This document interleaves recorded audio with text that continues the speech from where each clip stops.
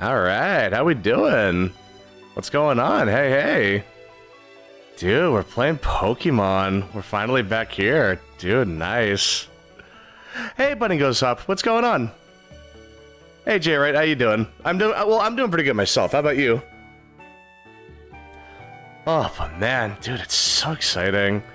Dude, I've been playing through Pokemon for a while, like on stream, and it has just been really nice. Like, I haven't touched this since I beat it last week, because it kind of starts things start pretty quickly once we leave the house, so I didn't want to, like, do anything ahead of time.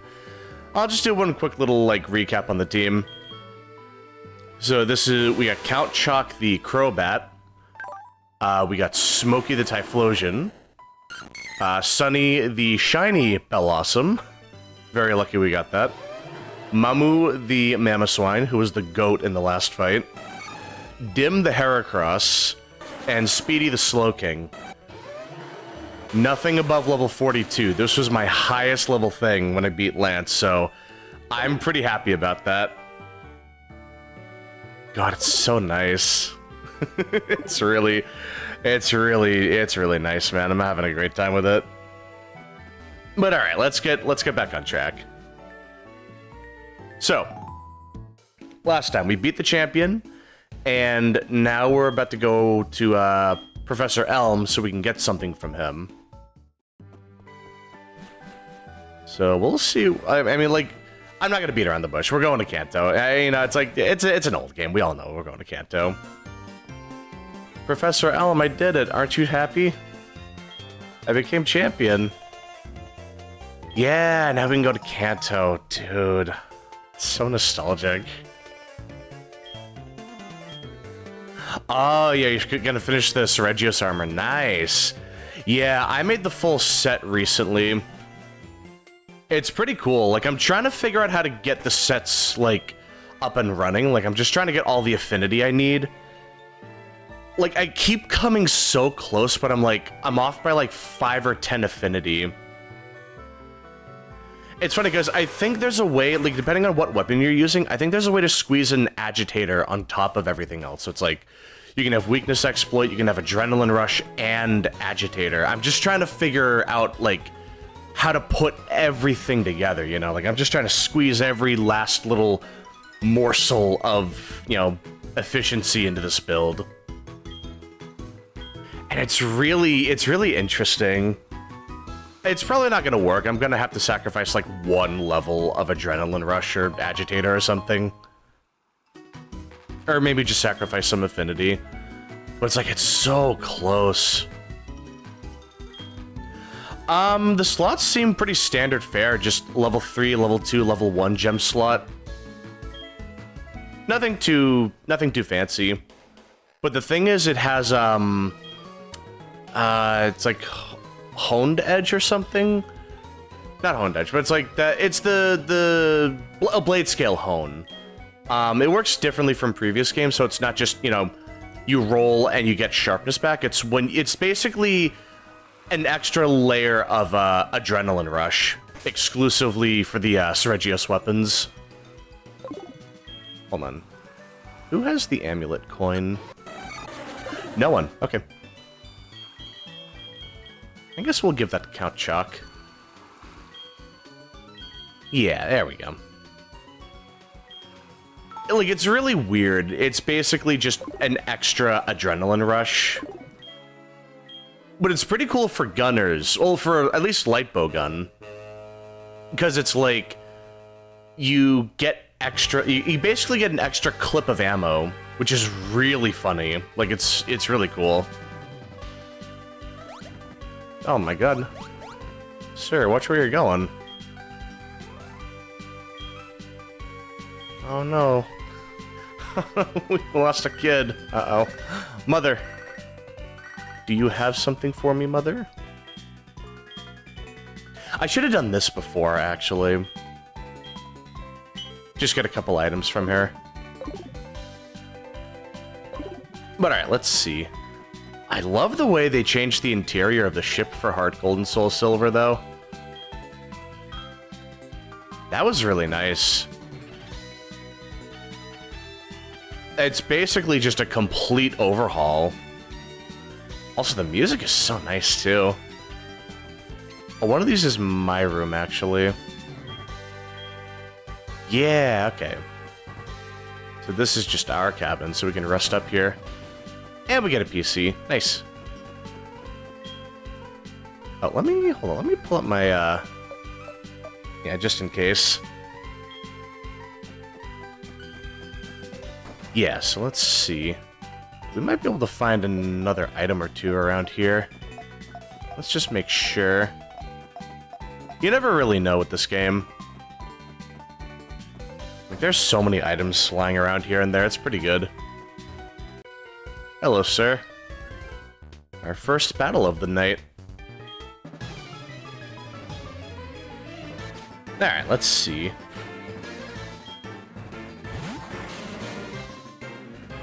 Well, I mean, like, right off the bat, I can already tell that the level is higher than before. They definitely increased the levels of all the trainers around here. Because I'm pretty sure there was one guy with a golem that was, like, level 30. So, this is a good start. Really? That's just petty, man. Like, brother, come on now. Well, I mean, hey, our first kill. Off to a big start, I suppose. Explosive, you could say. But alright, let's see.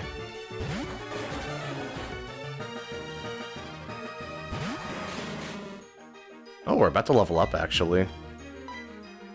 Also, I forgot I have the choice scarf and choice specs on some of my Pokemon, so I should probably take those off. I'll plan on using those all the time. The scarf might be pretty useful, depending on where I'm at. Oh, well, I may as well stay in.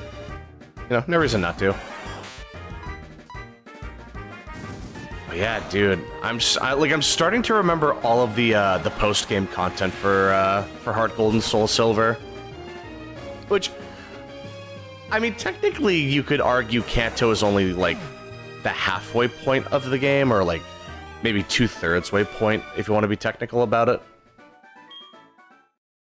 But yeah, it's like, it was a very short post-game in the original games, or, like, Kanto, well, just Kanto was very short in the, in Gold, Silver, Crystal.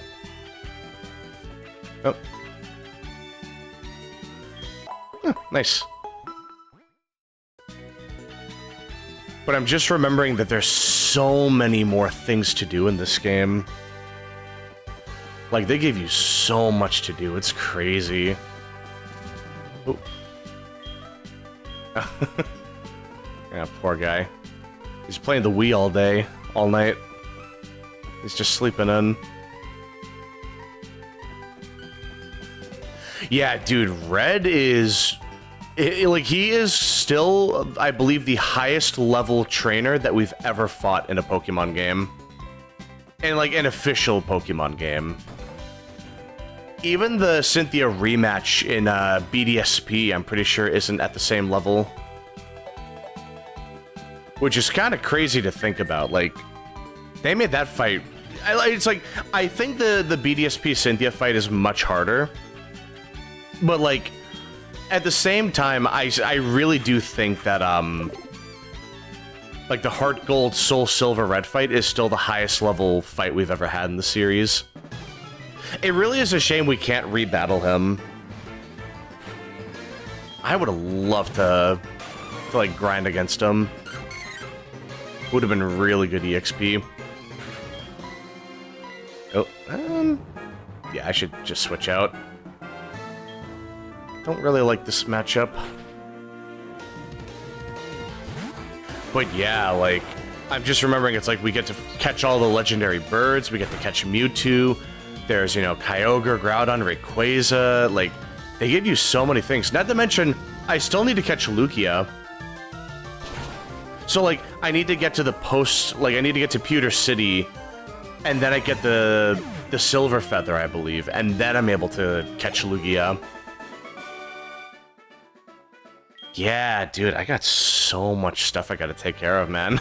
It's crazy. This game keeps you busy, that's for sure. Or darn tootin', it keeps you busy. Yeah, dude, dude, BDSP was easy for, like, 99% of the playthrough. But once you get to the Elite Four, the difficulty just instantly ramps up. It's crazy.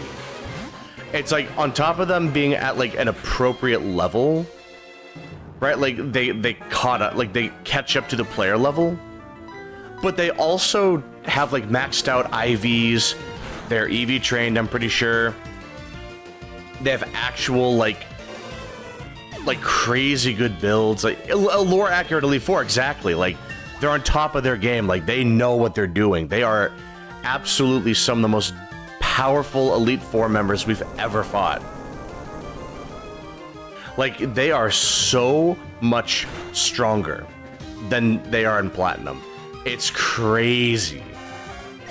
Like, dude, they went ballistic in that game.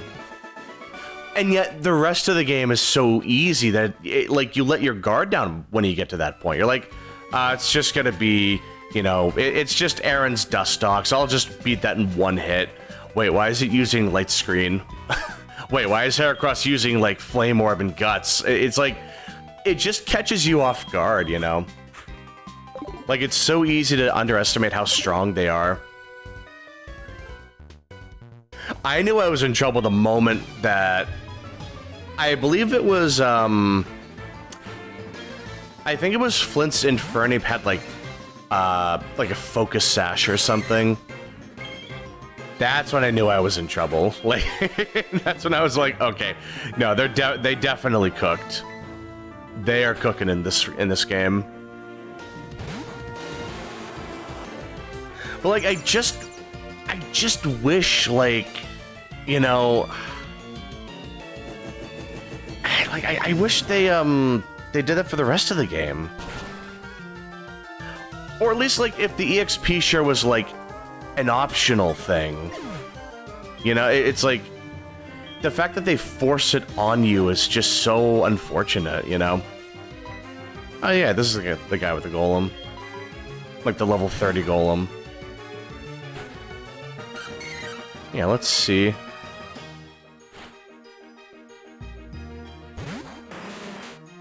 $42. Oh, they definitely upped the levels around here. You love to see that. Oh, that must have been Gardenia. Yeah, her rose rate is pretty tough. That's a pretty strong Pokemon for that point in the game. That's basically just an endgame level Pokemon at the second gym. Which is crazy. Like, not many people talk about it, but Gardenia is a pretty big jump in, like, difficulty right off the bat. And, like, she's a grass-type trainer, so you have plenty of Pokemon to deal with her. But it's still, like, there is so much you have to be careful about. You know, it's like she can poison you, she can use, like, strong moves like Grass Knot, like, she can heal. It's, like, she just has so much going for her. It's just, you know, you have plenty of Pokemon to work with, you know. I mean, you could get fire types or flying types, and you'll have an easy enough time finding a flying type. That's not a problem. I mean, if you got a Staravia, you're kind of you're set, you know. Like, you don't have to worry about that. But yeah, still, like, it's definitely a tougher fight than you would think. Oh. Poor guy. Gotta fight him while he's puking his guts out. I do feel a little bad for him. Oh, substitute. Have you no shame? You're really gonna waste my time like this, man? Like, you really gotta do this to me? Well, at the very least, it's not like... Like, I'm going faster, so it doesn't really matter too much. Ah, Magmar, alright.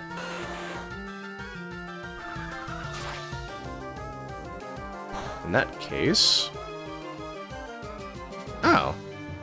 Actually, I guess I could... Well, they're probably faster. I'm not gonna push my luck with that.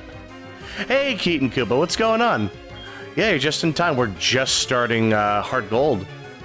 Yeah, how you doing? What's going on? Yeah. If they were, like, I could have just I could have knocked them out with Leaf Blade again, but they probably outspeed me, so that wouldn't have worked out. Yeah, really regretting not getting own tempo on this Slowking. That would have been nice.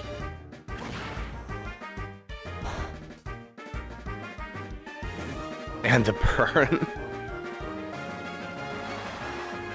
Well, I mean, we snapped out of confusion. That's the important thing. I mean, technically could have... Yeah, like, technically it wouldn't have been that much damage, because the burn cuts our attack in half, so that would have reduced the damage we take from hitting ourselves, so I guess it's not that bad. But we still would have taken more damage just from the burn on top of confusion, potentially. Oh, chili for dinner. Nice! I haven't had chili in a very long time. I don't know, I'm just more of like a solid food kind of guy. I don't mind having chili or soup every once in a while, but I don't know. We used to have that all the time as a kid, and I just got sick of it. Like, my mom would just make us, like, chicken soup all the time. And it was good for a while, but she just kept making it and kept on, like, making it over and over. It was like, oh my god. I need something else, please. Like, just give me some variety, please. And she would get so mad whenever I asked her to like change the menu. She'd be like, well, you keep asking me to change things. It's like, what do you want? just any like solid food. And then she would just make the same thing all the time. And it was just like, oh my god. Like, trying to ask her to make anything different, it was like... God, it was like stepping into a war zone with that. Oh, man. Moms, am I right? Speaking of which, thank you, Mother. I got plenty of stuff to get from, plenty of stuff to get at the shop next time I'm around. Let's see. Nothing over there. What about over here? Hey.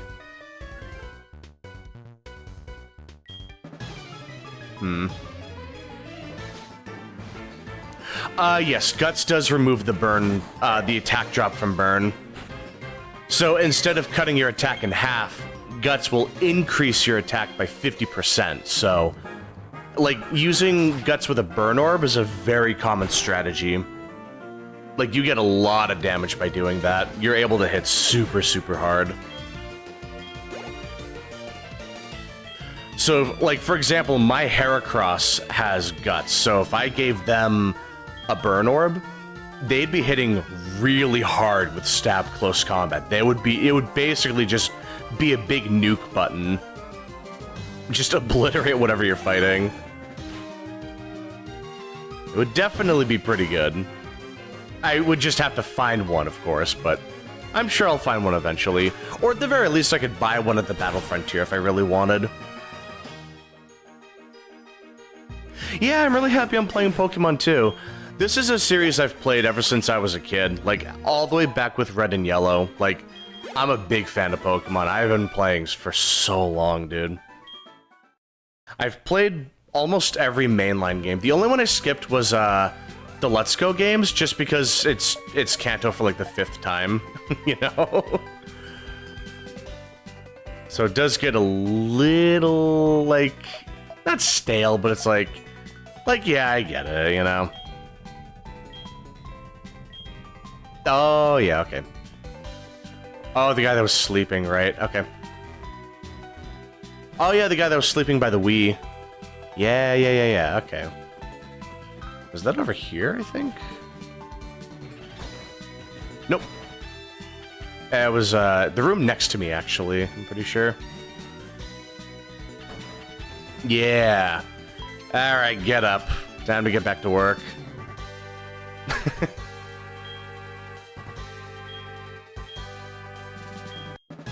Oh, you challenged me, huh? That's what you get for sleeping on the job, sailor.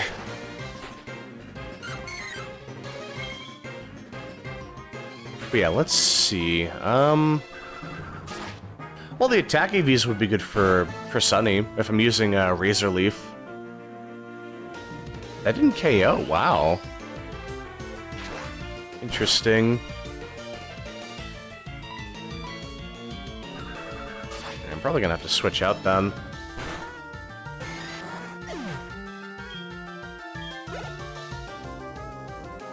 Machoke. Alright, let's see. I'll count Shock should be fine. Oh, Black and White. Yeah, dude, those were some of the best Pokemon games. I love them. I genuinely think Black and White and Black 2 and White 2 are some of the best games in the series. They are so good. Oh, no guard. That's why you hit me. I keep forgetting they have that. But yeah, Legends Arceus, that was a really good game too. Like they basically completely changed the formula for Pokemon. They got really experimental in that game, and I like that. I had a lot of fun playing that. I love it when games get experimental. They try out different ideas or different mechanics or something. Like, it's really fun. Like, I always loved that, man. Because that's how we get really good ideas. Like, we get new innovation, is when they start, like, experimenting. I always really liked that. That's what I liked about Monster Hunter as well, is, they always make... Like, they always experiment. Even, as far back as, like, Monster Hunter DOS, where it's, like, they introduced the seasons... 3 introduced Underwater, 4 introduced Frenzy, like... I love it when games try experimenting. They try, you know, they have different ideas, and I like that. Yeah, it keeps the series fresh.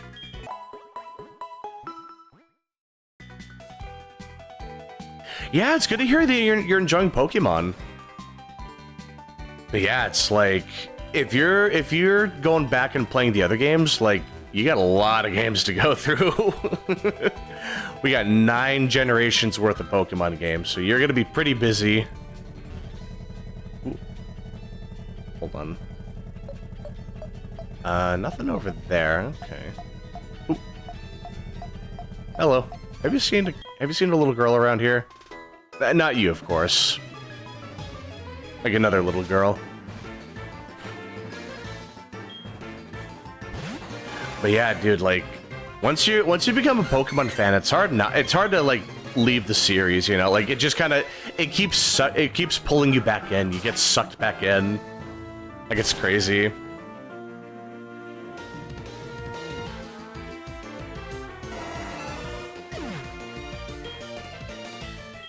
Oh, yeah, like the character customization. Yeah, they're really good about that.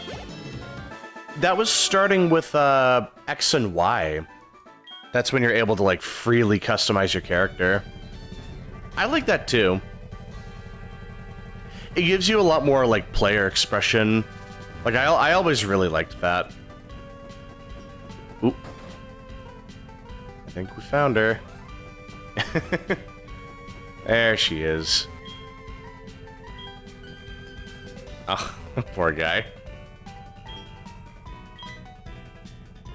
Alright, kid, you gotta get back to your grandpa.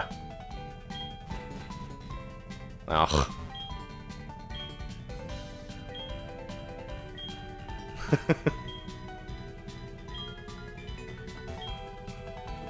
Well, at least it's an empty trash can. Unlike the last time we were on a ship in Kanto.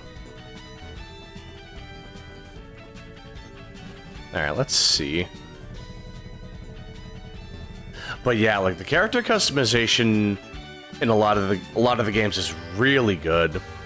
Especially like Sword and Shield. I feel like the character customization was at its best in that game. Like they had a lot of fun just like you could have a lot of fun just customizing your character. Like it's really like addicting trying to find the right drip for yourself. It's really nice. I feel like they kind of dropped the ball with Scarlet and Violet, unfortunately. Like it's not the worst, but it's still pretty underwhelming.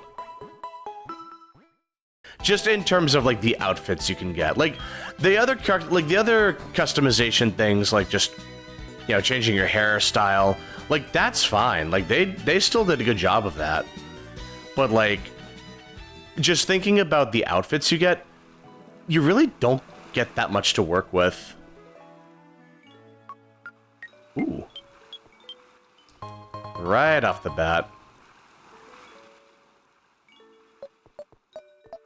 Let's see. Yeah, it's all about the level grind. You have to really start, Oh, is that Bill? No, that's not Bill. Am I going crazy? No, that's definitely not Bill. I thought it was. Let's see. Oh, I have to go down. I have to surf. Okay. Oh, that works. I love this theme for Vermilion. It's just so much more laid back. It's great. But yeah, level grinding is super important. Like, if you have good type matchups, if you have a really well-built team, you can get away with not leveling up as much. But you have to have really strong Pokemon from the get-go. Like, you have to, like, your team has to already be pretty good. So it is challenging to try to play the game at, like, a lower level. Where is it? Eh? Oh, I was way off. Oh yeah, the battle theme is different too. I really liked that. It just makes the game feel so nice. Like, they actually factor that in. Like, you're in a new region, so of course it's different music. Under the heart scale, nice. I might use that later, not really sure. Oh yeah, I gotta... Okay, I'll get over there eventually. I'm gonna look around a little bit first. You know what? I could probably knock that out in one hit with a Razor Leaf. God, I love the way Tentacool looks in this game. He looks like he's about to drop a diss track.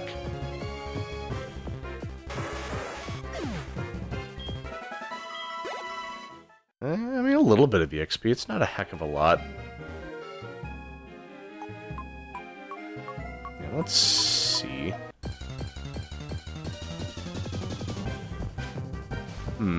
Let's see. I probably don't need to keep attacking the Tentacool, but I'll get one more.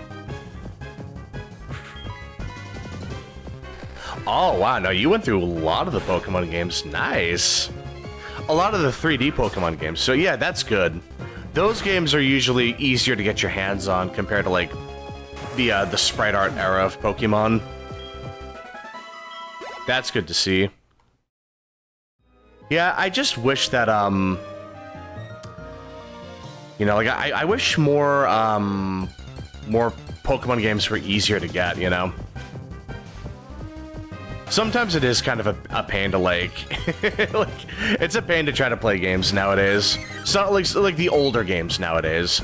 Just because they're, like, they don't really, like, resell them anymore, and they aren't, like, on any, like, they aren't, like, the Pokemon games were never on the eShop or anything, aside from, like, the 3D Pokemon games. But, like, there was never, like, for, like, the DS era, there was never a way to just buy them, like, online or, like, download them digitally or anything. So it was really hard to, like, get your hands on them. And even nowadays, it's like, if you don't Actually, can I just fly to the Pokemon Center? Oh. Yeah, hold on. I think I can just fly there. Yeah, okay. I wasn't even in the center yet, but I already know where it is, I guess. That's cool. But yeah, it's like... I don't know, like, a lot of games in the DS era specifically are just hard to get your hands on now. So you kind of have to rely on emulation to get them. It's a pain, but... And, like, to be... Like, the thing is, I already have the physical Pokemon games. But, like... Even then, trying to emulate them is a pain, too, because the DS and even the 3DS doesn't have, like, an official HDMI port. It doesn't have an official, like, capture card. So trying to capture any like, gameplay is just, it's a pain, you know? Like, I wouldn't be playing on an emulator, but it's just... Yeah, it is so much easier to stream a game on an emulator than it is to get, like, to mod your DS to get, like, a capture card or something. Like, it is so much harder. It just would have been nice if games were a little more accessible in that regard, you know? Like, easier to download them and easier to stream them, like, officially.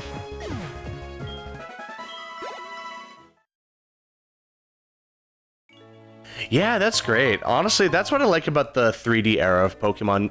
It just gives you so much more customization to play with.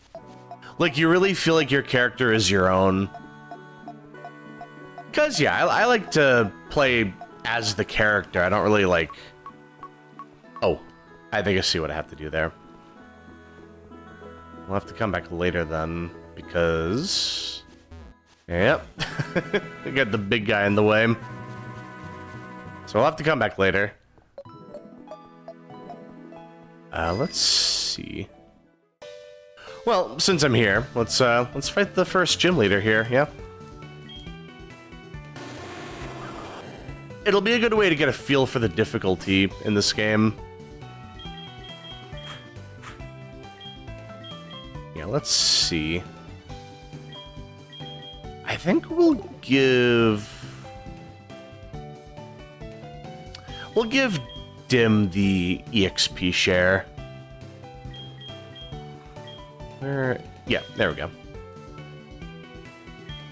Yeah, there we go. Okay, and now we will... Yeah, now we'll fight the gym. I'll clear out the trainers first, and then I'll, Yeah, then I will fight the gym leader. Just so I don't have to waste time going back and healing, you know? Level 43, okay, so not too high level. That's good to see.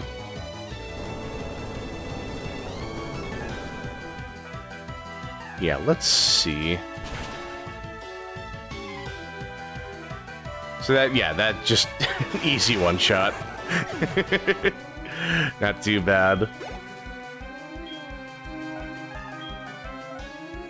Another electrode. So the thing is, they used Screech. So there's a pretty good chance I die in one hit. So I'm actually gonna bring in... I'll bring in Dim, why not? He can probably take an explosion. Well, self-destruct, not even explosion. I really doubt they have explosion right now. If it's just self-destruct, it should be okay. It's not even... He's not even blowing up. No, hey, I'll take it.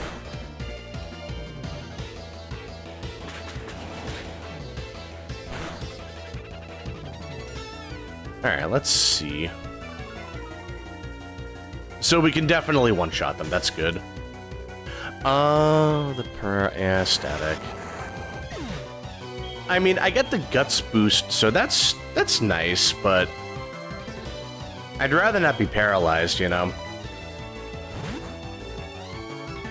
Like, I can kinda make that work, but... Yeah, that's kind of a problem. Roll out. Oh, dude, we're set. No problem here. I can deal with that, no problem. Yep, another Mamu sweep. You'll love to see it. There we go. So we should be able to get through the trainers pretty quickly. I guess I'll solve the puzzle before I leave and heal. I guess it doesn't really matter either way. But just, I'm already here, you know? I may as well do it. Alright, let's see. Hopefully I don't miss Earthquake. Okay, good.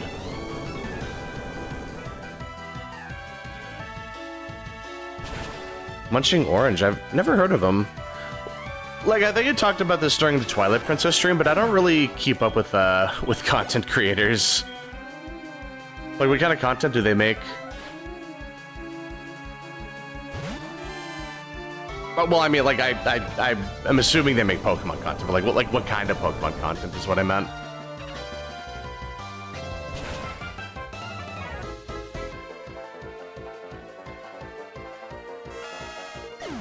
Alright, there we go. Electrike. They definitely added more Pokemon, so it's going to be a much smoother level curve, I can imagine. Better level, more Pokemon on their teams. So it's very good at, like... So, like, Heart Gold and Soul Silver are already doing much better post-game. Like, they're doing much, much better post-game. Oh, nice. Like, what kind of Pokemon videos does he make? Like, does he review the games? Does he do, like, competitive set building?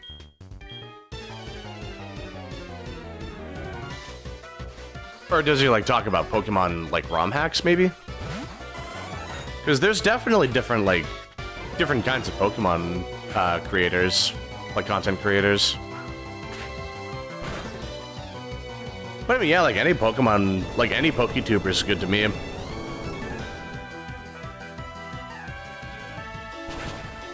Let's Play walkthrough, nice. Reviews too, yeah. Like, I'm trying to work on a review myself. Like, I'm working on reviewing Pokemon Red and Yellow. It's just taking a very long time to get all, like, set up. I'm working on it, though. Like, I have the script pretty much all written out. It's just a matter of, like,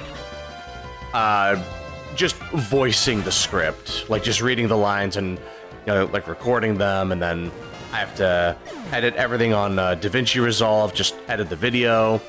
I haven't even really started much on that. I did, like, a little test just to see how it will, like, look.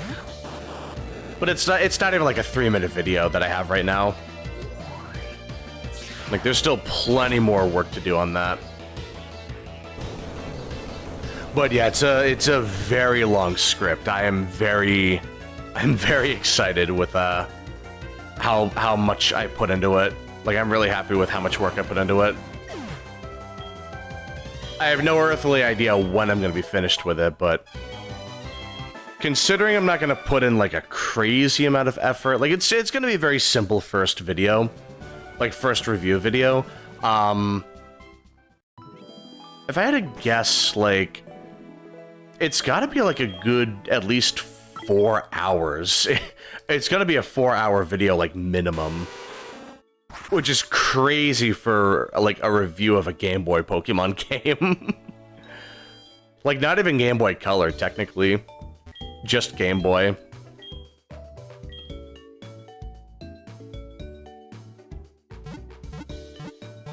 Although Pokemon Yellow was Game Boy Color, actually. It was Red and Blue that weren't. I'm pretty sure. But yeah, I'm really looking forward to you know, working on that. I've just been trying to find time to work on it, and it's like, it is kind of hard finding the time of the day to do that.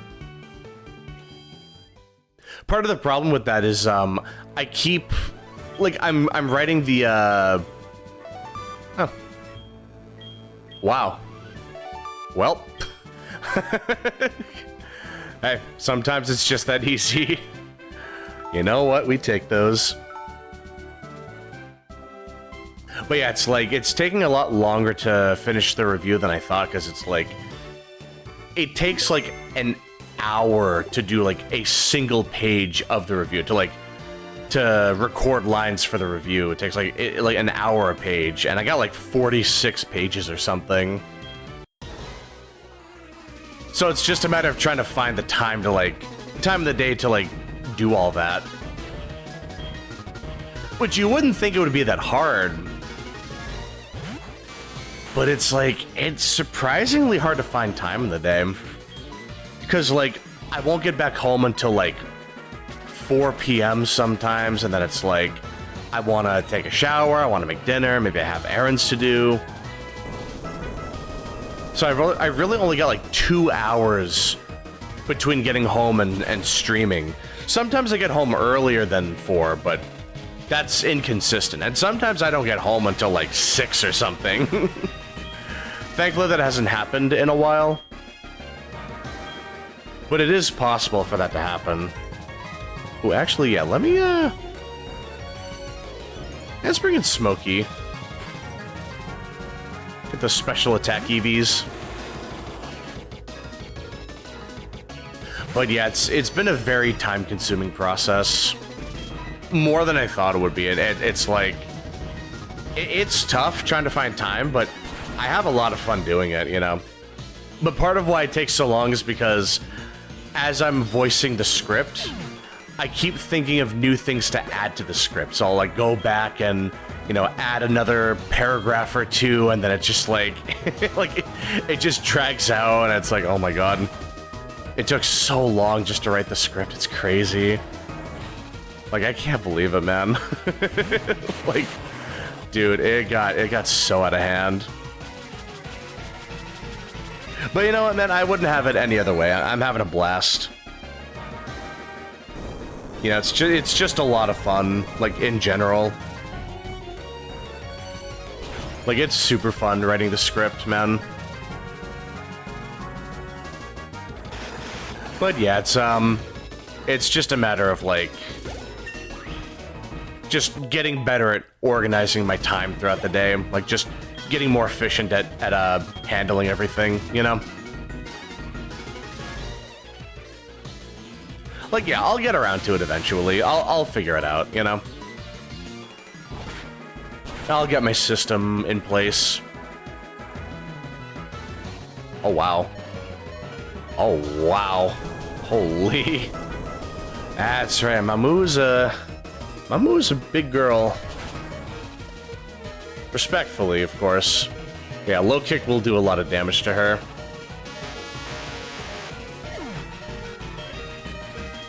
Yeah, she's definitely not a fan of low kick and grass snot. I'm gonna go for it. Dim should be able to one-shot with close combat. Maybe. But 2 electrodes, huh? Interesting.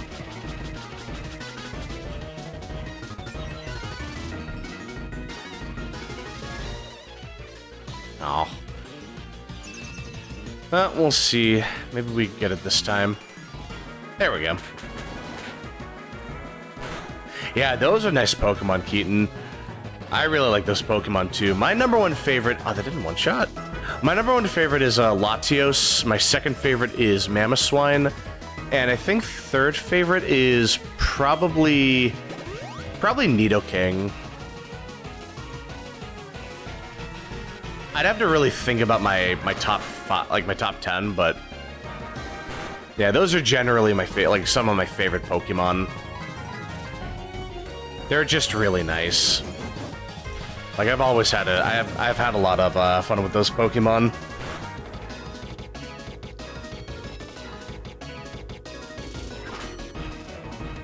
It's yeah, I like a lot of the new Pokemon too, but Those are just classics to me. They're never not going to be my top 3.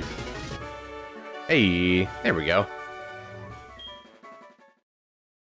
First Kanto gym down. And not even an hour into the stream. Not bad. There we go. Big Thunder Badge.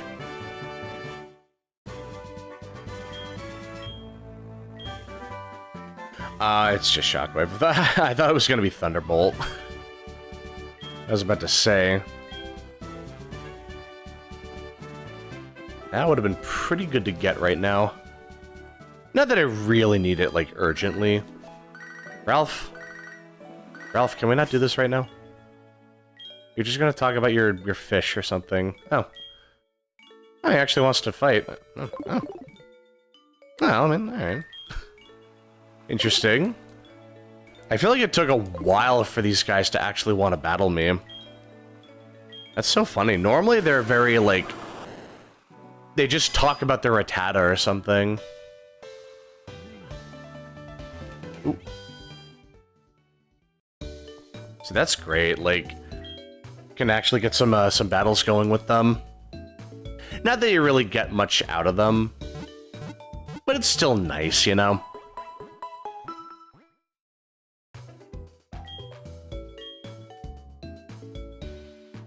Yeah, like, it can be hard to find a favorite Pokemon. I know what my favorites are, but it can be hard to organize, like, among your favorites. Like, my number 1 and number 2 are going to be Latios and Mamoswine, respectively. But anything beyond that, I think is just kind of a... It's hard to say. Like, Nidoking is probably my number 3, but I also really like Scizor. And I like Komao. And I like Garchomp. You know, it's like... There are just so many cool Pokemon that I like. So it's hard to pick the... like, it's hard to, like, organize them, you know? Okay, I could probably just brute force this. No need to switch out, we'll just attack. We'll go Unga Bunga.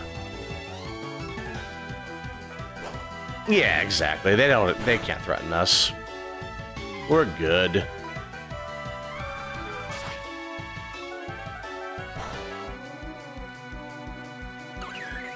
There we go, nice.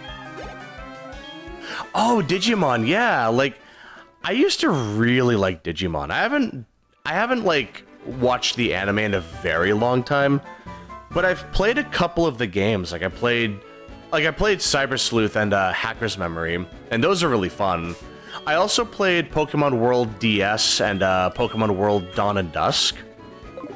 And I know there's that new Digimon game coming out later this year, I think in, like, October or something. What was it, like, something about, like, time-traveling police that, like, use Digimon or something? Like, something like that. But yeah, it's, I'm definitely gonna play that, the day it comes out. Yeah, I'm very much looking forward to that. It'll be interesting, because I've never played Digimon on stream before. I've considered it. I would really like to do that. Oh. Shame. Well, more EXP from Amu.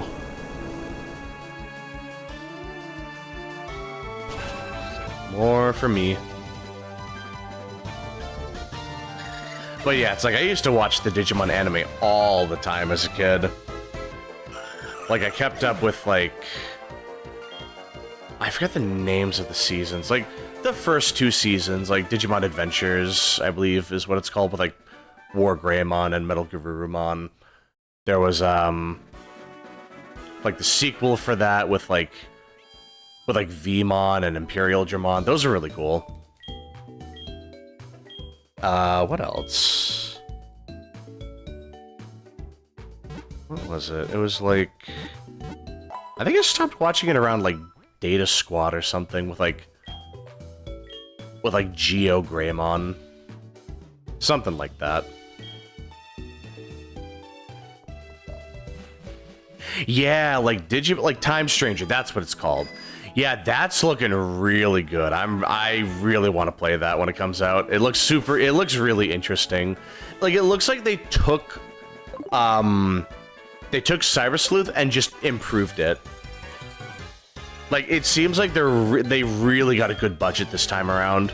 Because a lot of Digimon games normally don't have a big budget, so it's really nice to see them being able to experiment a little bit now. So that's really nice to see.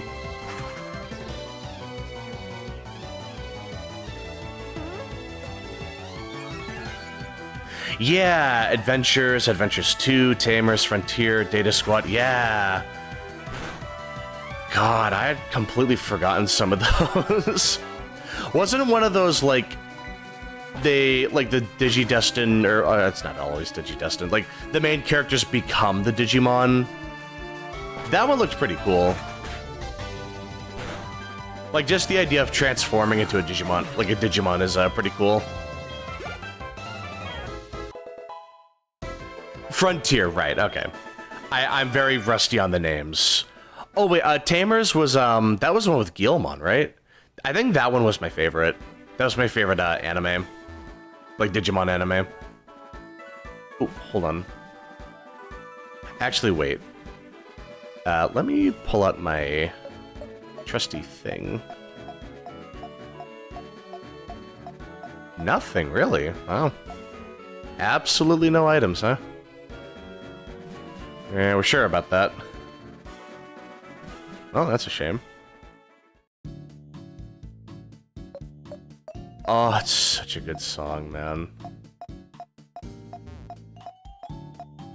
It's such a good song, dude. Oh my god. God, they know how to make good songs in this game. Yeah, dude. Tamers was really cool. It was surprisingly dark as well, because I know the writer... I forget what other works they did, but I know the writer for Tamers had, like, a history of, like, writing dark anime for other series. So it was very, like... It was on brand for them. Like, Tamers was a lot darker than I remember. Like, I looked into it like a couple years ago and I was like, wait a minute, I don't remember that. That's crazy.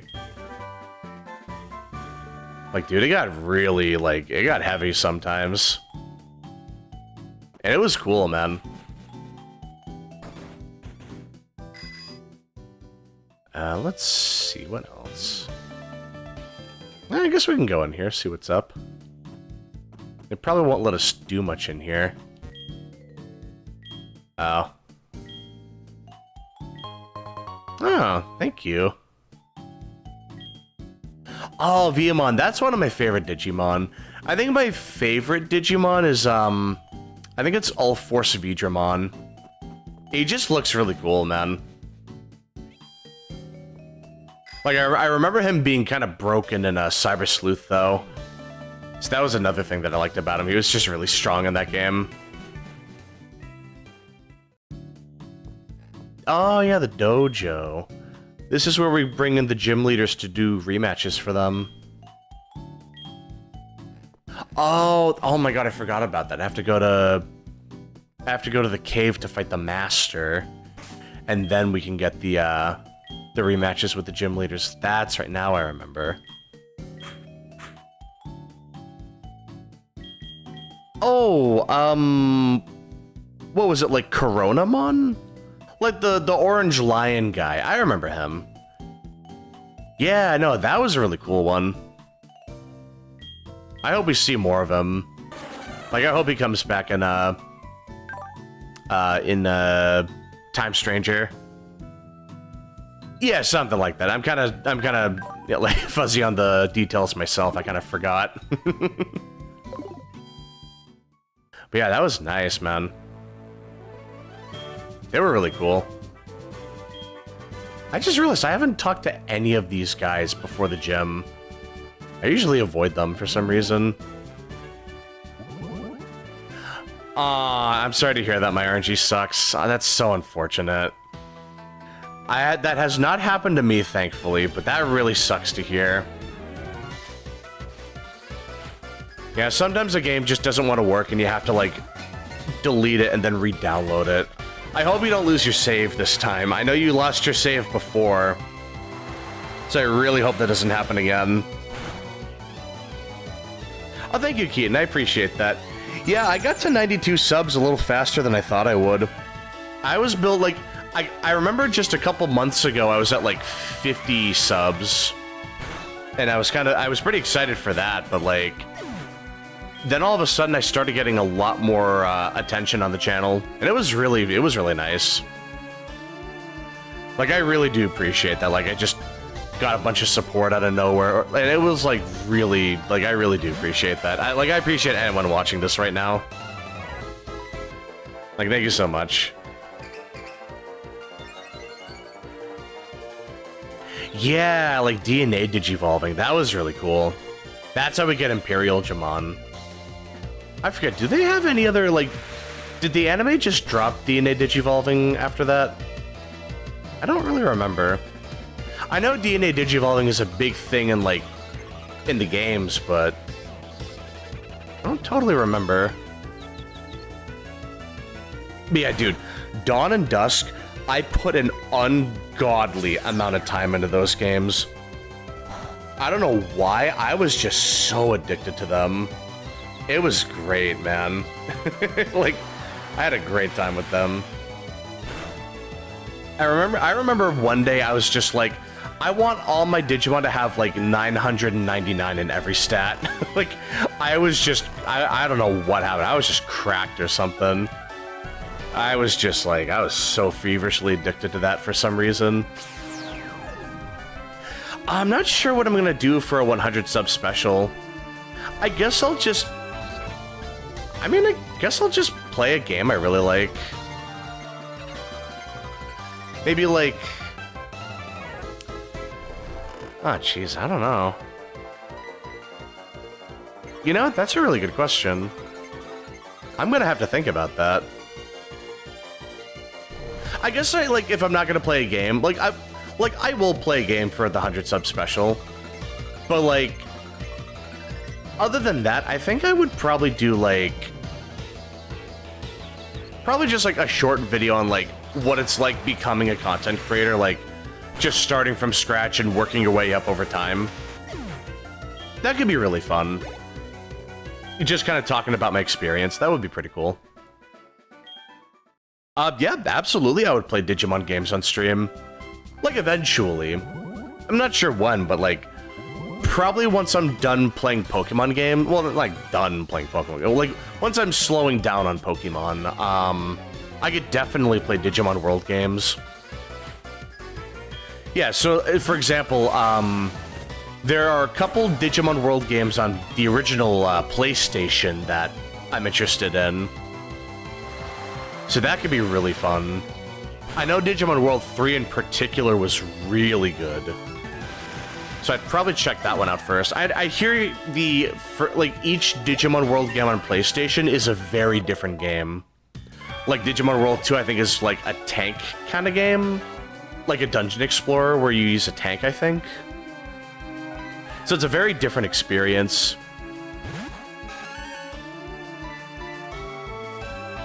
Yeah, I mean, I'll put some thought into it, Keaton. I'm not really sure what I'm gonna do, but yeah, I'll definitely like look into it. I'll have something figured out. I'll probably play a game. Like, I can guarantee that I'll play. Oh, it was a crit. I'll play at least one particular video game. Just thinking about which one. And then, like, do a short video on what it's like being a content creator. I think that would be a good start.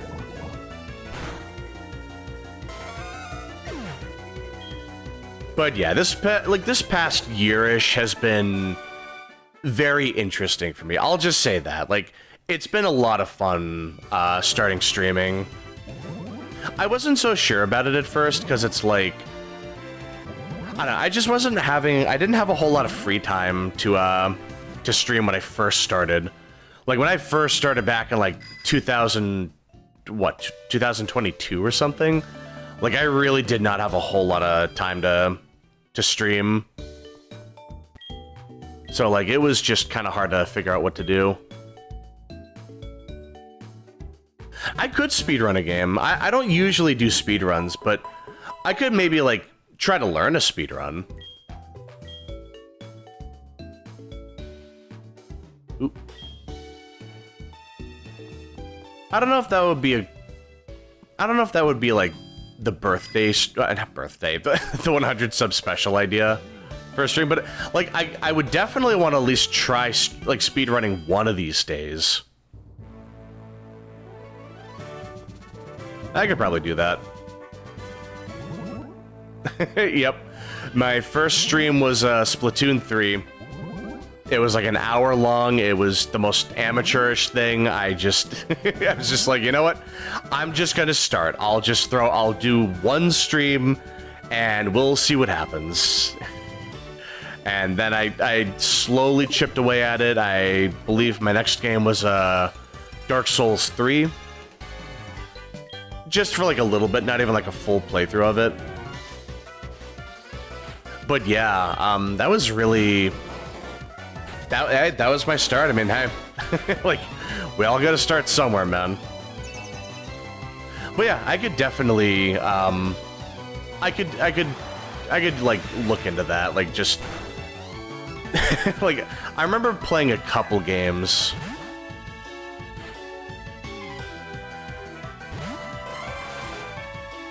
But yeah, I mean, like, you gotta start somewhere, you know? It's like, it's fine if you're not, like, into it at first, because it's like, you don't have many eyes on you when you're starting. Like, you are literally starting from the bottom of the barrel. You have no subscribers, you have no viewers, you are just... I think the hardest thing at first is... You have to learn how to talk to the void. You have to learn to talk to no one but yourself. Like, you have to try to just keep talking, even if no one's watching.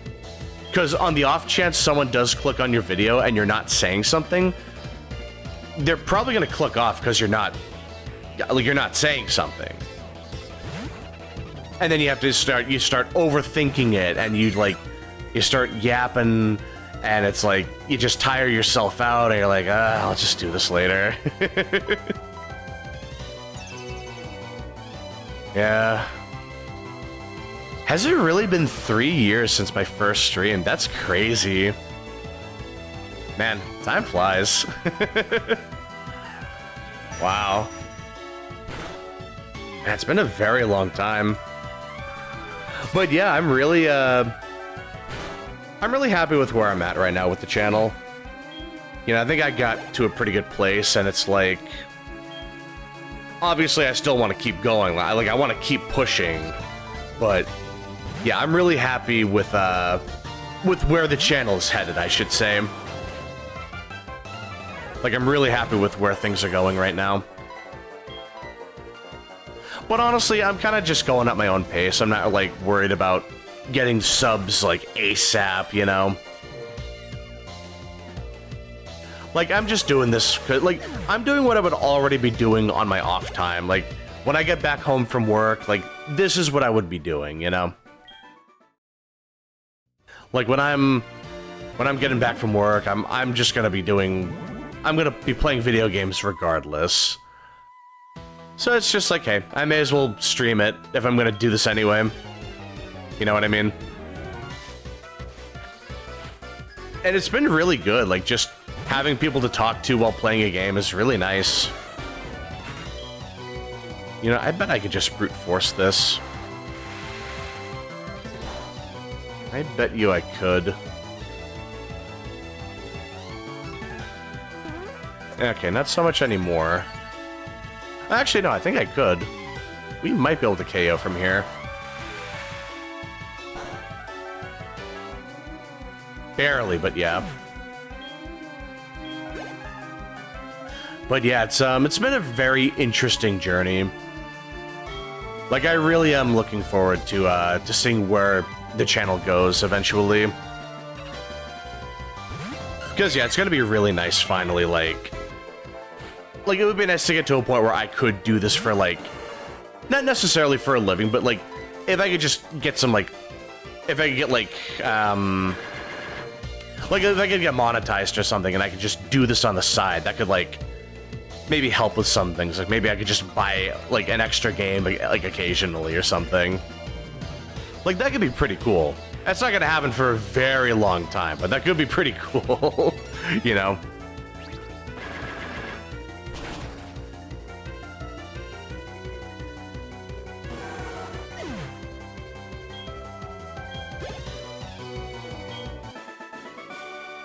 Yeah, so I mean, it's gonna be really, like... It's gonna be interesting, like, if I could potentially, like, a year or two from now, get, like... Because I know it's like you need 500 subs at a minimum in order to get monetization. So that's not gonna happen for a very long time, you know? We'll see what happens. Oh, okay, we fought him already. Alright, come on. I can brute force it. Oh, perfect. Yeah, I'll just heal.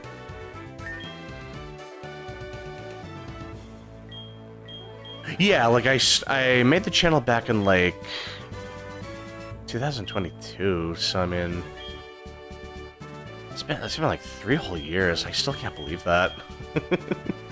That's crazy.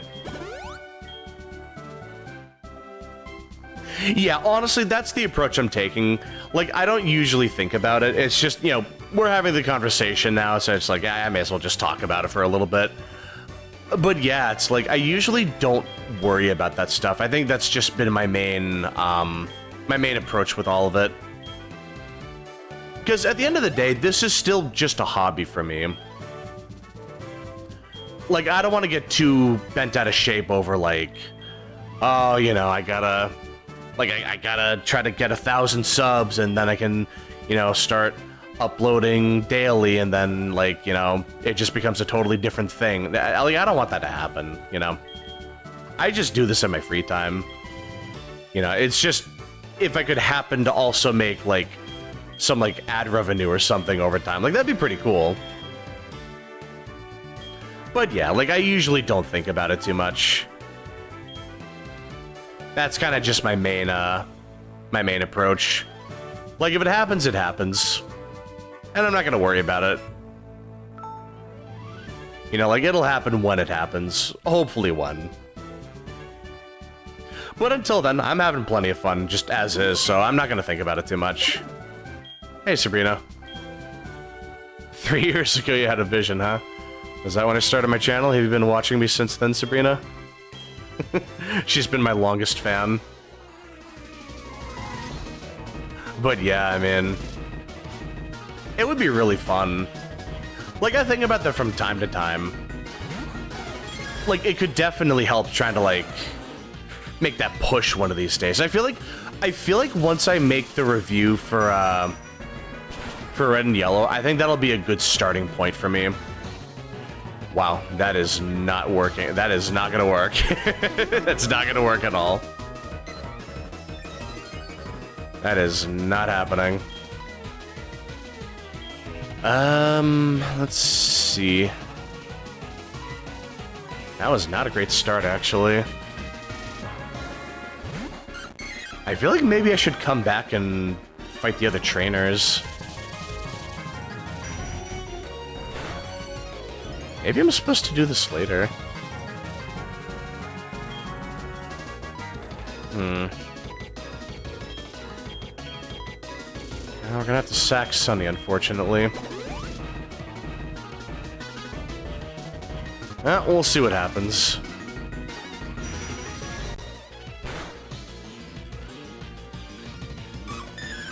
Yeah, like, I got plenty of time before then. I'm not gonna sweat the details, you know? We get there when we get there. It just means, like, if it takes a little longer, that just means I have more time to think about it. Oh, I should have done a Avalanche, actually. Oops. Oh. God, Mamu actually took that. That's crazy. But yeah, like, I do like playing Zelda and Pokemon. I'm probably gonna try to play other, Oh, you actually went for an attack? I thought you were gonna heal. Big move. I thought for sure she was gonna try to heal. That's crazy. Let's see. I mean, they must just barely be above the threshold needed to heal. Oh, wow. Well, I got that blaze boost. Yeah, I mean, I'm happy with anyone watching for any amount of time. Like, if you're just subbed for one game, hey, that's totally fine, man. Like, I am trying to be, like, a bit of a variety streamer, so that kind of just comes with the territory, you know? Let's see. We'll bring in Speedy. I think I'm just gonna have to... Let's see. Because I know they have the Alakazam, that's the problem. That's gonna be a real pain in the butt. Because they might actually one-shot everything on my team. Mimic. Okay, so if I use Nasty Plot, they're gonna set up on me. Okay, we'll keep that in mind. But yeah, it's good to hear that you're enjoying the content. I do appreciate that. I was kind of worried when I first started. I was like, oh man, what if people aren't like interested in what I'm doing? But eventually I just kind of got over that. I think that's another big hurdle for starting content, like when you're first starting content. Like you just kind of get worked up, you get self-conscious about it, like, oh no, what if they don't like me? Like what if I'm not like entertaining or anything? But yeah, like it's just better not to worry about it. Okay, so her Mr. Mime is kind of throwing all of a sudden. I should have bought healing, that's what... Oh, shoot. Hey, Buck, what's going on? I know, I'm just being a little harsh on myself. Not even harsh on myself, I'm just kind of like... I'm just, yeah, yapping for a little bit. But yeah, how you doing? What's going on? Yes, I did watch Detective Pikachu. I remember, yeah, back in 2019, wow. It felt like it was a little later than that. Maybe I watched one of the later, like a month or so after it had come out, maybe. God, that was so long ago. That's crazy. Alright, let's see. We can do Yawn. So they're probably just gonna use, probably gonna use Mimic again, maybe Psychic. Mamu can take it.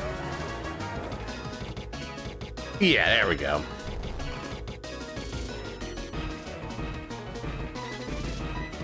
Oh, they got the Sword and Shield in Pokemon Go. Nice. Yeah, I haven't played Pokemon Go in like at least like what, 6 years or something, 6, 7 years. Like, I think I stopped playing around the time Gen 2 came around. It's been a pretty long time since I played that. Yeah, dude, that was a really good movie. Like, you could tell it was like, they had adults in mind, but they still made it like kid-friendly. I can always appreciate it when movies do that. Like, it's entertaining for adults and kids. Like, I can always appreciate that.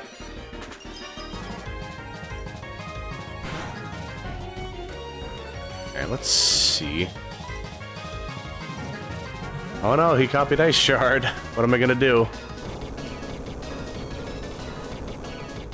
But yeah, dude, that movie was so nice.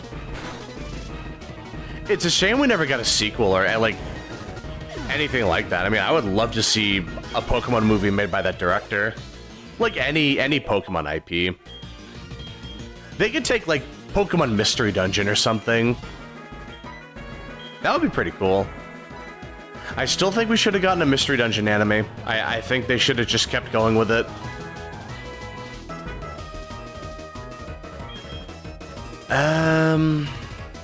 Alright, I'll bring out Speedy.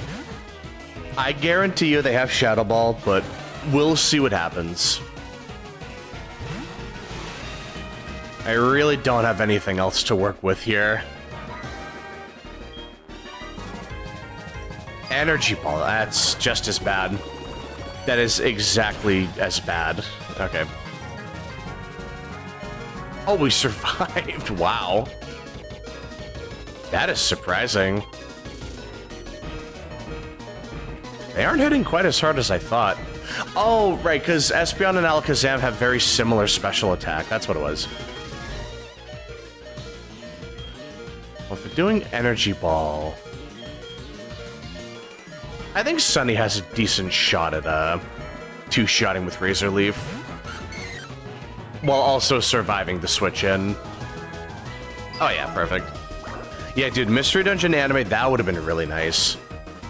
Like, we already saw, like, the idea of it. They made these Mystery Dungeon special animes, where it's like... The, Rescue Team Red and Blue anime had, like, 1 episode, and then... Explorers of Time, Darkness, Sky had 2 episodes. So they definitely tinkered with the idea. Ooh, big crit. There we go. Good job, Sonny. So it's like, I could definitely see it working. Like, they were testing the waters, but I just wish we had more, you know? Like, it would have been nice. Yeah, that was a very tough fight, actually. I think we got pretty lucky there. That crit was that came in really clutch at the end. But badge number 2, not bad. So the post game is going by pretty quickly as well, so that's great to see. Hey, there we go.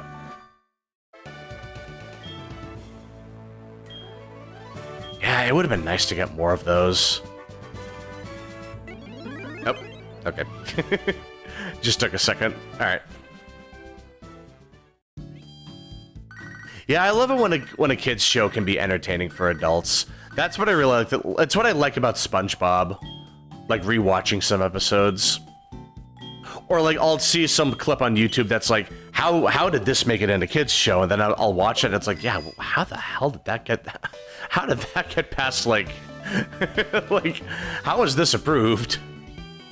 I mean, very, very rarely, some episodes do get pulled because of that. Like the SpongeBob episode with, like, the panty raid. Which it's like, yeah, how the hell did that get aired? I mean, that's a good episode, but... Oh, and then there's the bad word episode where, like, they make the dolphin sound. Where it's, like, actually just them swearing. They had some really big, like, pushing the envelope episodes, for lack of a better term. I need to buy items that I absolutely have to buy, like, full restores. I completely forgot to do that earlier. Oh my goodness. Oh yeah, this too. Yeah, Zaxian and Zamazenta. Ooh, Focus Sash. Nice. Yeah, I haven't played that game in so long. It probably looks completely different. I remember Vaporeon was top tier. I guarantee you that thing is, like, bottom tier by now. It can't possibly be that good nowadays, but I remember it being top tier. That's the era of Pokemon Go I was in. Survival of the Idiots. Which one was that again? I feel like that's a little vague. I don't totally remember that one. Was that the one where, like, they get lost in the jungle and, like, they have the conch shell or something? God, like, I really don't remember. Oh, jeez. 2 days of driving. Oh, that's brutal. Wow. Oh, man. Yeah, it's really scary, honestly. It's like, knowing that some people would try to, like, drive while playing Pokemon Go, it's like, goddamn. It was scary. I heard there was one time where, like, someone was playing Pokemon Go and they were just looking for a Pokemon, and they somehow accidentally found a dead body or something. It's like, how the hell did that even happen? How did we get here? Like, where did that even come from? Like, you just hear the most ridiculous stories like that. It's crazy, dude. Primal Kyogre, wow. Ah, man, that's gotta be a pretty strong Pokemon. Oh, man. Oh, yeah, and I wasn't saying you were the one doing the driving, but, like, yeah. Just driving to get to the Pokestops. That's totally fair, yeah. Sorry, I didn't mean to accuse you of anything.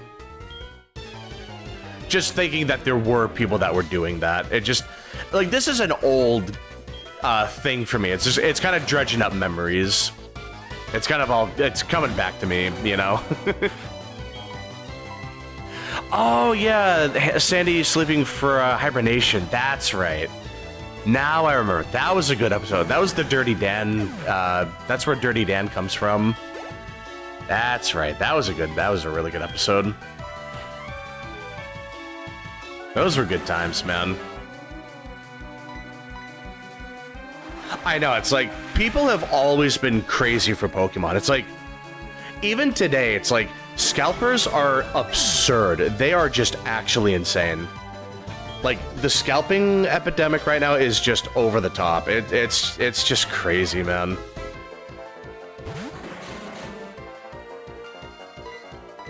Oh, we're getting our next hard mode Night Rain boss. Oh, gee. Oh, yeah, the moth and the weird, like, scorpion-looking thing. That's right. Oh, my God. I completely forgot about those two. I try to avoid them as much as I can. They're not, like, super hard exactly, but they're just a pain to fight solo. Like, I can't imagine fighting them. Like, I can't imagine fighting the hard mode of that fight solo. That's gotta be some kind of hell. It's gotta be torture. Oh man, that's gonna be rough. Well, we'll see how she goes. I mean, any luck, it won't be that hard. Like, worst case, it just becomes like a damage sponge that doesn't, like, fight back too much or something, but that's just copium. You know, that's gonna be a tough fight. There's no two ways about it. It's gonna be a hard fight no matter how you slice it. Ooh. Got really lucky there.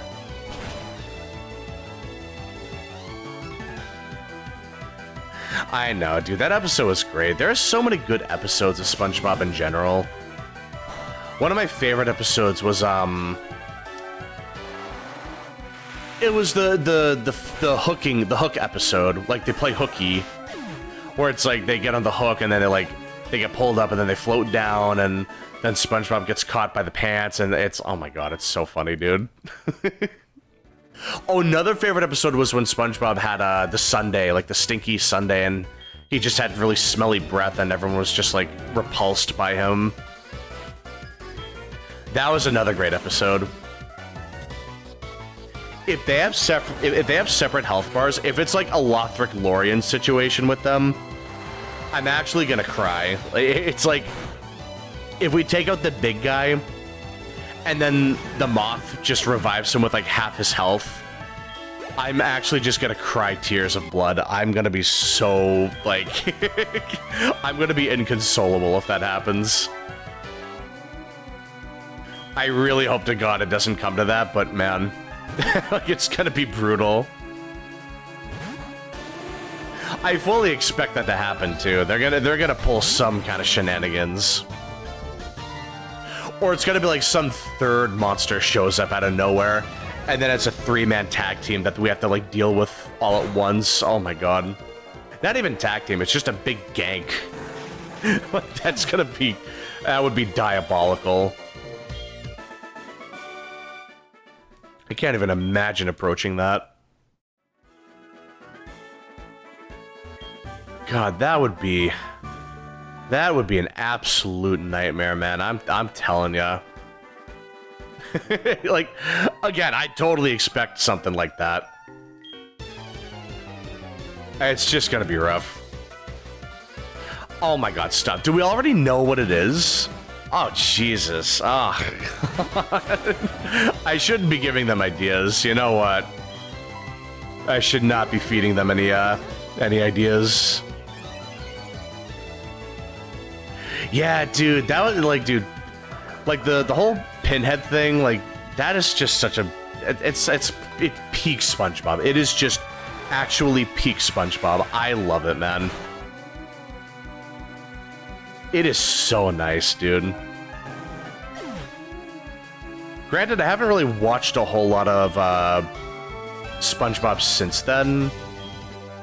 Since, like... No, when was it? It was, I stopped watching it back in, like, 2012? 2013? 2014? Something around there. I haven't watched it since then. It's been a very long time. Like, it has been like, it's been a comically long time. Oh, man. It's just, it's so goofy, man. But yeah, it's like... I stopped watching a lot of shows. Like, I never watched, like, what was it? Like, Korra? Like, the Avatar sequel. I never watched, Adventure Time. And, like, I hear Adventure Time is, like, really good. So it's a shame I never watched it. I could probably try to, like, fix that one of these days. Like, I could just be like, you know what, I'm gonna watch this. Why not? Yeah. Just Sandy becomes the Hulk and rips Patrick's head off. Or, like, the top of his head off.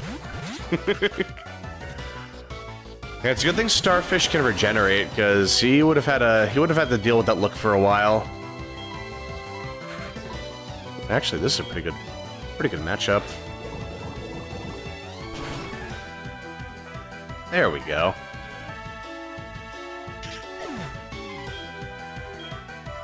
Oh man, it's gonna be tough.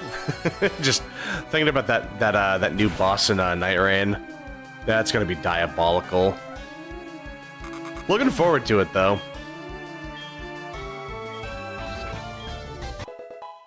Hey, level up, nice. But yeah, it's gonna be really fun. Like, just trying to figure out how to deal with that thing. I'm gonna pull my hair out, but I'll figure it out. Like, it happens with every Souls boss. Like, you start going crazy trying to beat them, and then you eventually do. You just gotta hold out.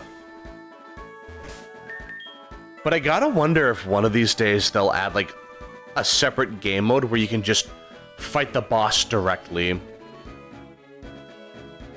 Like, you don't have to do the whole, like, the day cycle, you can just go right to the boss. Probably not, but I just wish we could fight them right away, you know? Because I want to lab these fights out all day. Like, I wish we had the ability to rebattle bosses in just Elden Ring, you know? Like, a lot of people dunk on Dark Souls 2, but credit where it's due. Like, that game lets you rebattle a boss easily. Like, it is so easy to rebattle bosses in that game. Like, most of them. Sometimes the run back is just awful. Like the Chariot boss in Dark Souls 2, that run back is... It's the worst non-DLC run back in the game, full stop. Like, and some of the DLC run backs are absolutely brutal. Like, trying to get to the double tiger fight, absolutely awful. That is just rough, man. But other than that, Dark Souls 2 is pretty good about letting you rebattle bosses. Like, it's very accessible with the bonfire aesthetic.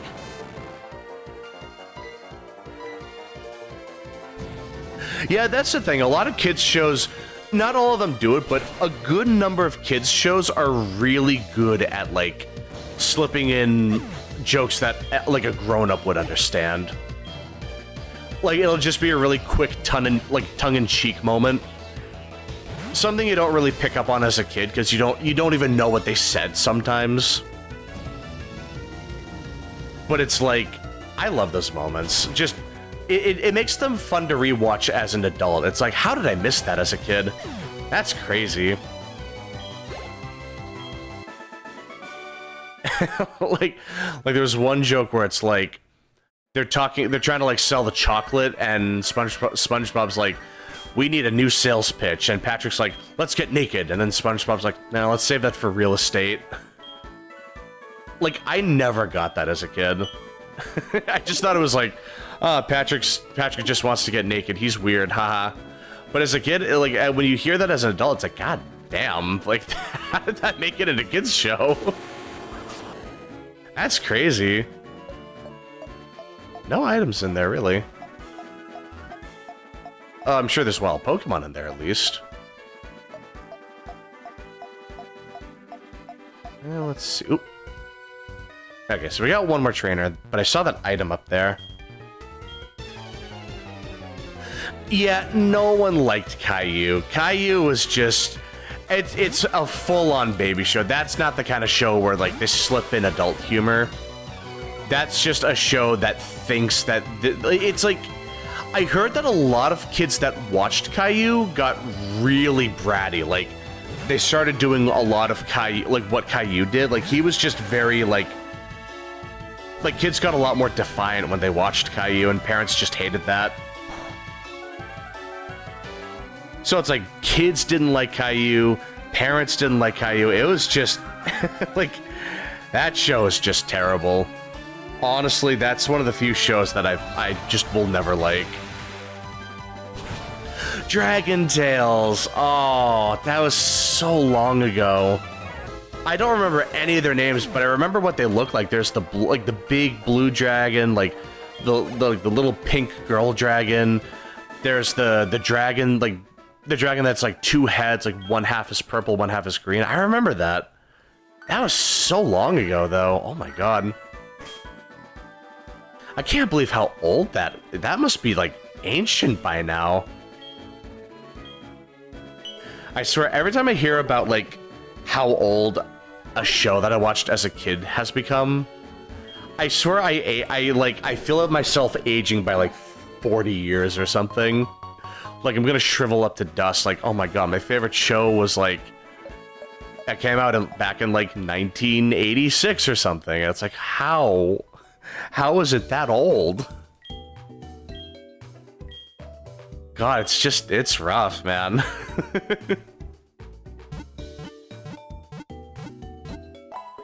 Yeah, now I remember. God, that show was great. God, man, I don't know if I'd rewatch that or anything, but I had good memories with that as a kid. Like, I barely remember anything from that show, but I just remember having a good time watching it. Oh, that's right. We need to get the, what is it? We need to... It's a bit of a fetch quest around here. So we have to, like, get a generator up and running again. Yeah, the power plant, that's what it is. Alright, let's see. Also, hold on. I love how upbeat the theme is around here now.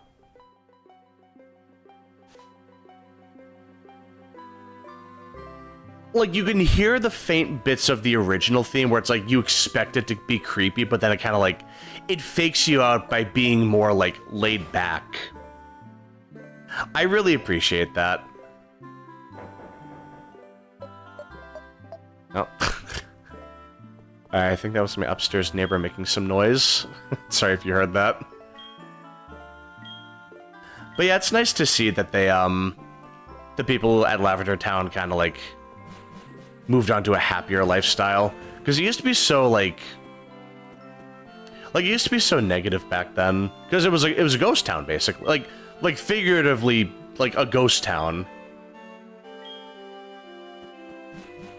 So it's nice to see that, you can see the series, like, growing up. And honestly, I like that. Let's see. Oh, you know what? Let's go to Cerulean City. Because that's where a lot of things are gonna... Like, we're gonna be there for a while, I'm pretty sure. Hey, Abandoned Gorilla, what's going on? Yeah, right now we're just going through Kanto. I'm just trying to get all the badges, and we're trying to fix the power generator at the power plant, so we have to look around for that. But yeah, how you doing? What's going on? Oh my god, did Dragon Tales really come out in 1999? Wow. That's crazy, dude. That came out so long ago. So that show is 26 years old. Like, almost 26 whole years old by now. That's crazy. Like, the marching of time is just scary, man. Like, it's just... Wow. Time stops for no man. Hey, listen. It's rough, man. I just feel older hearing that now. Oh, they stopped airing it in 2010. Oh, that's a shame. I mean, to be fair, they gotta make room for more, like, the newer shows, so I guess it makes sense, but... They should have kept it on some other program. Like, I mean, we had Boomerang on Cartoon Network that played a bunch of, like, 70s and 80s cartoons, so... They could have done the same thing. Oh, you just started Freedom 1, wow. That's definitely one hell of an adjustment. Like, is that the game where you have to, like, you attack using the control stick? Yeah, that's gotta be one hell of an adjustment. I would never get used to that. I'd tear my hair out trying to play the game like that. Any Pokemon recommendations? Like, I mean, a really good introductory Pokemon game would be Pokemon Sword and Shield. That's a very simple Pokemon game to start with. Like, if you haven't played the series before, but if you have played the series and you want to do something a little different, I would recommend Pokemon Legends Arceus. That's gonna be my recommendation. Like, if you haven't started the series before, I would say Sword and Shield, but if you already played some of the series, Legends Arceus. They're both on the Switch, so you can play it on the Switch 1 and the Switch 2, so they're easy enough to get your hands on.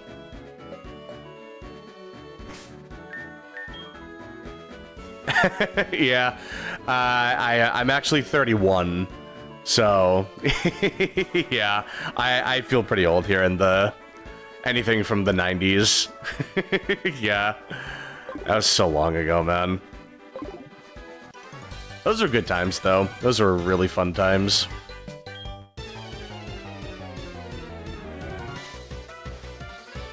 Oh, so you have the analog stick. Nice. Okay. Oh, it's the PSP version. Okay, now I see.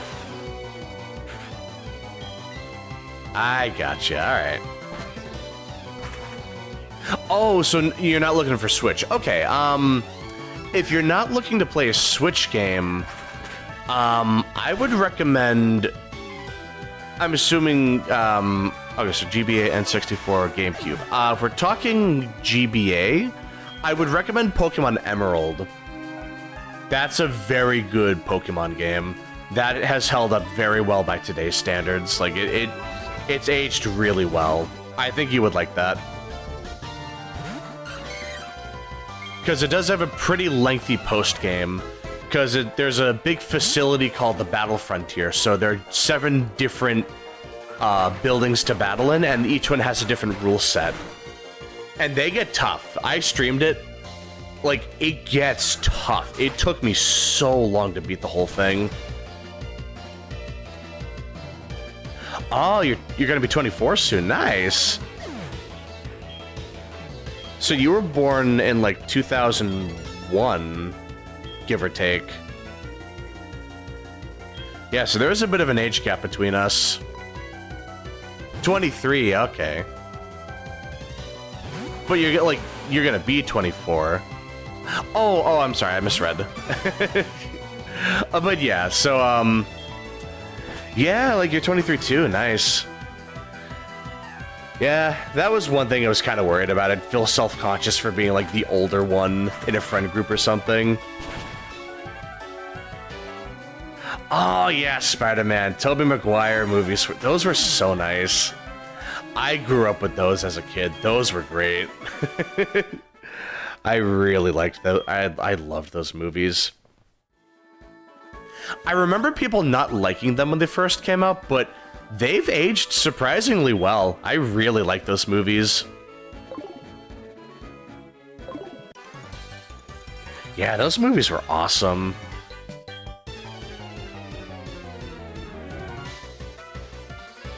Oh, August. Nice. Yeah. What else came out in August? Let me think. Yeah, dude, the classic Spider-Man trilogy, that was such a blast. God. I really loved the third one especially, because that's the one with Bully Maguire. Those were good times. In fact, I remember I watched it as a kid, and I was scared of the second movie. like when Doc Ock, like the tentacles start taking over, like that freaked me out as a kid. Oh, that didn't beat him? Uh-oh. Oh.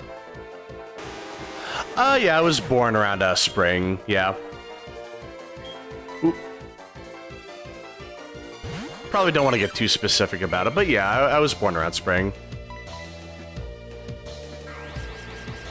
So I turned 31, not too long ago. Oh, flinch? Uh-oh.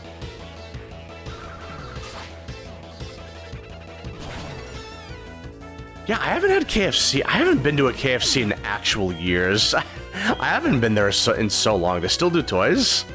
That's good to hear.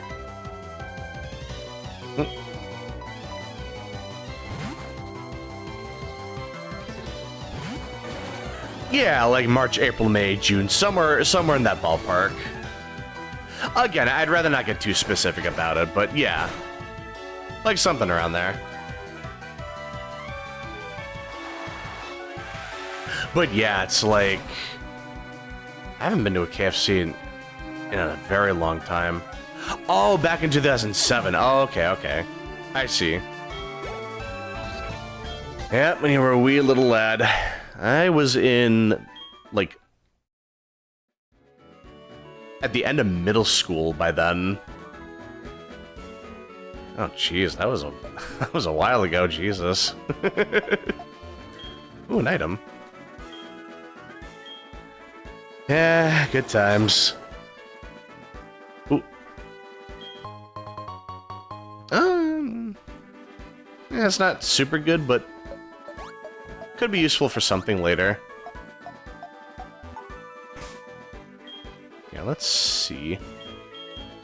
So you're dead. That's a shame.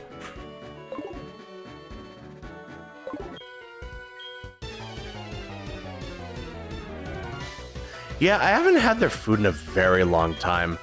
I remember their biscuits either being the best thing or the worst thing. I don't really remember at this point. Like, it's been that long. I have a strong feeling about the biscuits. I just forget if I really liked them or really hated them. That's all I really remember. Otherwise, yeah, the chicken was fine, but I feel like I can just get fried chicken at, like, a grocery store or something, and it's, like, it's kind of the same thing. Or at least, like, it's good enough, you know?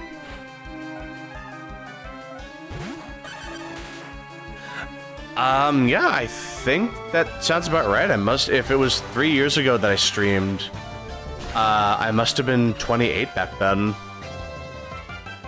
Like, something in that ballpark. I think so, anyway. Oh, I forgot to have the EXP share on Dim. Hold on. Let me take that off. Don't really need that on him anymore.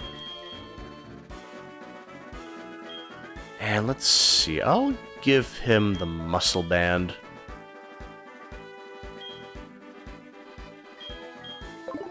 Well, I mean, we're almost at the Pokemon Center. It really doesn't matter too much. Or I could just go back, worst case. Yeah, it should be right here, actually.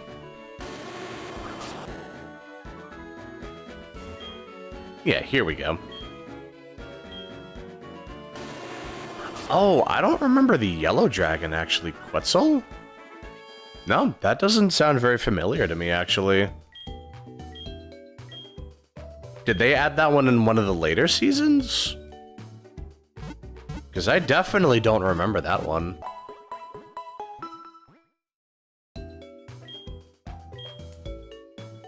Like, were they a boy or a girl?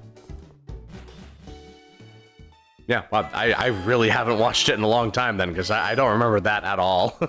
Like, that, I do not remember that.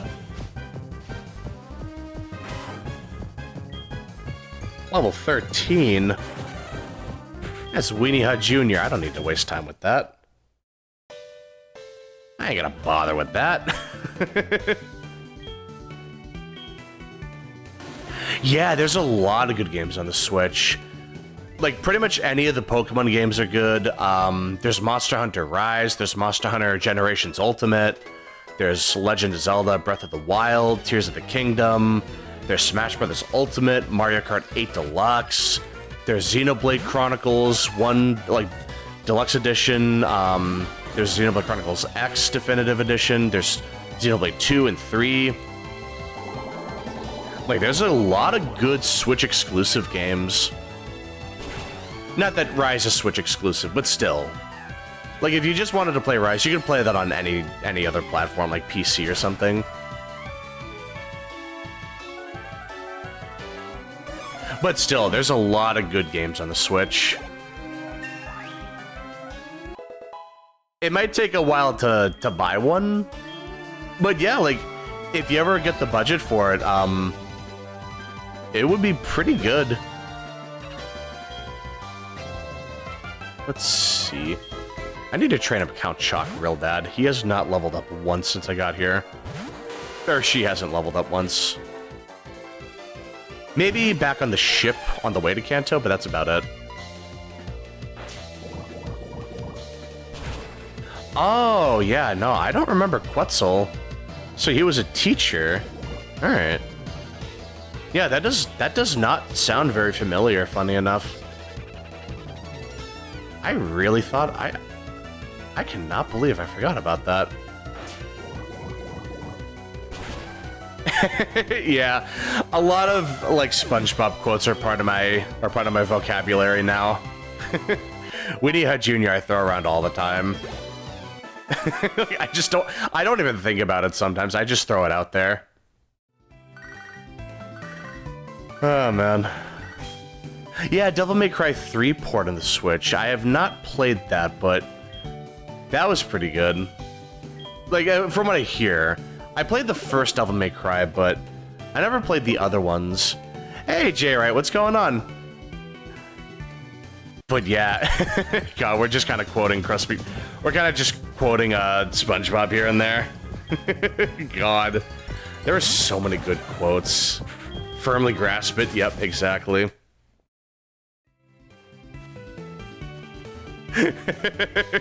Yeah, that was when Plankton, like, mind-controlled SpongeBob because he wanted to make a Krabby Patty. Or, not mind-control, but, like, he stuck a machine in his brain and puppeteered him, I guess. Yeah, that's a nice thing about handhelds. Like, I've had a couple times where the power went out on stream. Like, when I played Mario Kart World on stream not too long ago, the power went out right when I beat the game. So that would have sucked if I had to, like, do that all over again. But yeah, it was, it's just nice having that option. Like, I remember one really bad winter we had where the power went out for, like, a couple days, like 2 or 3 days, and I had the Switch, I had a car charger for the Switch, and I just played Rise in my car for a couple days. I just grinded up a bunch of weapons, just getting ready for Sunbreak. And yep, that was just a good time. Just good times. Yeah, I'll have to watch a clip of Dragon Tales one of these days. That was a show that I always loved watching as a kid. Oh, man. Dude, SpongeBob has so many good quotes. What was another really good line? Oh, I'm ugly and I'm proud. That was another good line. I love that one. And then Squidward's just like, is that what he calls it? Oh, man. Yeah, definitely wait for the Switch to go down in price. If money's a big problem, I would wait for the Switch 1 to go down on sale. The Switch 2 is absurdly expensive for what it is. That is one thing I like about the Switch 1, though, is that it usually is at, like, a pretty good price. Like, $300 for something that's, for something that's a console handheld hybrid, that's not that bad. At least compared to something like a Steam Deck, it's fairly cheap for what it is. It's not the best hardware exactly, but I mean it's fine, you know.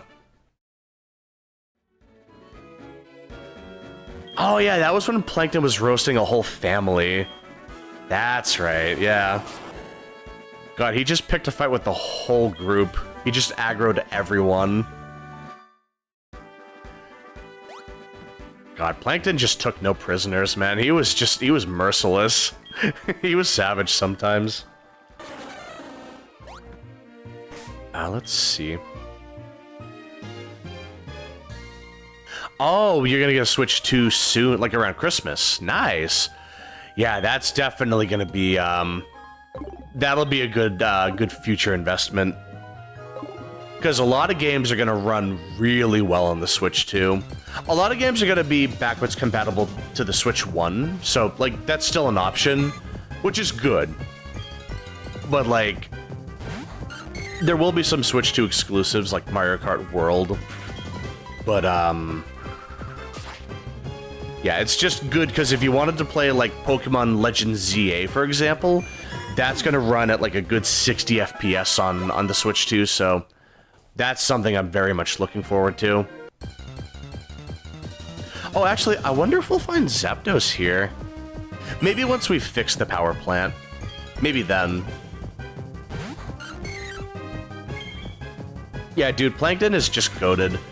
He's just one of the best characters. He has consistently been one of the best characters in SpongeBob.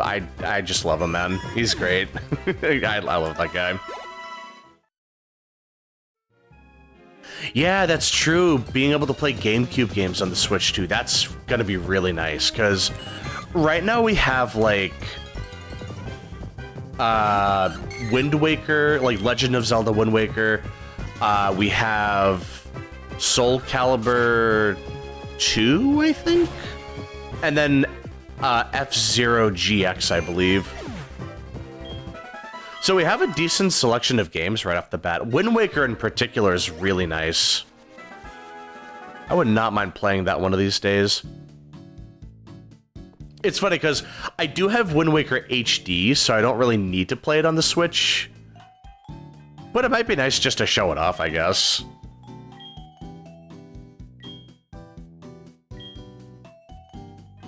He's gonna get your Charge Beam. He downgraded from a Zap Cannon to Charge Beam, I see. Oh.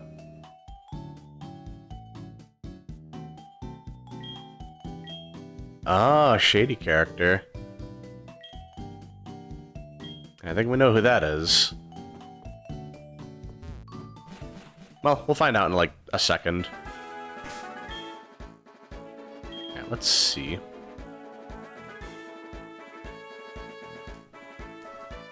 Oh, I can't fly back there. Okay.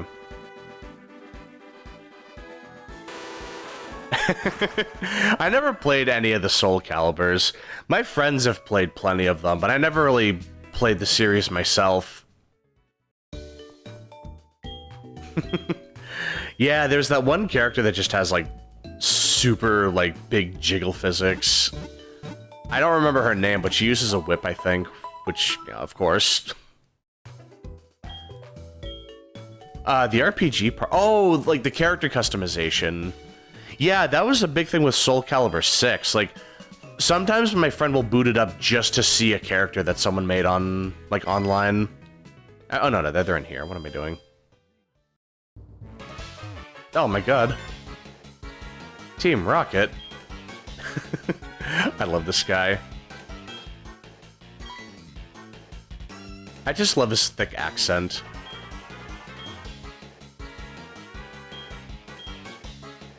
Bye-bye a go-go. What a man. Let's see.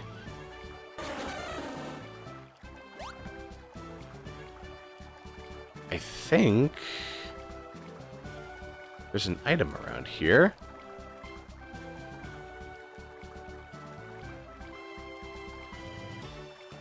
Alright, maybe I'm brute forcing this. I know there was an item in the last game. Maybe they changed that. Oh, it might be under one of the inner tubes.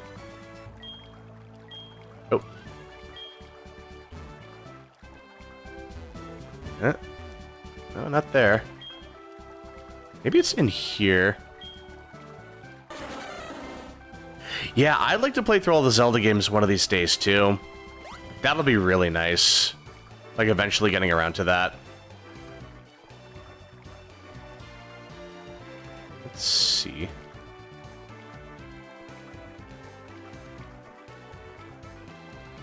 No, that's weird. I thought the item would just be in here. That's weird. Yeah. It'd be pretty cool if we had, like, a swimming contest one of these days. Like, just a surfing race. That'd be pretty cool.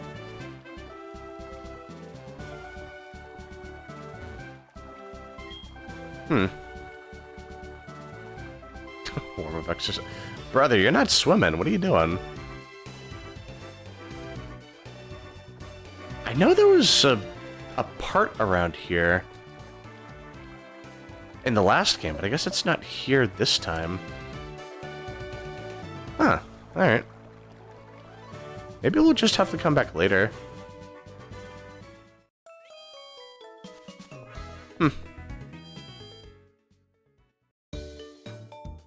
Yeah, dude, Rise on PC is just so much different than Rise on Switch.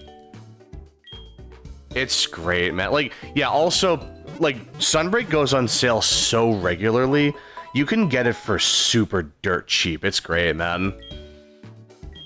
Like, Monster Hunter games usually go on sale, like, very frequently. Aside from, like, the most recent one, of course, but we'll eventually get to a point where Wilds is on a really, like, cheap sale as well. Huh. Well, I guess we'll just head to Bill's house. Maybe that's what I have to do. We'll see. Rena? What do you need? Wow, everyone wants to battle me now. That's great. I'm so popular today. I wonder what's going on. This guy. This absolute goober. This must be how we get the part. Alright, I've had enough of you, pal. Get away from the couple.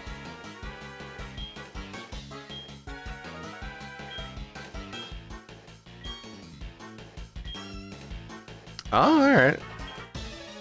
It's nice that they give him a little more to do in this game. That's great. Oh, so Wilds was on sale a while ago. Okay. Like, I already have it, so I don't really check that anymore, but I believe you. Like I said, Monster Hunter games go on... Like, Capcom games in general go on sale pretty frequently, so that's not too surprising. Oh, you're playing Ocarina of Time right now. Nice. That's gonna be the next Zelda game I play, 100%. I don't know when I'm gonna do that, because I might want to play something else for, like, next week. But that's definitely gonna be the next Zelda game I play. Like, for sure. Oh, now it's by the item.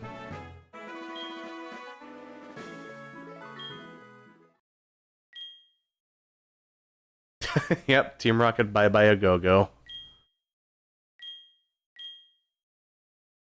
Aw.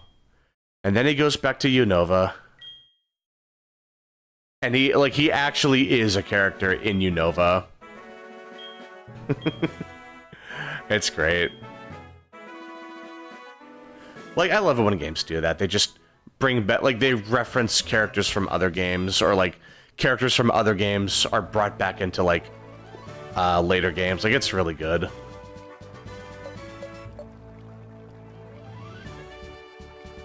I must be, like, in here. I gotta imagine there is a way to upgrade eventually. Because, yeah, I've had that situation where, like, I wanted to get one version, but then I decided to get another version. Like, I wanted to, like, get another version, so it's like... Yeah, that can definitely happen sometimes. Oh, it must be, like, over there, then. Yeah, hold on.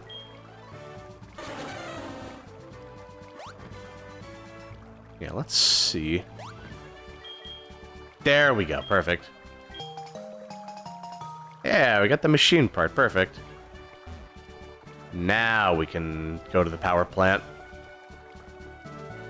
And then when we go to the power plant, we restore the power to the radio tower.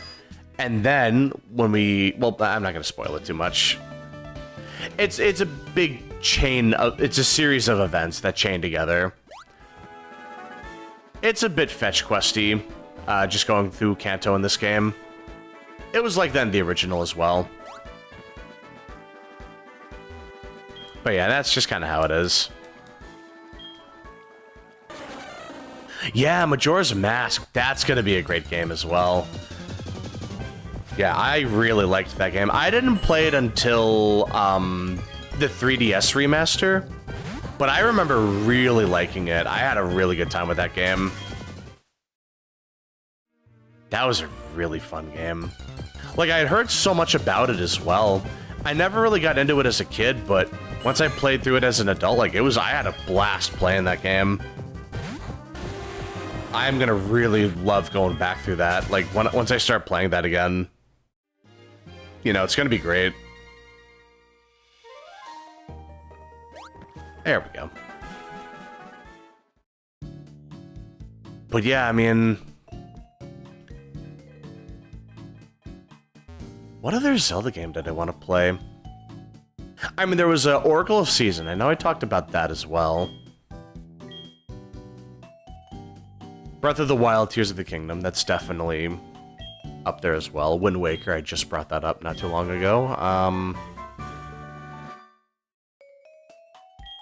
God, I wish I could play Four Swords Adventure. I mean, I can, but it's kind of a pain to do it solo. Like, you can absolutely play it. I played it solo as a kid. Actually, wait. Shouldn't Zapdos be here? I guess Zapdos comes here later. Well... Don't mind if I do. Yeah, like the difference... There's a lot of differences between the original and the 3DS remasters, from what I understand. Same thing with Ocarina of Time. Like, they made a lot of changes. Like, a lot of, like, UI changes. And some changes to, certain, like, quality of life. Like, I hear going through any water temple, like, the water temple in Ocarina of Time used to be a real pain, because you had to, like, constantly menu to equip and unequip your iron boots, but then in the remaster, it just becomes a button you toggle on and off. And it's so much easier then. That was really nice. Oh, you're thinking Triforce Heroes. That was a 3DS game. I played that a little bit as well. It's funny because that game had internet, like you could play it online with random people. But I remember not liking that. Oh. I guess we come back later. Alright, fair enough. Later being right now. I could just go right there. I could just do that right now.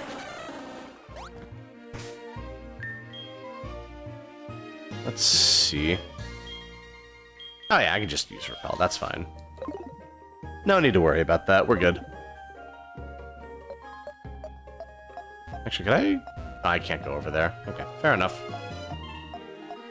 What else? Let's see. Nugget. Nice. It used to be the Berserker gene, I'm pretty sure. Back in Gold, Silver, Crystal.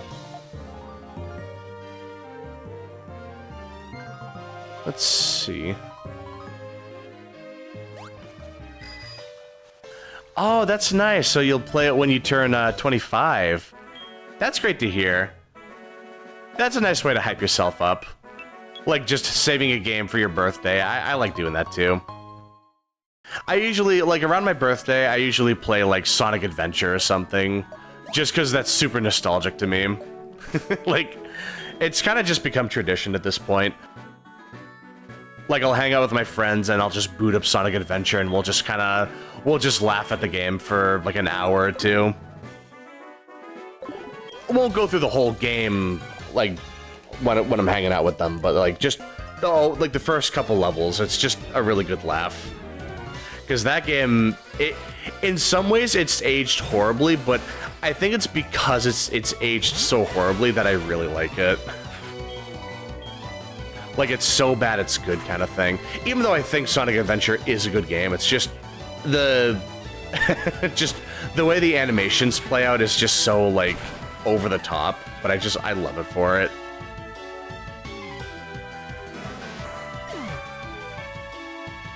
Oh, so that the remaster came out 15 years after the original. Interesting. Not as big of a gap as I thought. I always imagine these remasters are like 20 years old, or like they come out 20 years after the original or something. Or at least it feels like that. Like, I'm pretty sure Pokemon Fire Red came out like, I don't know, like a Shot in the Dark, like what, 10-ish years after Red and Blue? Well, technically Red and Green. Like, give or take, probably a little longer than 10 years if I had to... No, actually, wait. Maybe less than 10 years. Oh, jeez. I don't even know.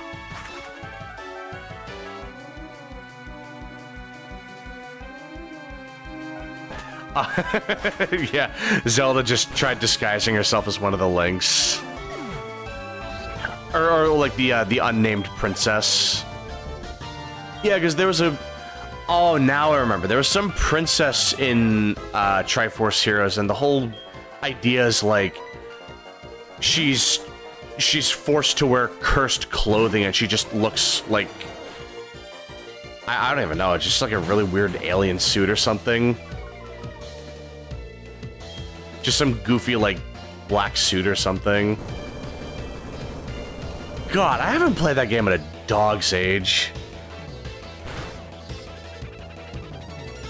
Oh, yeah, they might be cross-dressing. No way to know for sure. Ah, 25 years ago. Stop. Oh, no. It hurts to hear that. That's almost as old as I am. 25 years ago. 2000. Wow. Just 2000 flat. Good old Y2K. Oh, man. Oh, she's stuck wearing a cursed outfit due to a witch. Right. Okay, now I remember. You're right. See, it's been so long, I didn't really remember that. Like, I tried remembering it, but I was just fuzzy on the details. Yeah, dude, that was so long ago. Like, I didn't play much of it because I was just like, I may as well play Four Swords. Because trying to play it online with random people, like, sometimes people just didn't know what to do, so they just ran around, and you had to, like, there's this thing where, like, you had to, like, step onto a teleport pad or something, and if the other guy didn't want to step on it, you were just stuck there waiting for them to step on it, and you would just, like, kind of soft lock yourself until they got back on. I think that's why I stopped playing, because I know people are going to be, like, a pain in the butt about that.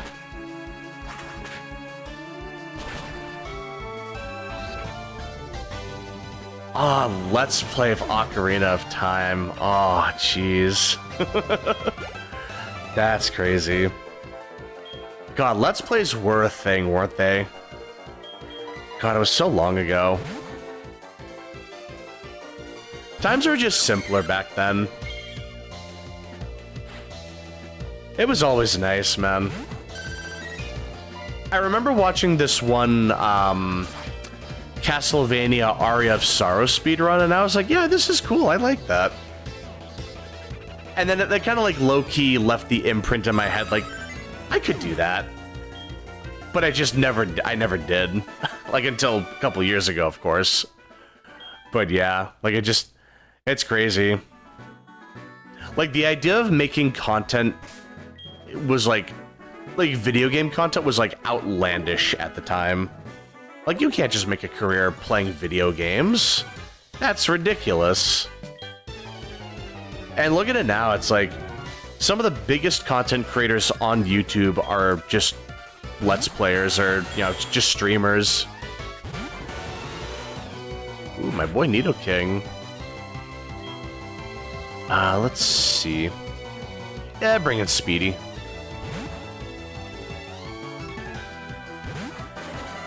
Yeah, like, I experienced a lot of games through Let's Plays as well. Like, I never had a PSP as a kid. Like a PlayStation Portable, I never had that back then. I still don't, I never got one. So I never experienced Kingdom Hearts Birth by Sleep until, like, Kingdom Hearts 2.5. So that was, like, it took a while for me to get around to it, so I only knew about it through, watching Let's Players or watching, like, people fighting bosses or something. It was a very long time ago. Like, man, times were just different back then. Let's see. Well, the thing about Four Swords is that you can play it solo. Like, it is designed where you are able to play it solo, but it's just... It's tough, because you have to control the characters in a really specific way, so it's like, you, Oh, is it gonna be double battle? Okay, actually, you know what? Yeah, it should be fine. We'll lead off with that. But there's different ways to control the characters, so it's like, you can either control them one at a time, like, individually, and you have to, like, swap between them, or you can have, like, different formations of each character. So you can have them in a straight line, vertically or horizontally. You can have them, like, side by side, like in a square. Like, stuff like that. You have a couple options. Let's do Strength. Oh, not Fire Blast.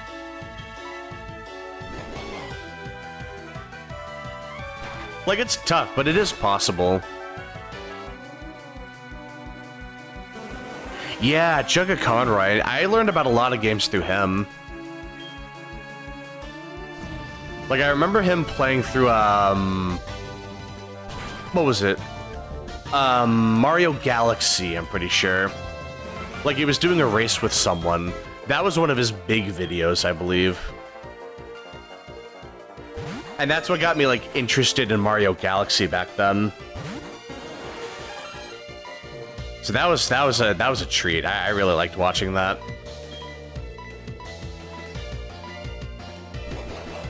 And that's the nice thing about content creators. Like, it's a way for a game to just get free publicity.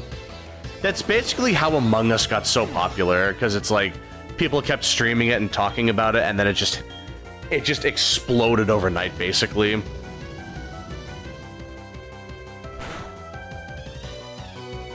Oh, the first Mario Galaxy, Super Luigi Galaxy. I mean, like, oh no, you know, I think it was Mario Galaxy 2 actually, because Luigi Galaxy is what you do once you beat the game as Mario, then you can just play as Luigi. So, you know, because I remember it was, they were playing as Mario, so it must have been Mario Galaxy, yeah, Mario Galaxy 2, I think. Oh, I mean, it was one of them. Listen, I haven't seen that video in so long. I don't totally remember.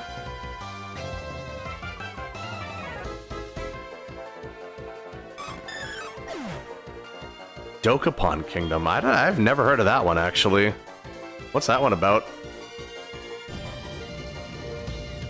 Oh, wait a minute. Is that the one where, like, you control a ball and you, like, stick things to the ball to make it grow, and then, like, you basically just consume the whole world at some point? Or am I thinking of something completely different? Because that Dokapon Kingdom, that sounds familiar. God, and then I'm thinking about that game now. That game is goofy. Like, you just start with, oh, JRPG version of Monopoly. Okay. Oh, Katamari Kingdom? I think that's what I was thinking.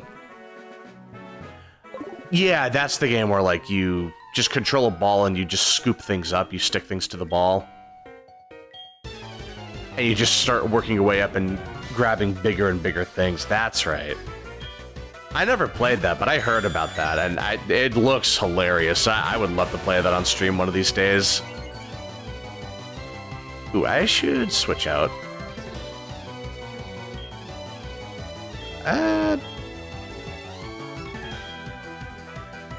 Yeah, let's bring in Dem. He can guarantee a one-shot. Oh, Super Mario 64 DS, dude. I'm gonna be honest, I played 64 DS before I ever played the original 64. I think I remember, like, my cousin playing the original Mario 64 years and years ago, but I never got it. But I got 64 DS as a kid, and I was hooked on that. I could not stop playing that as a kid. Like, I don't think I did all the stars, but I just kept going through the areas, just trying to find every little thing I could. Just, you know, just playing through the game over and over again. Doing all the mini-games. Dude, the Luigi Casino thing, I tried getting to, like, level 25 on that, like, or, like, 25 stars or whatever the ranking system is.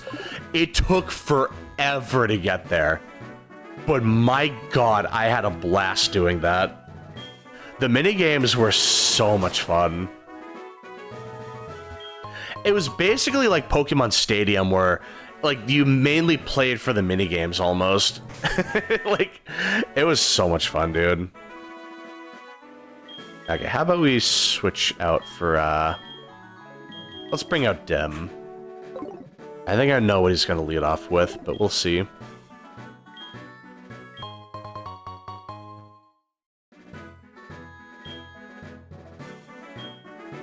Oh, Mario 64 DS was your first Mario game. Nice. What was my first Mario game? I think my first Mario game was, I think it was Mario Sunshine. Yeah, I think so.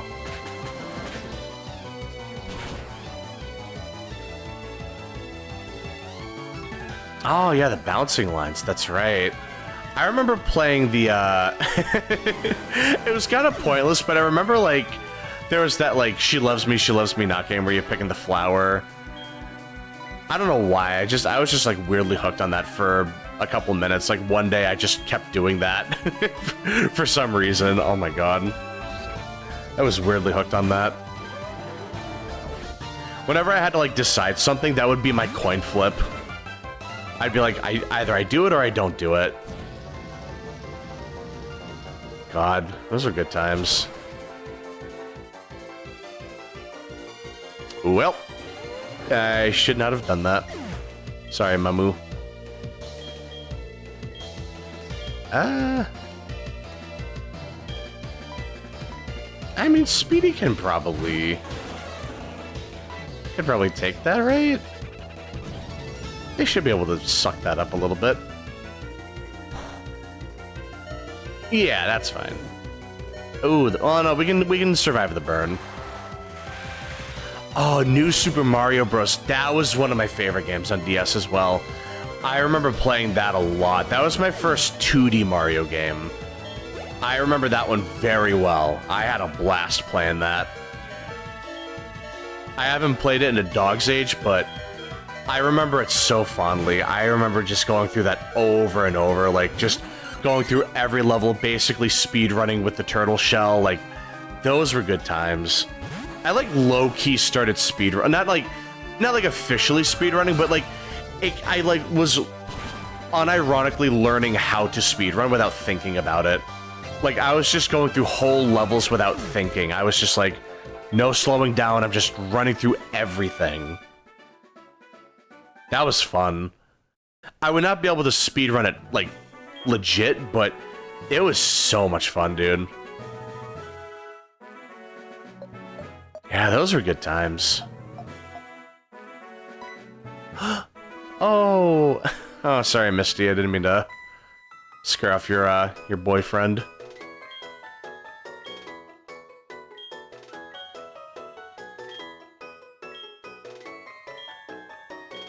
Alright, I'll see you there, Misty.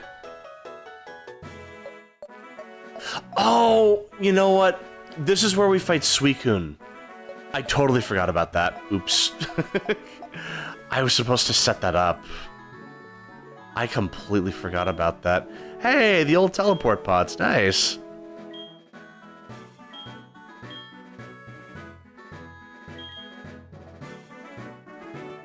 Good to see that reference. That's what I mean. I love it when games reference previous games. It's always good to see that. No items over here. Nope, nothing over there. Okay. We'll just go to the center and heal. Then we'll fight Misty. Oh my god, stop. 2002. Oh, that was so long ago. Super Mario Sunshine, the game, is old enough to drink. That's crazy. I remember getting that game after going to a dentist appointment. I remember, like, I had to get, like, some baby teeth pulled out, and my mom just got me a GameCube and Super Mario Sunshine. And that was just great, man. I had a great time with that. Oh, Lego Star Wars. That's another great game. I played the GameCube Lego Star Wars years ago. That was a very long time ago, but I had a blast with that. Yeah, dude, those were good times.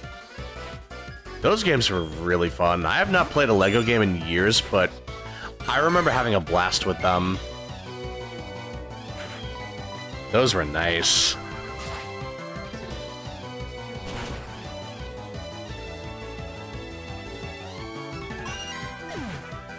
Oh, yeah, yeah. The 40-year anniversary for Mario. Nice. Yeah, I still need to think about the Mario game I'm gonna play for that. I really think it's gonna be Paper Mario. Like, just any Mario game, but, like, I think Paper Mario would be the way to do it. Because that's one of my favorite games ever. It's gonna be great, man. You'll have to remind me when it's... I just looked it up. It's, apparently September 13th is when the official anniversary hits. But I feel like I'm gonna forget. I don't really plan to schedule that far in advance, but I will definitely try to set it up for that week. Maybe not on the exact day, but, like, sometime on that week I'll try to play, a a game on the 40th anniversary for Mario. Ooh, Azumarill. Yeah, this is the game, this is the generation where Azumarill got the physical special split, so like, it just became really strong with Waterfall. Yeah, that was nice. And then X and Y is when I got the fairy typing, and then it just got really good.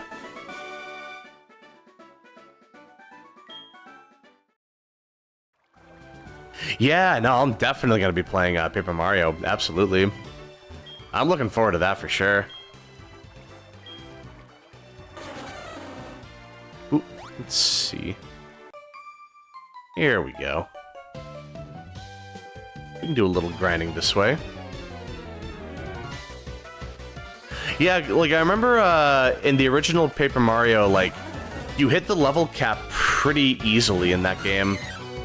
Like, you hit it pretty organically, so you don't have to, like, waste time level grinding or anything. So it's like, you eventually hit the level cap, like, pretty quickly. Like, you hit the stat caps very early on, too.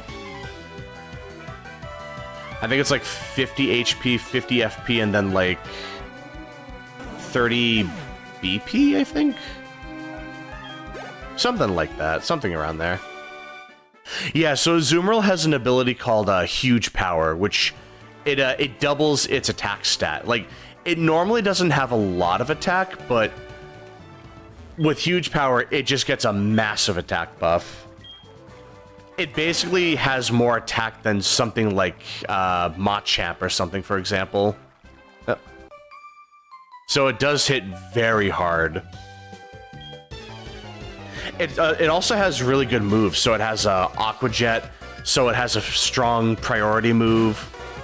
It has Belly Drum, which can max out its attack stat, and then it just hits ridiculously hard. Like, it's really good. I don't know about nowadays. Like, it's definitely got a lot of competition nowadays, but it still hits really hard. Yep, that's Skill Link for you. It's gonna guarantee 5 hits.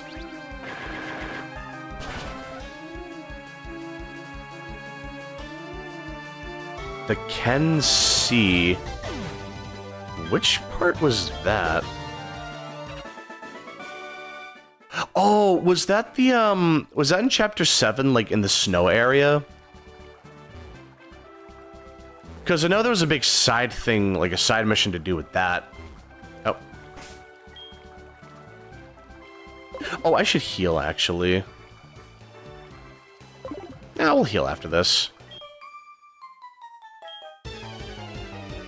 Yeah, that was a big strategy, was, Belly Drum with, Azumarill. Well, personally, I used Belly Drum with, Ursaluna. Like, my strategy was, I had Ursaluna with Guts, I used Belly Drum, I gave it a Burn Orb, and then I just did, like, oh, what was the name of the move? It's like the ground equivalent to Close Combat. I forget the name of it. Like 120 base power ground type move. And I just destroyed everything in a raid. Like that thing, maybe not like the 7-star raids, but just like the 5 or even some 6-star raids, like it was really strong in those. It hit really hard.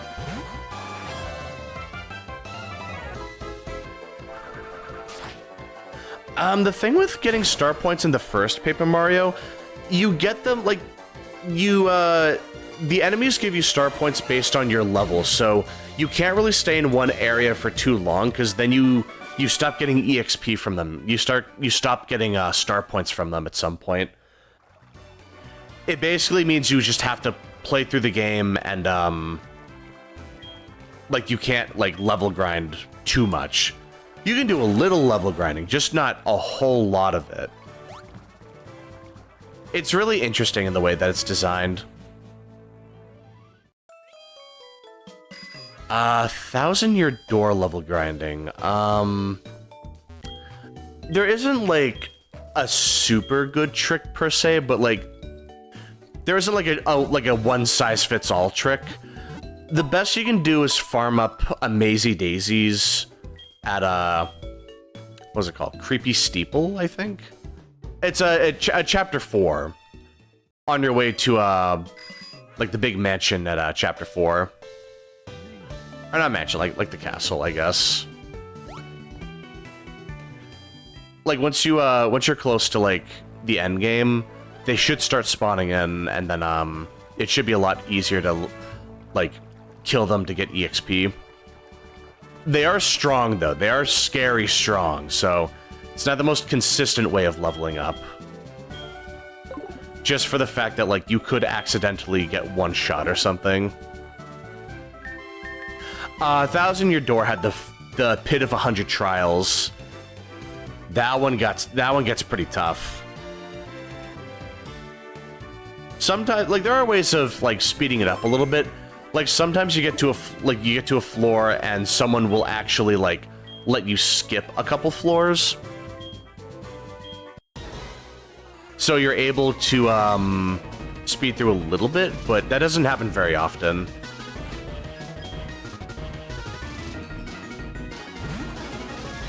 But yeah, Pit of 100 Trials, that's a time sink. That's a big time commitment. Like, if you mess up at all, you have to start the whole thing over again. Like, you can't even save halfway through. You have to do the whole thing in one shot. Like, it's tough, man.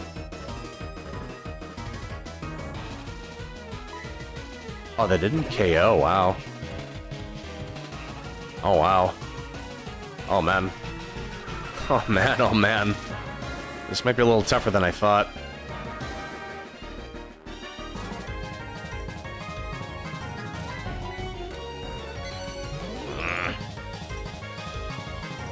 No.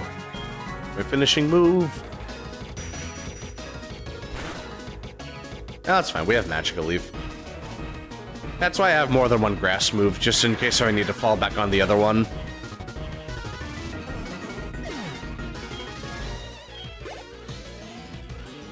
Yeah, let's see. Lapras. Here we go. Okay.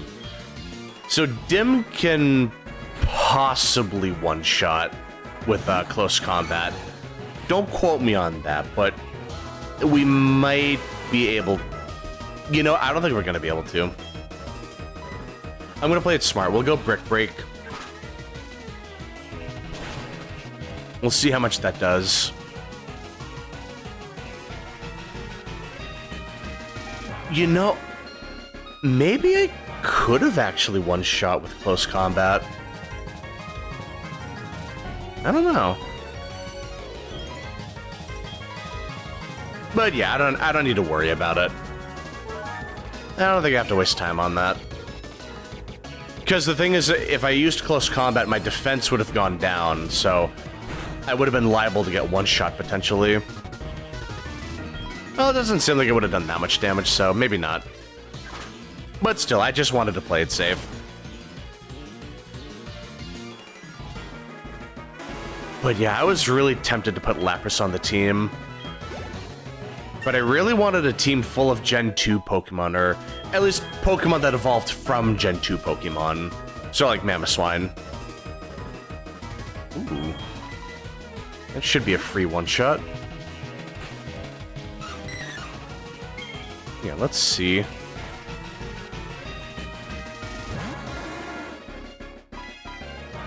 Yep, okay. I thought it was going to be slower. Got a little worried there, but we got it. But yeah, I'm really excited to, like, I really do want to play more RPGs, and Paper Mario is definitely one of my favorite in the whole series. Like, I'm really looking forward to that. Let's see. Let me think. If it's Starmie, I guess we'll bring in... Ooh, this is actually kind of a bad matchup.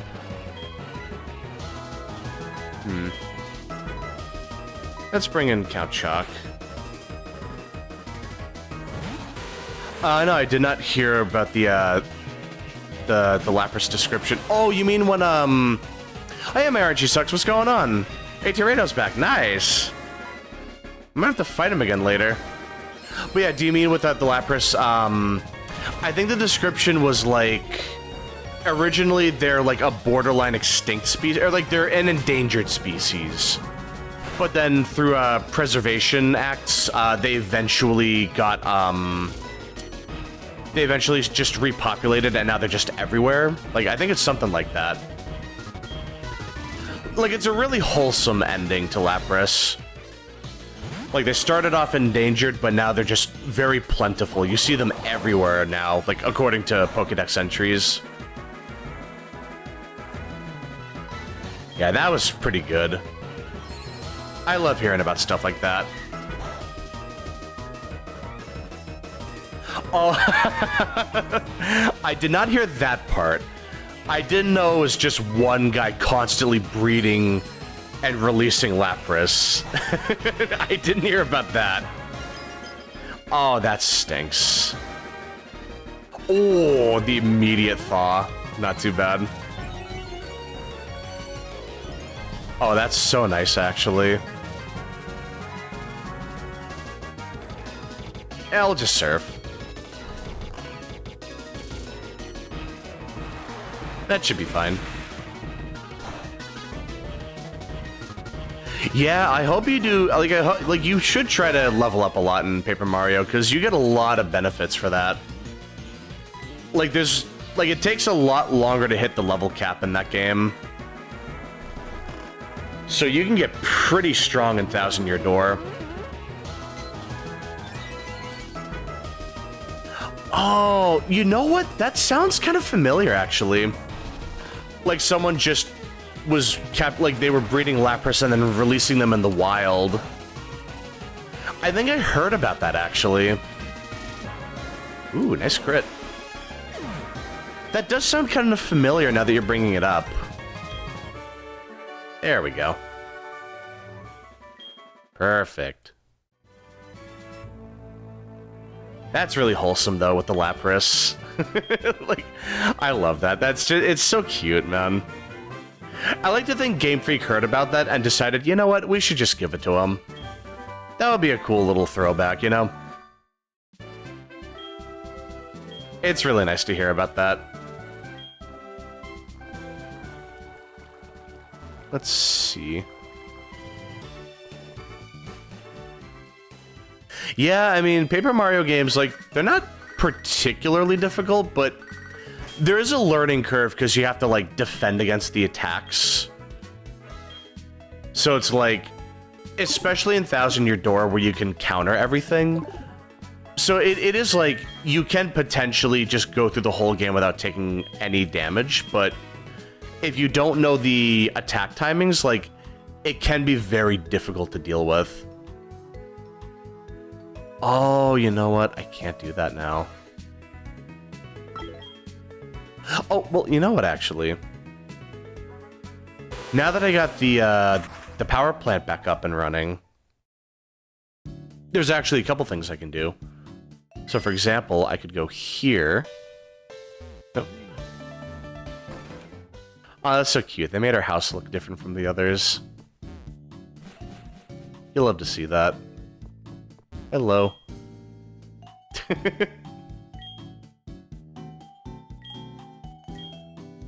I love that. Oh, that's not from the power plant. Yeah, okay, now I remember. We have to go to the fan club in Vermilion. Yeah. Okay. Oh. Alright, let's see. We can just get that real quick. Yeah, I never played that many of the later Paper Marios. I played Super Paper Mario. I loved that game. I played a little bit of Sticker Star, but I wasn't really interested in it at the time.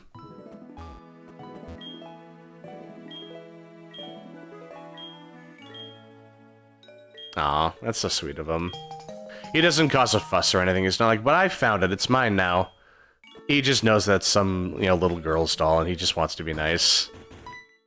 Steven, my man, how you doing? Haven't seen you at a dog's age. What's going on?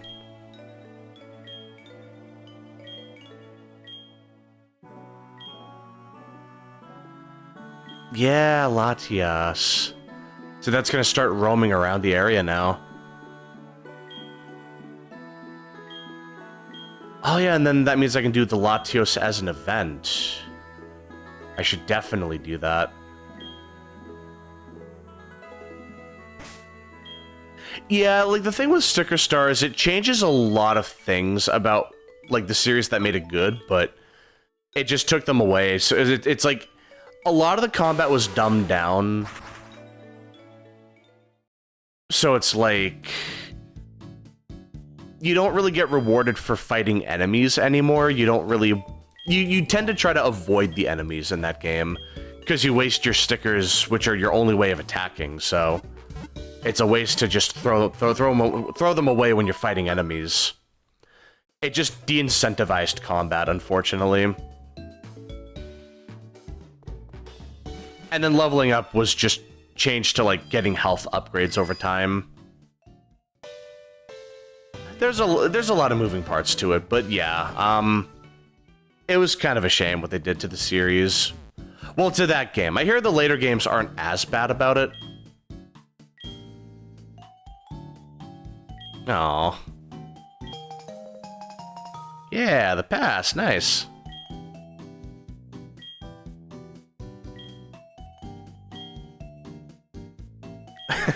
I love that.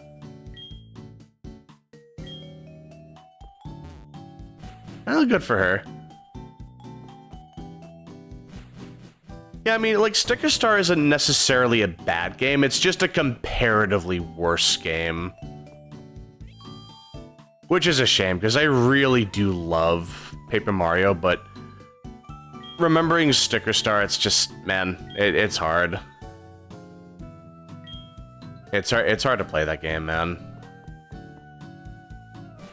Like, I just can't play it anymore.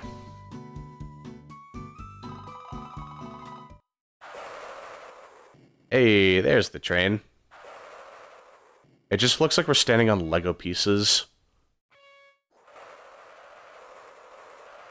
But it must really hurt to walk on those. Wow, that train is fast. Holy. I'm gonna break the sound barrier with that.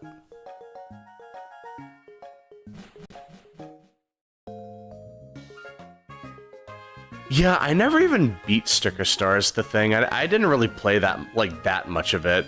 I got to the first, the first area of the game, but that's about it. I really didn't do much beyond that. Oh, cool, they give you, like, a little exclamation mark so you know where to go for, like, certain events.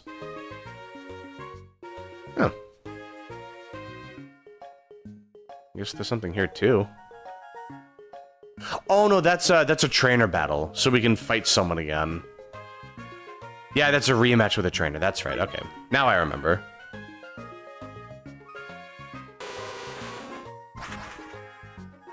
Yeah, like, I hate it when games end like that. Yeah, you never like hearing about that. Let's see, it should be right over here.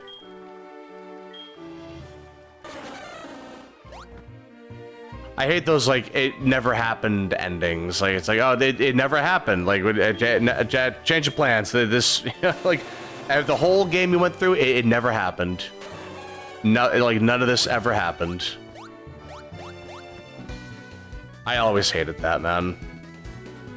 Like, it was a dream the whole time sequence. It's so ridiculous. Like, you get so invested in something, and it's, because it's like, they start doing risky things, like they start doing like big, it's like characters die off or something, but then it's like, oh, it never happened, and it just undoes all of that. It's like, oh man, like, it stinks, man. You know what? I just remembered, I need waterfall. I just remembered. I need waterfall for that. Okay, we'll just grab that then.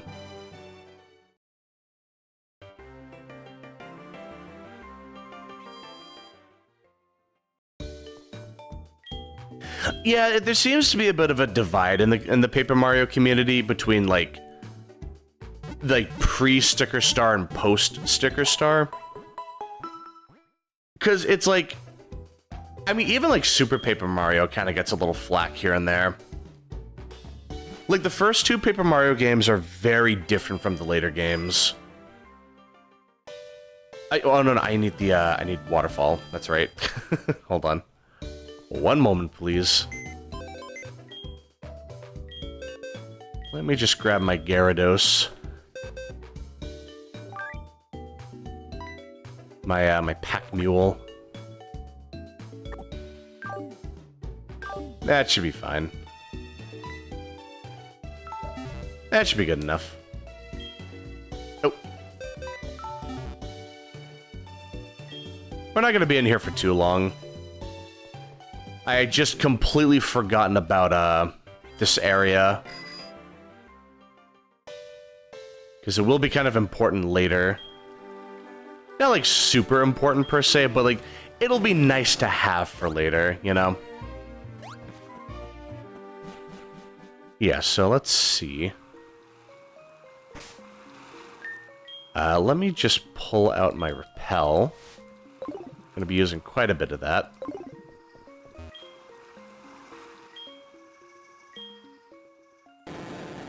Yeah, because I need Waterfall to get through here, and unfortunately Slow King does not learn Waterfall. Which is an absolute crime, but it is what it is.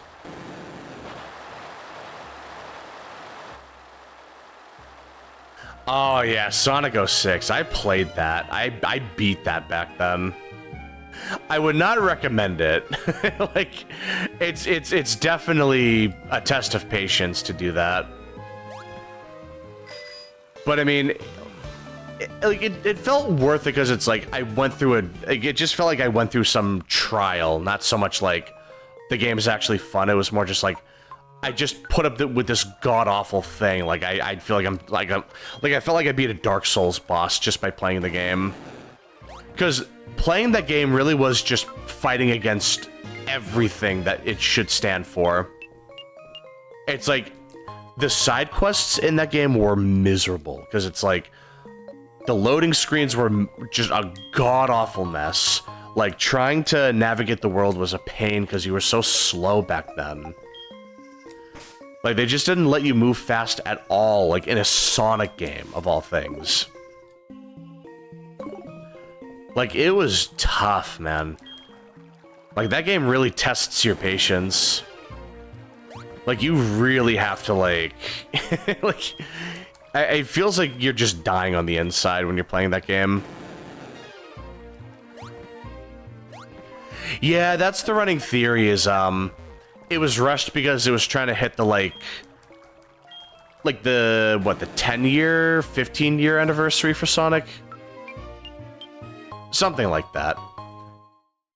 And they just botched it. The game just was very undercooked because of that. Which is a shame to hear, because it's like, it could have been something special. If it had more time in the oven, like, it could have definitely been, like, a solid game or something.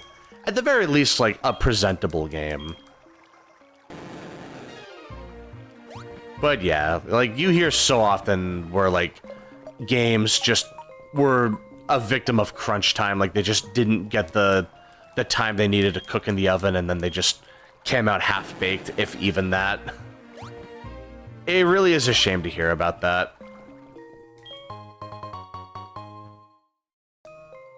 Like, some games just don't get the time that they need, and then it just bites them in the butt later.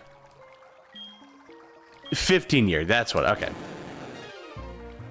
Yeah, because I remember that. I vaguely remember that as well. Ooh. But yeah, it could have been really nice. But I heard there's been, like a fan project that is trying to, like, makes Sonic 06 actually run well. And I heard it's doing really well recently. Like, it's been getting a lot more traction than it was previously, so it's just doing really good for itself. Which is always exciting to hear. Yeah, I love it when fan games, or like fan mods of games, just start doing really well. Oh, Dragon Scale, nice. I should use Kingdra one of these days. I never used them. I should have. That would have been a nice Gen 2 Pokemon to use.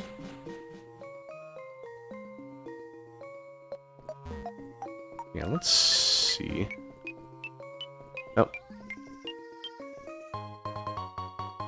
Just an ether, yeah. Let's see. Oh, item. Oh, yeah, that was her whole thing. Like, if she cries, then, like, the demon...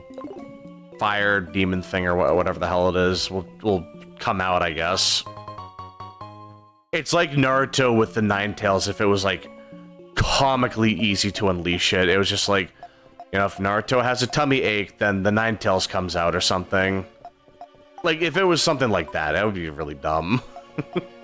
That's what it felt like with Elise, though. I remember that. Hold on, we'll do that later. That was just so dumb, man. Like, I cannot believe some of the writing in that game. That game, it's like that game could have been good, but it just tried doing something very much not Sonic-like. I will say, though, like, credit where it's due, I will say Sonic 06 is not the worst Sonic game I've ever played. That displeasure, that dishonor becomes, it belongs to, Sonic Chronicles Dark Brotherhood for the DS. That game was abominable. That game was nothing short of an affront to God. That game needs to go right to hell. It was bad. It was such a bad game. Because it's like, that game was... correct me if I'm wrong, but it was developed by the same people that made Mass Effect. I'm pretty sure. Not that I've played the Mass Effect games, but I heard that it's made by the same people. So you would think, like... You would think it would be good. Because it's made by, like, a trusted studio. At least, like, at the time, trusted.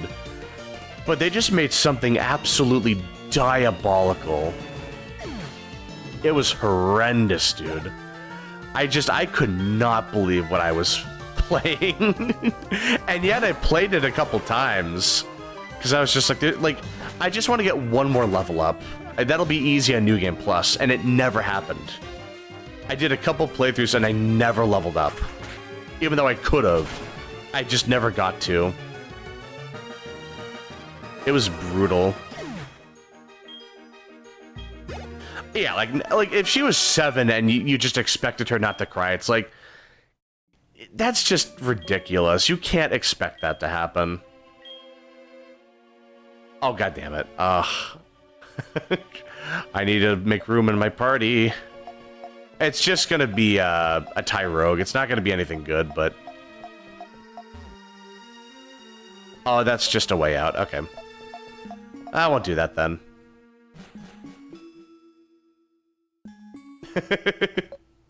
Oh, yeah, that meme of, like...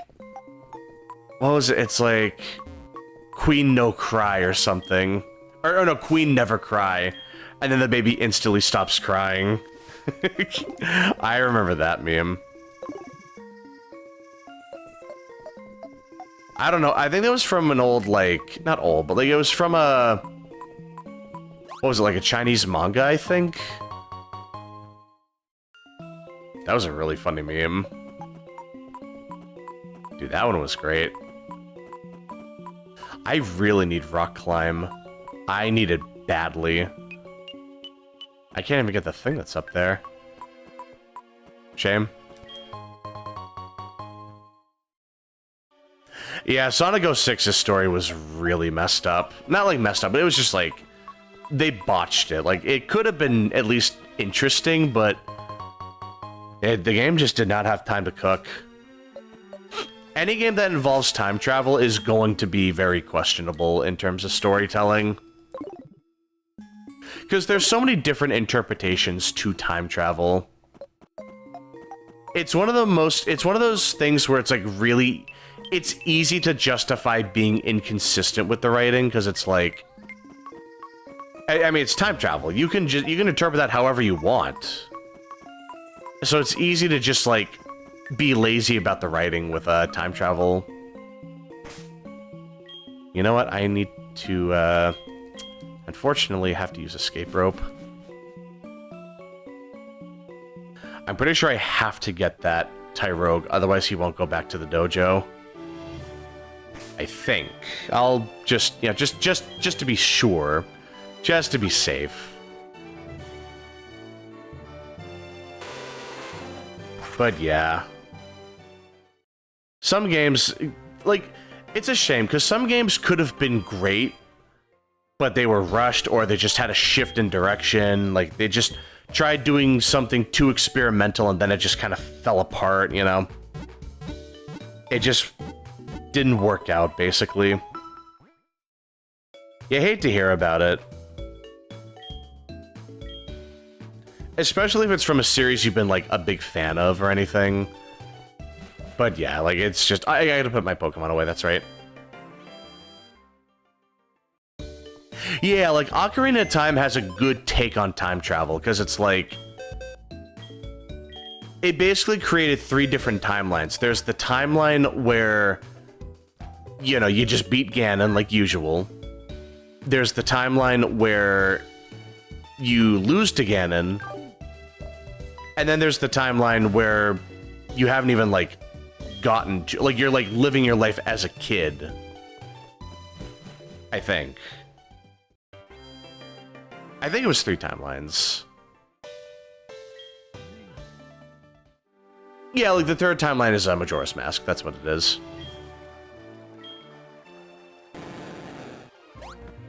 Oh, no, the 3rd timeline is, living your life as a kid, and that just creates a whole new timeline. Because it's like with the timeline with Ocarina of Time is like you're asleep for 7 years, and the world kind of goes to crap because of that. That's what that is. Now I remember. God, that was so long ago. You can tell I haven't played Ocarina of Time in a hot minute. It's been a very long time. I definitely want to play that again. One of these days. Maybe, probably by the end of the summer, I'll play Ocarina of Time. But I think for now, I want to try to focus on other games. Like, I was thinking about maybe playing, like Kingdom Hearts or something. Maybe like a curveball, like Smash Brothers Brawl. Oh, you know what? I think that would be a good game to play for the 100 sub special. Yeah, you know what? Okay, I think that's what I'll do. Once I get to 100 subscribers, I'll play Smash Brothers Brawl. I'll do the Subspace Emissary. I think that's what I'll do. Hey, Hunk, how you doing? Yeah, right now we're just talking about some we're talking about some video games like Ocarina of Time. But yeah, how you doing? What's going on? Oh, Dream Drop Distance 3D. That's a good game. I liked that one. I played that a lot on 3DS. But there's also the one you can play on Kingdom Hearts 2.8. And that one was really fun too, because that has like better frame rate and load times. That game was really fun. Also, you can potentially get really strong early on. I think there's a way to make a build where, like, you just get crazy skills right off the bat.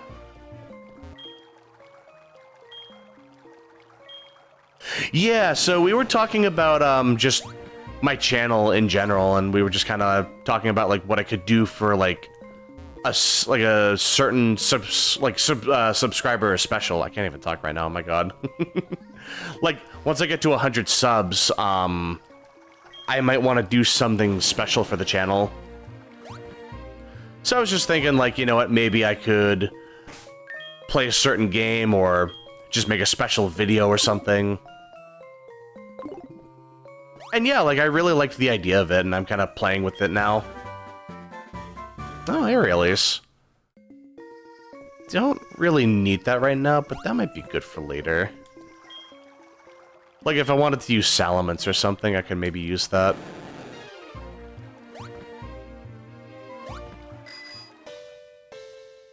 Let's see. Yeah, so, like, you can get the Dream Pals or whatever they're called. Which you basically treat like Pokemon, so they get moves and, you know... The way you level up is you level up your Dream Pals, and they can, you can get certain abilities from them that you can use on Sora or Riku. So you're able to just get a bunch of benefits from them. Yeah, so it's really nice. Because there's one Dream Eater, I think is what they're called, where, like, you get EXP just from walking around. So you just level up automatically over time. Wait, am I in the right place? I think I am. Hold on. I think it's down here. Hold on. Oh.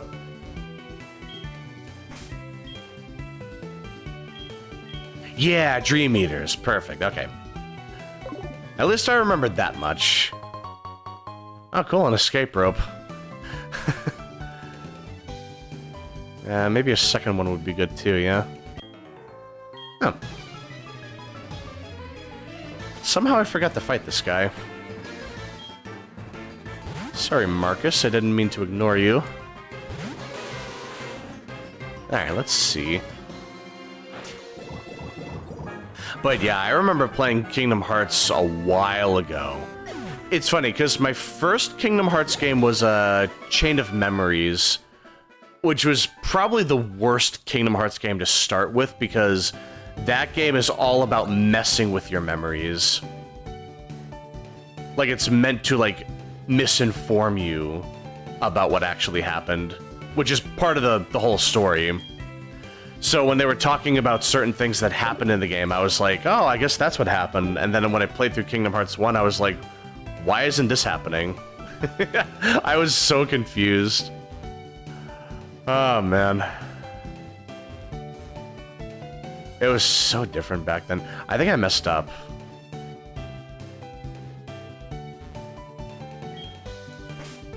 Oh, shoot. Did I mess it up? Oh, I think I see what I did wrong. Okay, that's embarrassing. I'll have to fix that. Hey, Rippin' and Fishin', what's going on? How you doing, man? Yeah, right now we're just talking about some video games. We're talking about Zelda and Kingdom Hearts. We can talk about any game, though. But yeah, how you doing? What's going on? Yeah, let's see. Because, I mean, I could probably, like, let me think. I just need to talk to the guy. Oh, the repel, right? Because, like, I could just get the Tyrogue from the guy, and then I think he'll go to the dojo. And then I can start calling in gym leaders to, like, rematch them. I'm pretty sure is how that goes. I might be misremembering. It's been a while since I did this, so... You know, just bear with me here. Also, I didn't miss it. Yep, I was about to say. Ooh, rare candy. Nice. That'll be good for later. I did use a bunch of them during the training for the Elite Four. Not even really training for the Elite Four, but like Just before the Elite Four, I popped a bunch of them. Oh yeah, thanks for checking me out, man. I appreciate it. Yeah, I hope you're enjoying the stream. I hope you're enjoying like any other content I've made. Yep, I decided, Hunk. I'm gonna stream Smash Brothers Brawl once I hit 100 subs. I'm gonna do the Subspace Emissary. That's what I decided. I'm absolutely gonna do that. I am very much looking forward to that now. Because, yeah, Brawl was unironically one of my favorite games for the longest time. I was unbelievably addicted to that game back then. I had to have put at least, like, what, like 2,000 hours into that or something? I was unbelievably addicted to that as a kid. Even going into, like, my adult years, like, I was still addicted to that game. Oh my god, dude, I was so hooked on that game. Like, it was great. But yeah, it's gonna be interesting going back to it. It's gonna feel like a completely different game is the thing. It's my favorite character in Brawl. My favorite character to play as in Brawl, I believe, was Bowser, actually. He's far from the best character, but he was certainly my favorite. There's something about the large and in charge. Oh, thank you for the subscription, Rippin' and Fishin'. I appreciate that. That's very nice of you, man. I appreciate it. But there's something about the large and in charge characters that I just really like. There's something about it that I really resonate with. Like, I just think it's cool, you know? Like, I can just take hits and dish them out. Like, it's really fun. Ooh, let's see. I will take your Tyrogue, please. Yeah, there we go. What to nickname the Tyrogue? I'll just call him Runt. Because that's what he is, he's a little runt. I'm never gonna use him anyway.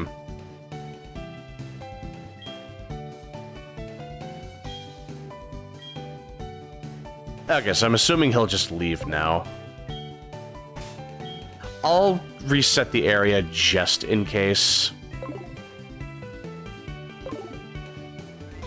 I don't know if I have to wait for him to leave and then he, like, actually leaves.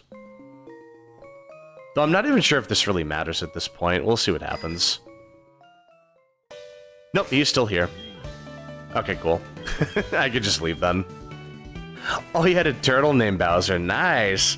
That's a good nickname. I bet he was a sweetheart, though. Turtles seem like really gentle pets. They seem like really peaceful animals to have. I bet taking care of them is a little hard because you have to, like, depending on what kind of turtle you get, you might have to, like, take care of their enclosure. Like, in a certain way, but I imagine it's pretty fun to have a turtle as a pet. Let's see. Did I want to do anything else while I'm over here?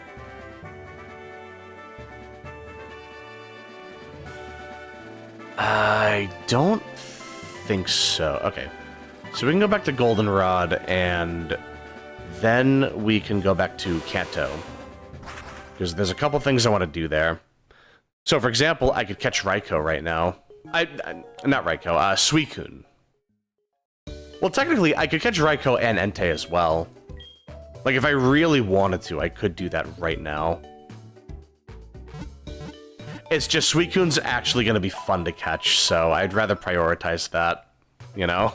Like, Entei and Raikou are rough, to say the very least. They're pretty brutal. Yeah, like Riku and Sora are training to become Keyblade Masters. That's what it is. So they're taking the trial so they can, like, prove themselves as Keyblade Masters. So they'll be strong enough to fight the Organization 13. Or, well, Organization 13's dead by that point. Well, not dead. Damn, I'm getting the spoiler territory. The point is, like, they're just going through training. which is really good. Like, they definitely needed that training at the time. But it did make for some interesting... They had a lot of interesting plot twists. Oop. And that was really nice to see. I believe that was also the second to last game before Kingdom Hearts 3. And by that point, it was getting ridiculous. Like, they'll do anything not to make Kingdom Hearts 3. Like, that was a running gag at that point. Oh yeah, alligator snapping turtles. Those are nasty. They will actually they will bite your finger off for sure. They are scary sometimes.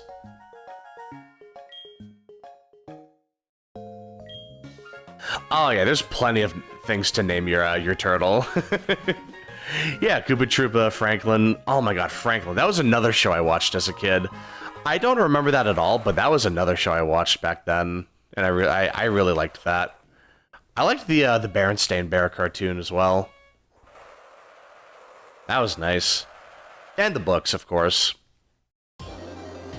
Teenage Mutant Ninja Turtles. I watched the 4Kids version of that back in the 2000s.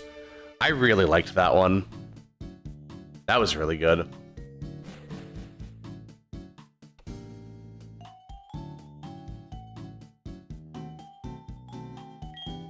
The teaser was in 2013, really? Wow, and it took 6 years? Jesus. That must have been that was a long wait, wow. It already felt like a long wait, but to know there was that wide of a gap back then, that's crazy. That is wild, man. I can't believe that. I mean, I believe it, but, like, it's just hard to accept, like, just to, like, take that in, you know? We were so close. Yeah, Yusin, you're not Jesus. You can't run on water.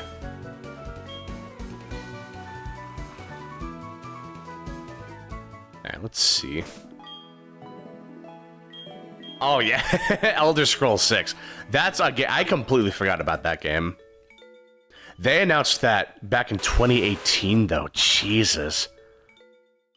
That's crazy, dude. Development hell is real, man. It really is it is a problem. Like, some games just do not get the development they need. They don't get the proper time to develop, and then they just it just like they have a change in plans, or they have to like run it on a new like game engine or something. Oh, it wasn't here. Oh, okay. I guess that happens a little later. Well, okay. Anyway, let's get the radio upgrade.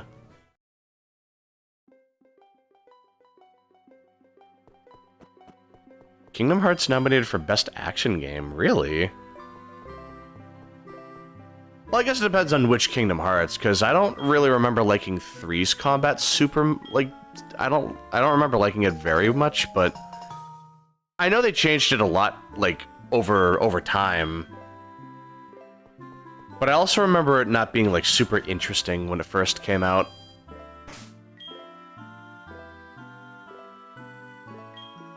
Yeah, they did release the teaser for 4, you're right. It feels like it's coming along much faster than 3. It doesn't, like... We haven't seen anything since that 2022 trailer, at least as far as I remember. But yeah, like, it definitely took a while to, Dude, Kingdom Hearts 3 took so long to cook. So I'm really hoping Kingdom Hearts 4 doesn't, you know, follow suit. It doesn't do the same thing, hopefully.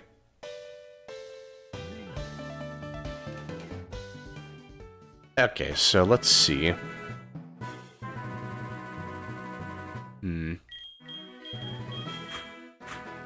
Alright, this is gonna be risky, but we're gonna use Dim. He's gonna be our main attacker here.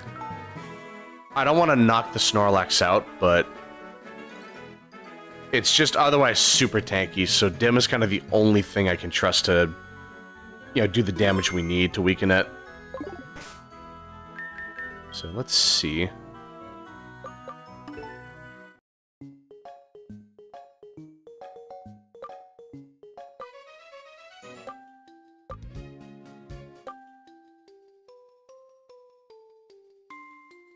No, hold on. Yeah, here we go. Oh, yeah, misinput. Yeah, here we go. He did not like that. The boy's on the move. I love how Snorlax gradually gets up throughout the generations. Like, he starts off just laying on his back, and then eventually, like, he slowly starts leaning up. And then by X and Y, he's just standing on his feet outright. It's kind of cute, honestly.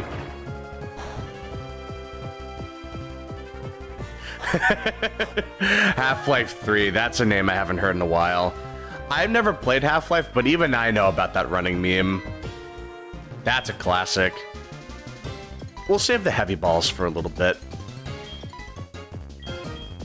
Right now, I want to, like, I think he's going to use Rest, and that'll be a good time to use the heavy ball. Like, when he puts himself to sleep, then his catch rate will go up. That'll be a good time for that.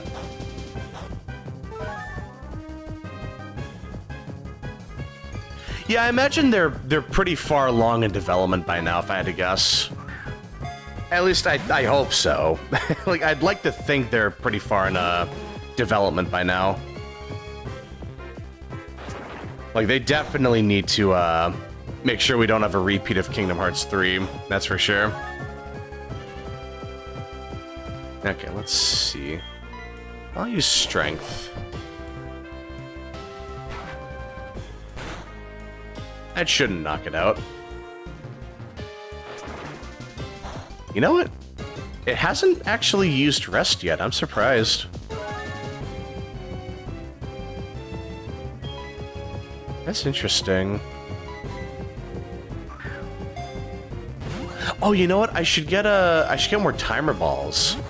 That's another thing. We're gonna need a lot of those for the legendaries. Oh, rollout. Oh, yeah. That's gonna be rough. Let's see.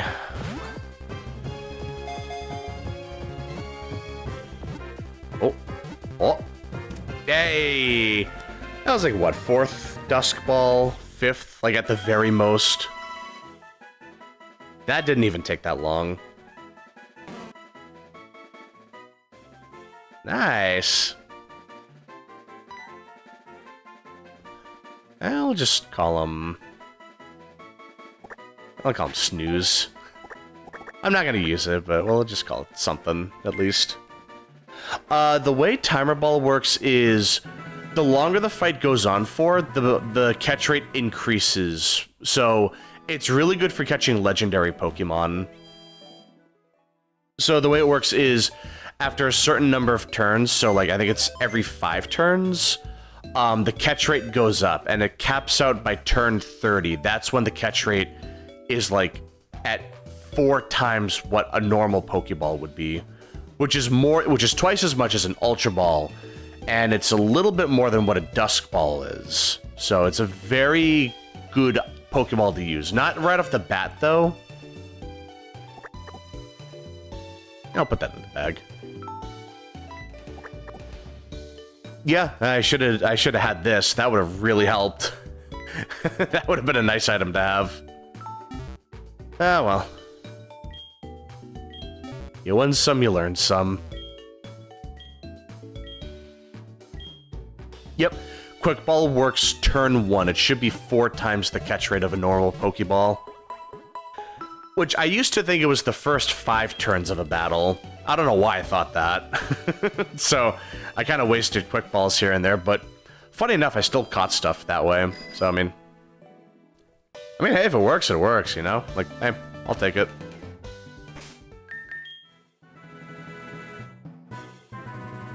Let's see.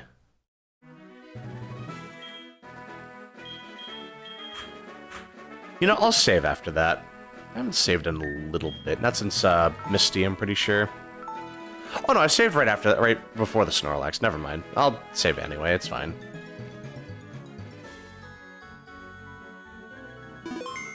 There we go.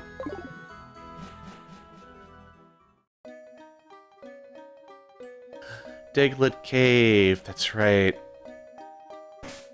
Whenever I go through here, I think of the anime episode where they meet the Diglets and Dugtrio, and I just think of that, like, whenever the Diglets and Dugtrio are like, dig, trio.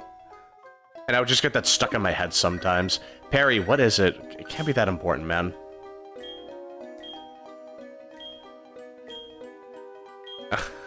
Alright, good talk, man. Yeah, it's only the first turn, not the first couple of turns. It's like, it's only turn 1, and then after that, it loses all of its effectiveness, I'm pretty sure. It would be a good Pokeball if you're trying to catch a roaming Pokemon, like Latias or Raikou or something. I don't need to save, what am I doing? But it's not good for anything beyond that. Ooh, wait, I don't remember this. They made it a whole, like, actual area now. Nice. Can't do anything until I get Rock Climb, but hey, it is what it is.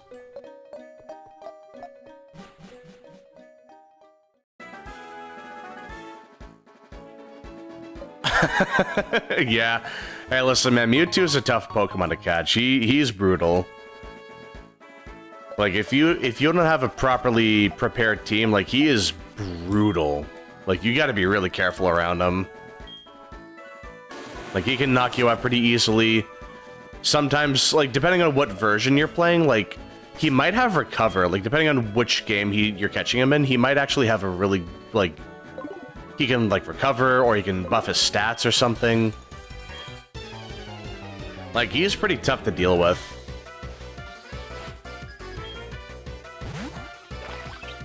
But if you have a nice team, like you're prepared for it, he's really not that bad.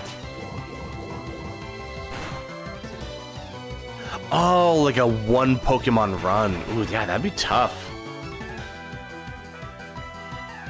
I've heard of those kinds of those runs where, like, people will just go through the game with one single Pokemon to see if you can go through it, like if you can beat the game with it. And a lot of the time you can, but it is usually very difficult. Because even a strong Pokemon can really struggle depending on the matchup. Like, yeah, using a Golem or a Rhydon could be pretty good. Really, I missed? But if you're fighting, like, grass types or water types, you're kind of just screwed. Especially if they're faster than you, then you really can't do much about that.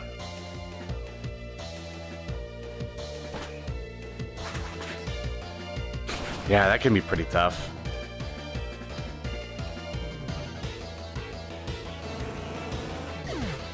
But yeah, I mean,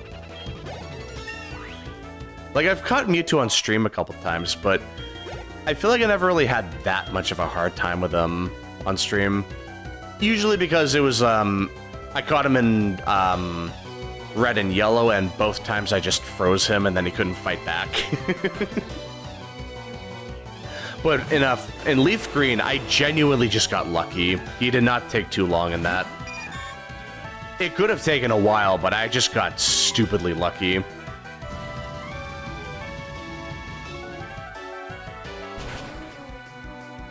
Yeah, you could just overlevel and blast through the game. Yeah, I know about that. But even then, I've heard there's some Pokemon where it's actually impossible to do that. Like, you can never beat the game with just a Magikarp. Which should come as no surprise, but it's still like, no matter how hard you train up your Magikarp, you can never just beat the game with it alone. Even if it's level 100, and even if it's like min-max to hell and back, like you just cannot do anything. You cannot beat the game with it. It's brutal.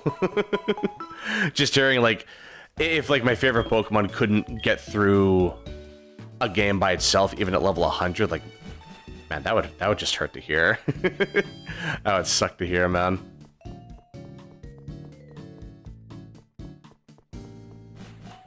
Okay, let's see. No, there shouldn't be anything in here. Oh, yeah. I mean, I guess I could do that. I have plenty of fossils. No reason not to, you know?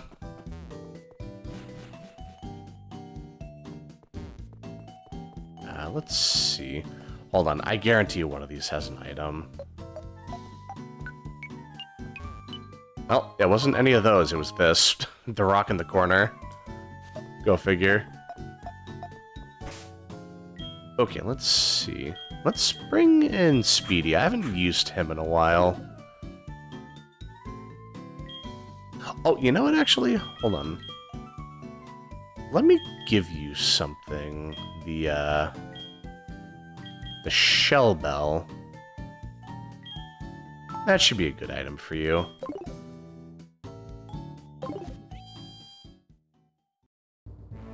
Oh, yeah, like... that can definitely be tough.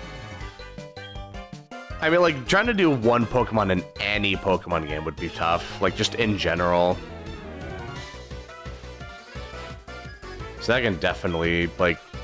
because there's just always, like, one matchup where you just have a really hard time with it. That absolutely does happen.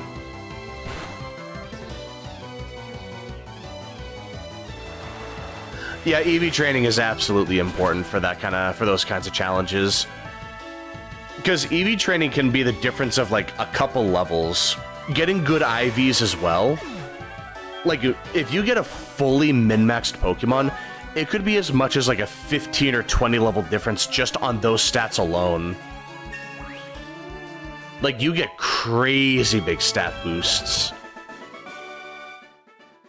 I imagine it's also easier with, like, a game like X and Y where you can just do the EV training the moment you catch the Pokemon. You don't have to, like, worry about it being strong enough to fight the wild Pokemon. Because there's that little game mode where you can just fight these inflatable Pokemon stands or whatever, and then when you beat them, you just get effort points, like, right off the bat.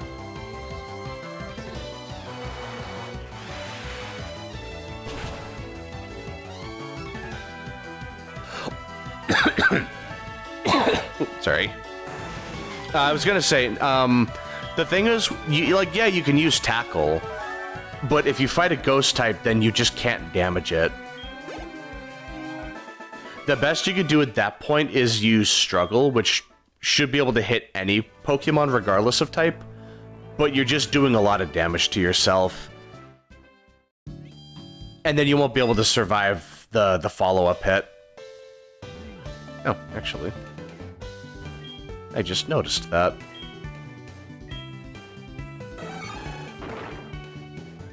But yeah, as soon as you evolve the Gyarados, you can beat anything. That, like, even if you're fighting electric types, Gyarados can learn Earthquake, so you can just absolutely tear them apart.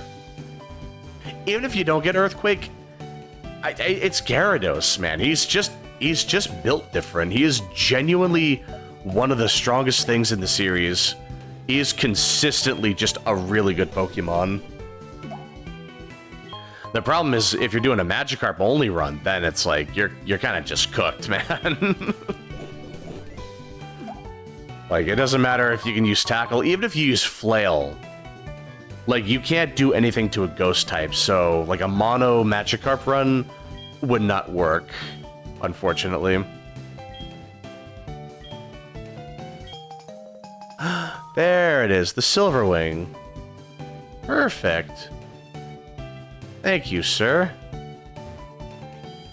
So now we can catch Lugia if we wanted. Which I might do that, actually. Or I might save that for next time, actually. Not really sure. It is kinda late.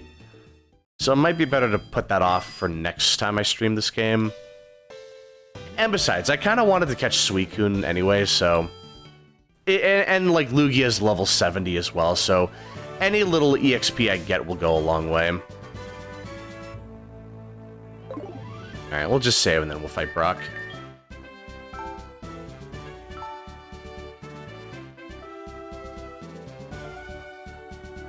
You can get level 100 Pokemon, like, in the Nature Preserve? Wow. Because I know, like, you can catch level 100 Pokemon throughout the series. So, like, apparently, if you do fishing in the resort area in Platinum, you can potentially catch a level 100 Magikarp. Which I don't know why you'd want to do that, because then it can't evolve, but you could theoretically do that. Level 51 Graveler, have you no shame? Have you never heard of trading, my man? I mean, one of your trainers here had a golem, what do you mean? Brother, what are you doing? Evolve your Pokemon, my guy. That must be a reference to the fact that he's the first gym leader. So, like, it makes sense that his Pokemon wouldn't be fully evolved, I guess. Which is still, like... I don't know, man. I don't know. You should just... You should evolve your Pokemon by this point. Yeah, look at that. Fully evolved Kabutops. Nice, presentable Pokemon.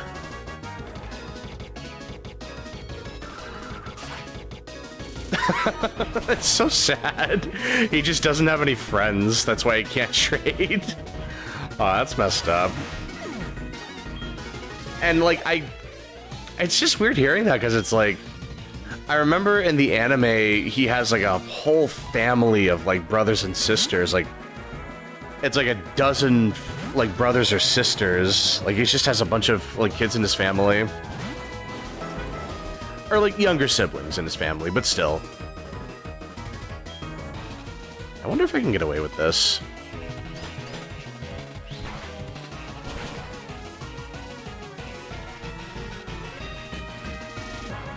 That might KO. It might not, though. No, it did. Okay. Perfect. Omastar. Honestly, I think Sunny will be fine.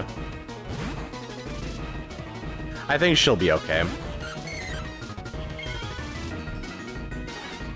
Yeah, let's see.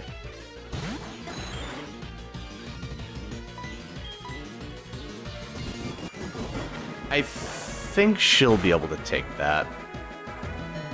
Yeah, there we go.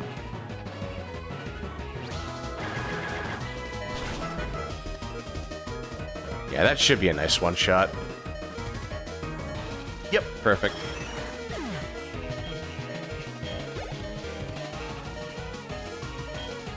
Rhyhorn? Not even Rhydon? Brother, just evolve your Pokemon. That's not even a trade evolution. You don't even have an excuse for that.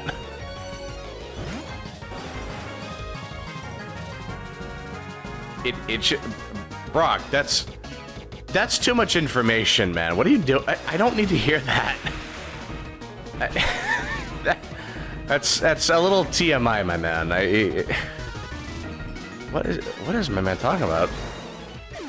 What is Blood yapping about?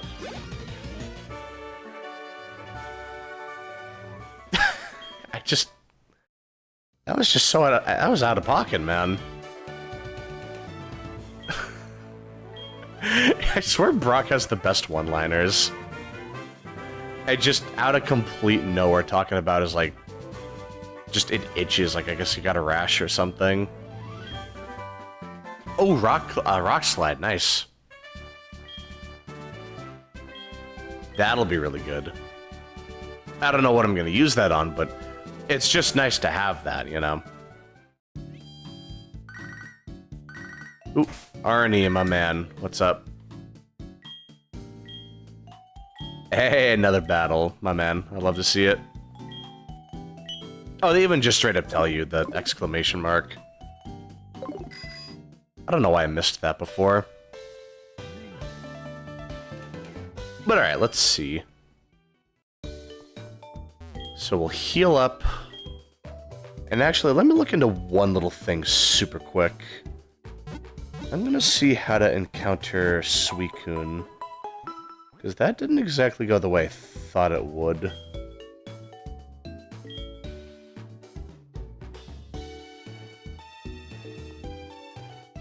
Let's see. Root.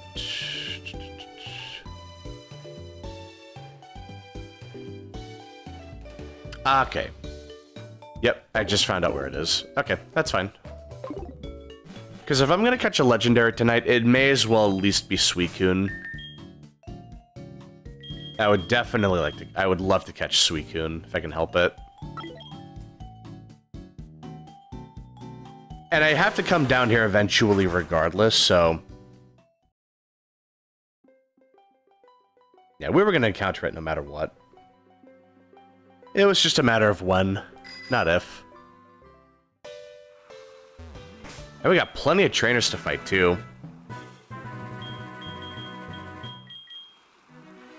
Or... let's see... Yeah, you know, I'll give the EXP share to Smokey. You know what? We'll give that to you. Oh. Yeah, there we go. Matter of fact... I think I should lead off with Sunny. Because it's a lot of water types around here. So that'll be good training.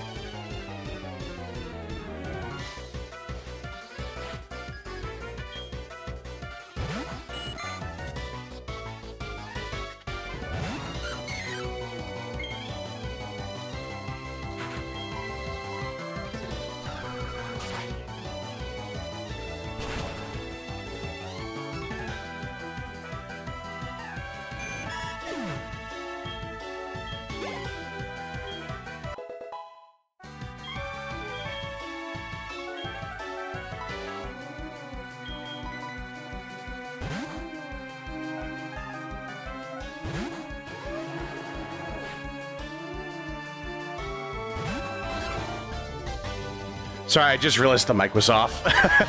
Oops. Sorry about that. Just had to blow my nose for a second. Then I forgot to turn the mic off. But yeah, basically we're just going through here. Because I want to encounter Suicune. I don't know how long the mic was off for, holy crap. That's embarrassing. Yeah, listen, Sekiro is a lot harder than Dark Souls. It's like, it's a very demanding game. Like, you have to really learn the enemy attack patterns, and you have to, like... It's a very fast-paced game. Like, you have to really be on top of everything with that game. Even the beginning bosses can, like, they can mess you up. Like, you gotta be really careful around them. It's a fun game once you get into the rhythm of it, but it's definitely a game with a very high learning curve. Like, you have to really know what you're doing in that game.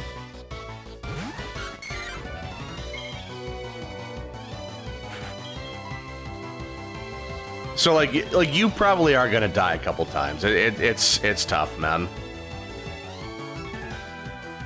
But I know you can do it. You just gotta keep going at it, man. I believe in you.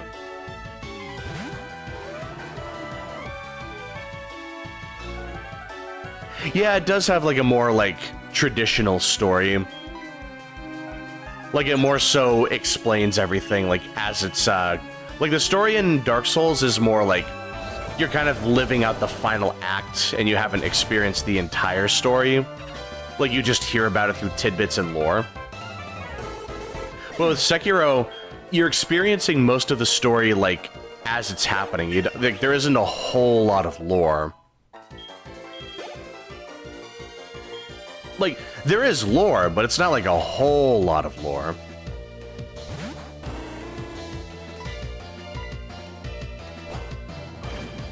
Oh, that should be an instant one-shot.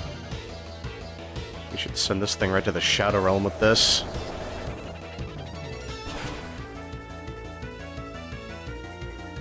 Oh, you're counting every time you die. I mean, that might not, like... I feel kind of weird about doing that, because it's like... I might start getting, like, paranoid if I see how many times I'm dying. Like, maybe like, oh, man, I died that many times. Like, ah... Like, then I would just feel bad.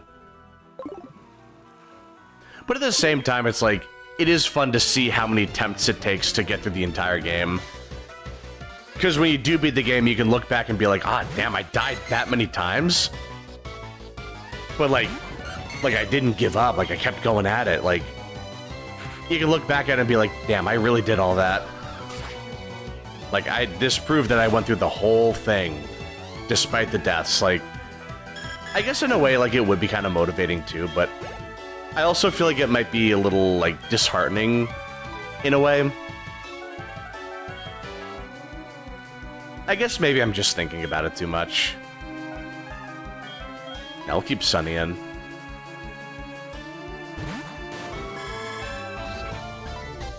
Yeah, let's see.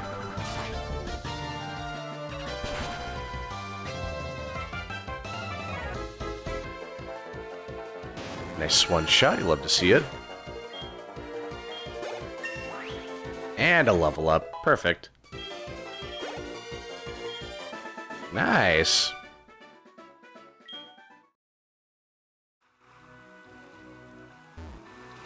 Oh, hold on.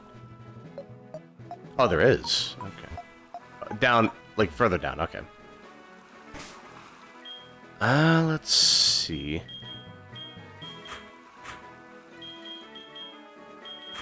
Could probably do that.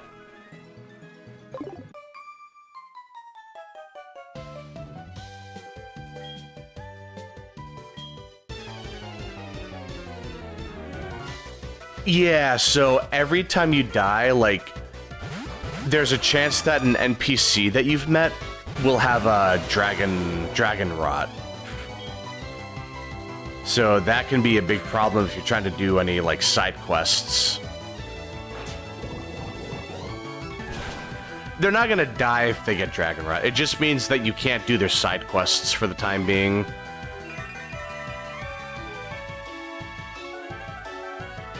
But yeah, Master Owl is definitely, like... He's definitely a shady character. Like, he has some cool moments here and there, but... He definitely seems like the kind of guy that would, like... he kind of gives you the... He gives you the impression that he's using you. I can definitely see that. Ooh, that's a lot of money. I just remembered, I'm sending my money to my mom in game. I gotta have a lot of money. We only need 4 more badges. Okay. Actually, yeah, we're making pretty good headway on this. Oh. Let's see. Why don't I bring in Count Chuck? Let's see if we can get a level up here.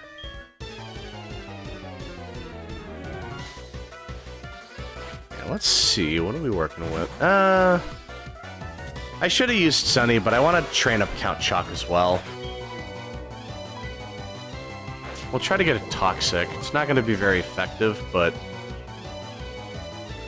No Toxic, alright.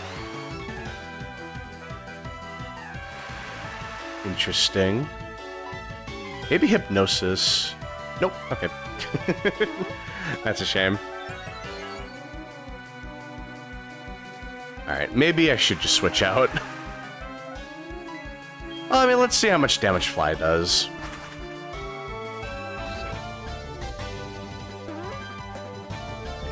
Yeah, let's see. Probably won't do a heck of a lot, but it should be fine.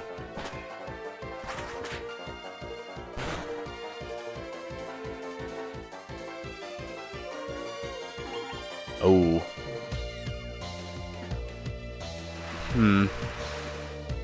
You know what? I think I'm just gonna switch out. I shouldn't be stubborn.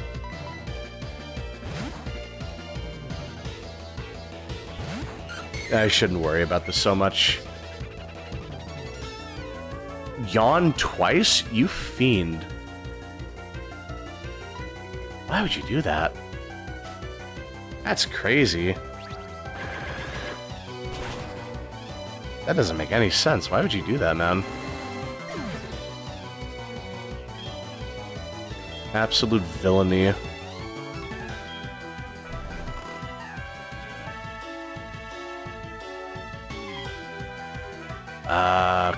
Quillfish, yeah, bring in Mamu. That'll be a nice one-shot.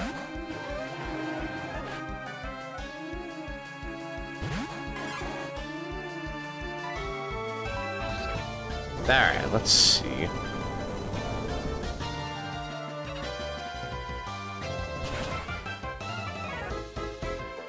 I forget when we encounter Suicune again, but it should be somewhere down this bridge. Like, it should be Route 14, but, like... I forget how far away exactly that is. We probably have quite a couple more trainers to go through. So it'll take a while, but it'll be worth it.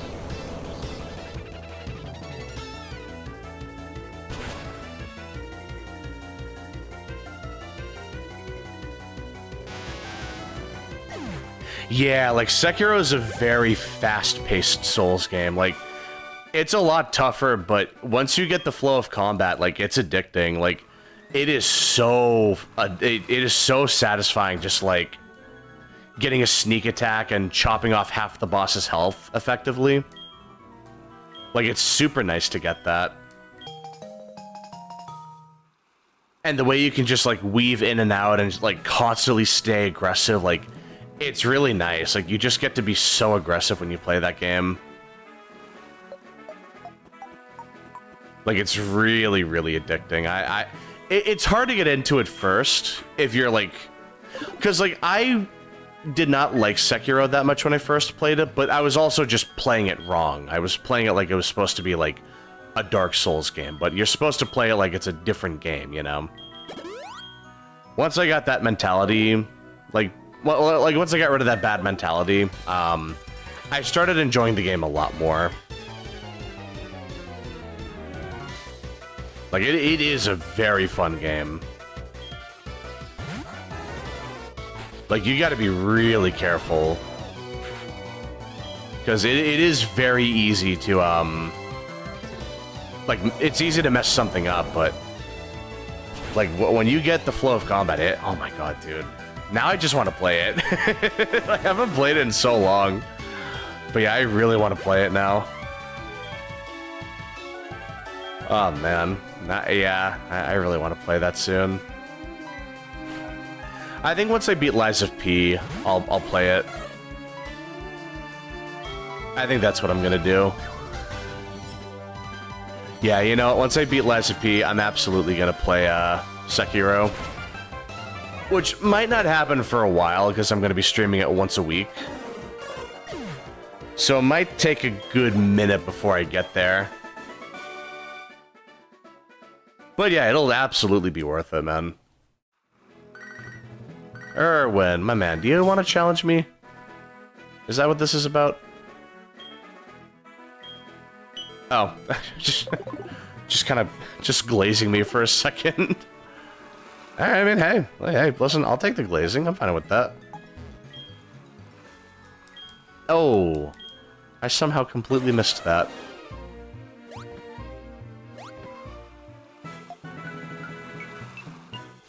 Ooh. Oh, okay. Very sneaky place to put that.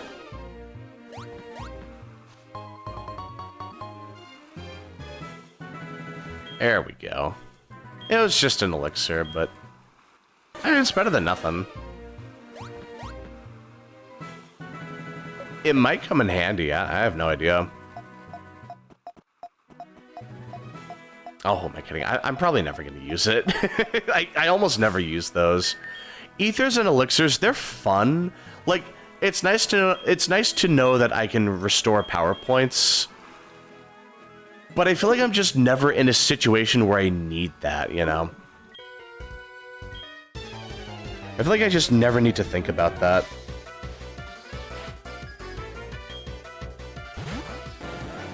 Ooh, Gyarados. Okay. Unfortunately, I will have to switch out.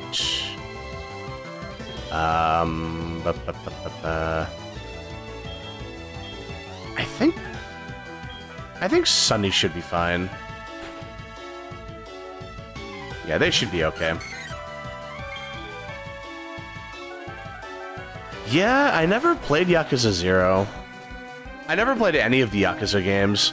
They sound really fun, though. Like, I could probably see myself playing them at some point, just to see what they're about. I know sometimes they change the genre, so sometimes it's more of a beat-em-up game, and then there's one that's a turn-based game. I could definitely start experimenting with that. Like, one of these days. That would be pretty cool. I think I should try, I should look into it. But that's what I mean. There's so many different games I need to look into. Like, it's just... Like, I just have such a big backlog now. Like, it's surprisingly tough keeping up with everything. But at the same time, I'm having a lot of fun, like, planning out different games to play. Start with 0? Okay. I'll probably do that then. Thank you for the recommendation. But yeah, I should really try. I should at least look into it. At least one of the games.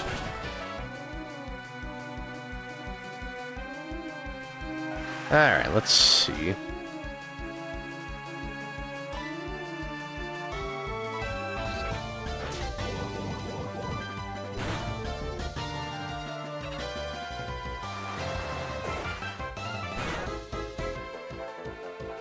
Alright, let's see. Ooh. Probably... I'll go for Hypnosis, why not? Yeah, there we go.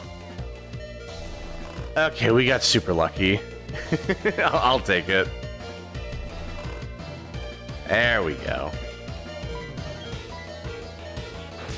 I just hope they're still asleep for another turn. They were not. Sad. Oh, wow. Somehow survived. He tried going for the disrespect. Not too bad, actually. Okay, now I definitely have to switch out. There's no way I can win this now. Not with Count Chalk. But okay, we'll bring in Speedy.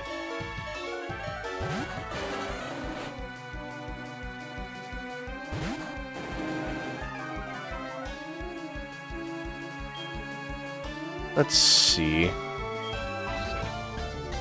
It might take a little bit, but we should be able to brute force this.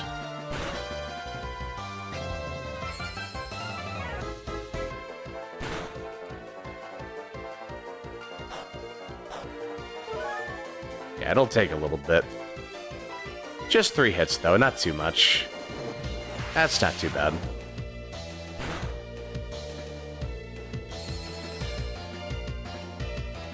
But yeah, we'll just have to brute force it.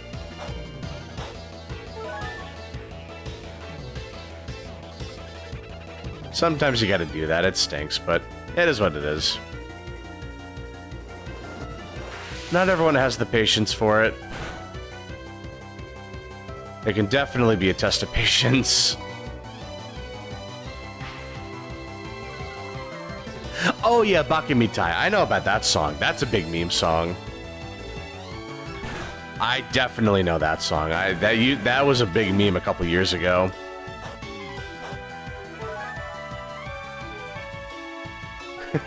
Yeah, there were a lot of good memes with that.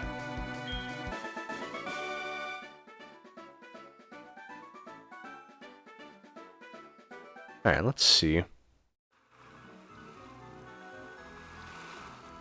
Let's see. Let me think. What else do I need to do right now? Oh, I guess I can grab that, I suppose. Probably nothing super important. Well, I mean, like calcium, that could be useful. Let's see. What do I want to use that on? I have a couple things, actually. Yeah, give it to Speedy. HP up. Probably give that to Speedy as well. Oh, okay. In that case, let's give it to Mamu.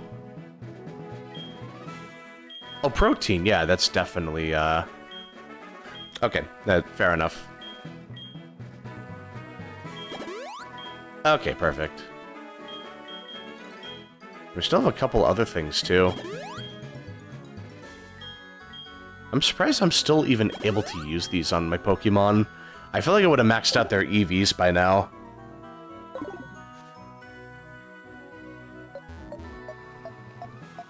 And I was even doing like a little bit of EV training before the last stream as well. Now let's... We'll keep Mamu in. Yeah, we'll keep Mamu in.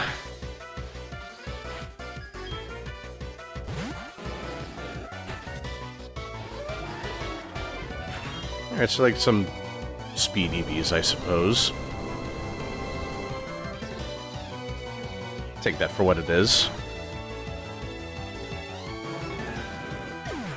Alright, not too bad.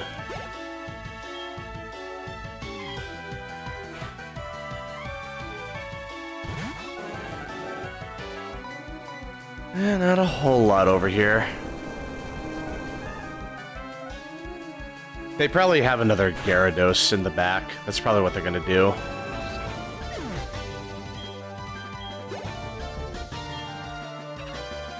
Oh, just nothing but Magikarp, huh? Well, alright, hey. Couple speed EVs, that's fine.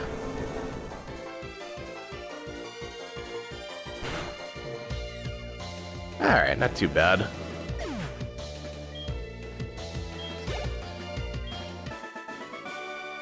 Alright, heading out? Alright. Well, have fun at work, man. I'll see you when I see you, man. Have a good one. Yes, I would like your phone number.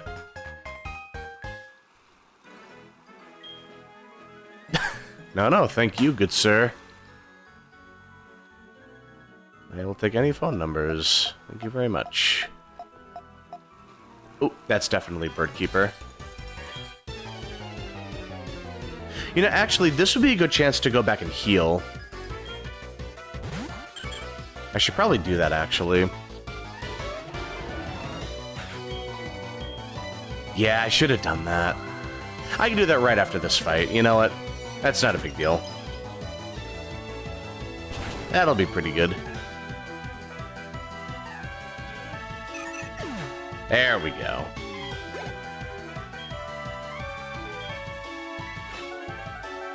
A Tailo and then a Fearow. I was expecting a Swallow, but alright. Like, you know what? Hey, fair enough.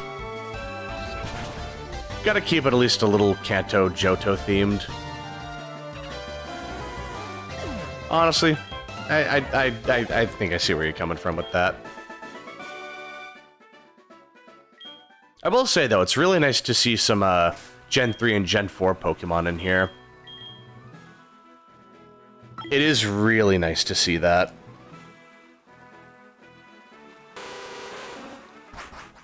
Just kind of wish we had more of that in Johto as well. But yeah, it is what it is.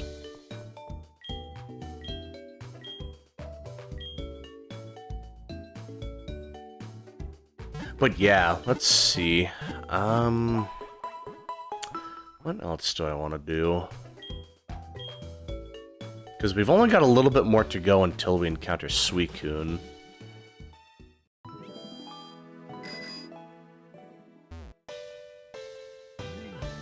Let's see, we've got 4 more gyms, which really wouldn't take long to get through. I still have all these trainers in this area as well, I just realized. I got plenty of trainers to go through. Yeah, dude, this game has a... Like, Kanto in this game has so many trainers. It's just so many chances to get EXP, it's great. Oh no, he's copying Ice Beam.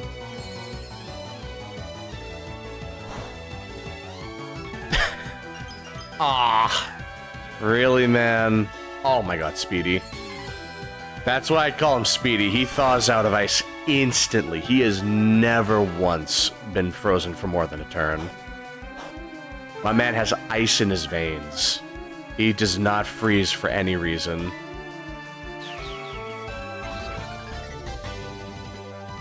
But yeah, now that I know he's gonna try to freeze me, I'm not gonna use Ice Beam anymore. Oh, that's so nice. Dude, Speedy is just really reliable like that. He's always been the homeboy. He's all reliable.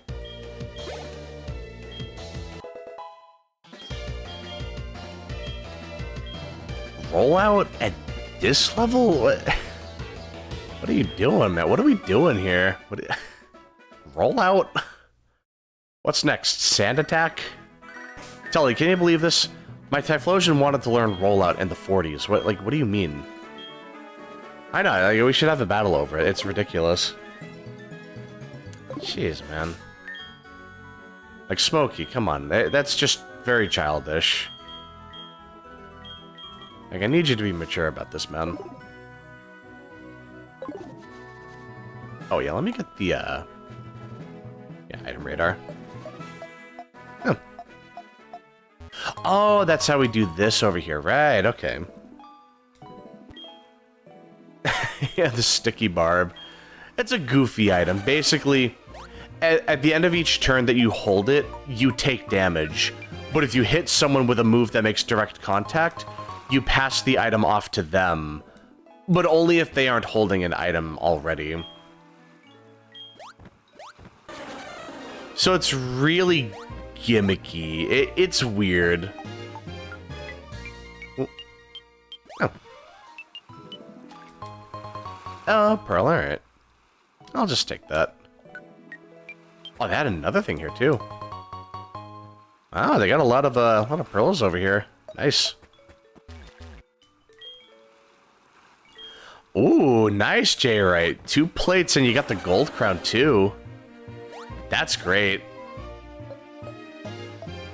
Yeah, dude, you got a lot luckier than I did. It took me a while to get my, my dissenters. Yeah, Seregios is just very stubborn about that. When he doesn't want to give you something, he will absolutely not give you something. But yeah, that just makes it more important to find an investigation that does guarantee them. Ooh. Latias, really? You know what? I'm not going to catch it. I won't be able to catch it, but I'm going to try my luck. We'll use a quick ball. Why not? We'll see if we get lucky. No way. Imagine. Just out of complete dumb luck, I just happened to get it first try without even actively searching for it. Wouldn't that have been a success story? Like, if I let off with Count Shock, I could have at least attempted to catch them. It wouldn't have really worked out because they're weak to Psychic, but it would have at least been something, you know? I could have made something work with that.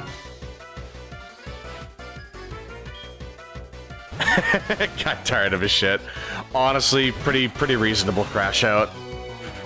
Yeah, Steve is a tough cookie in this game. They definitely gave him the special treatment. He is tough. He is a very brutal fight. Yeah, hey, listen, do what you gotta do, man. Everyone loves seeing a support hunting horn. You never see them, but when you do see them, they're really nice. They're super good to have on the team. Because they raise attack, or they raise defense, or they heal over time. And then the traps definitely help too, like just pinning him down, like maybe building up like a KO, maybe even have like a paralysis hunting horn if you have it. Because one thing you can do is you can use a hunting horn that has the attack buffs, and then you can switch to another hunting horn that has the paralysis on it. So you can have the best of both worlds. You can have the attack boost and also have the paralysis increase. But that's getting to the point where, you're getting really sweaty at that point. You're just really trying to min-max your damage. It's not the end of the world if you have to do one or the other.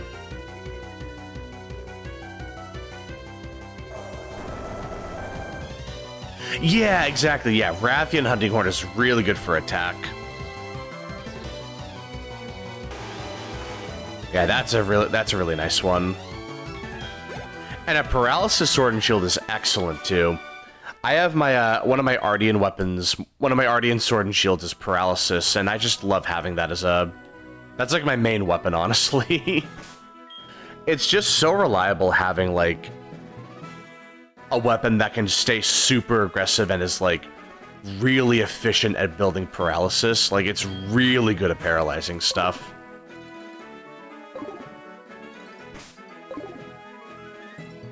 I thought there'd be something over there. Actually, let's see.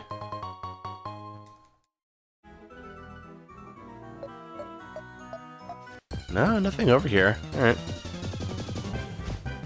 Oh, that's a shame. I do not have to fight that. I'll just leave it alone. It's just a level 15 Magnemite. Have some mercy. Leave the poor guy alone. Can't just brutally victimize a poor level 15 Magnet like that. Poor guy has so much to live for.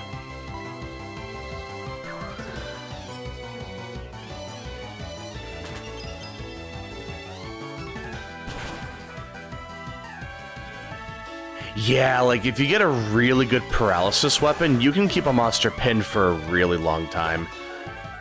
So give your sword and shield, paralysis up, give it, critical status, get a bunch of, affinity upgrades. You can keep a monster pinned down for a really long time.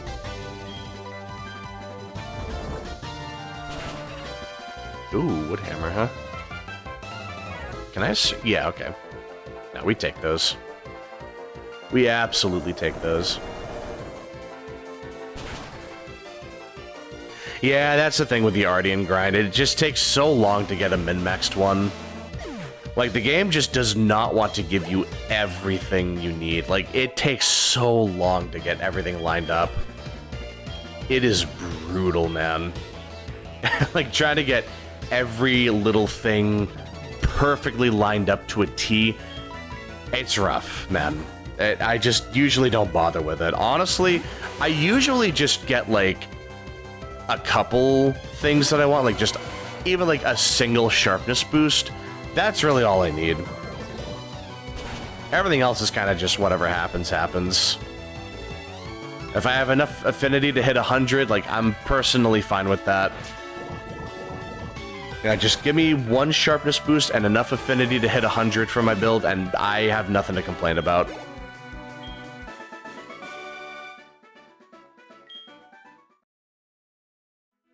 Yeah, a little sharpness maintenance goes a long way. Especially with Sword and Shield. That thing is a ravenous consumer of sharpness. That thing will absolutely tear through your sharpness.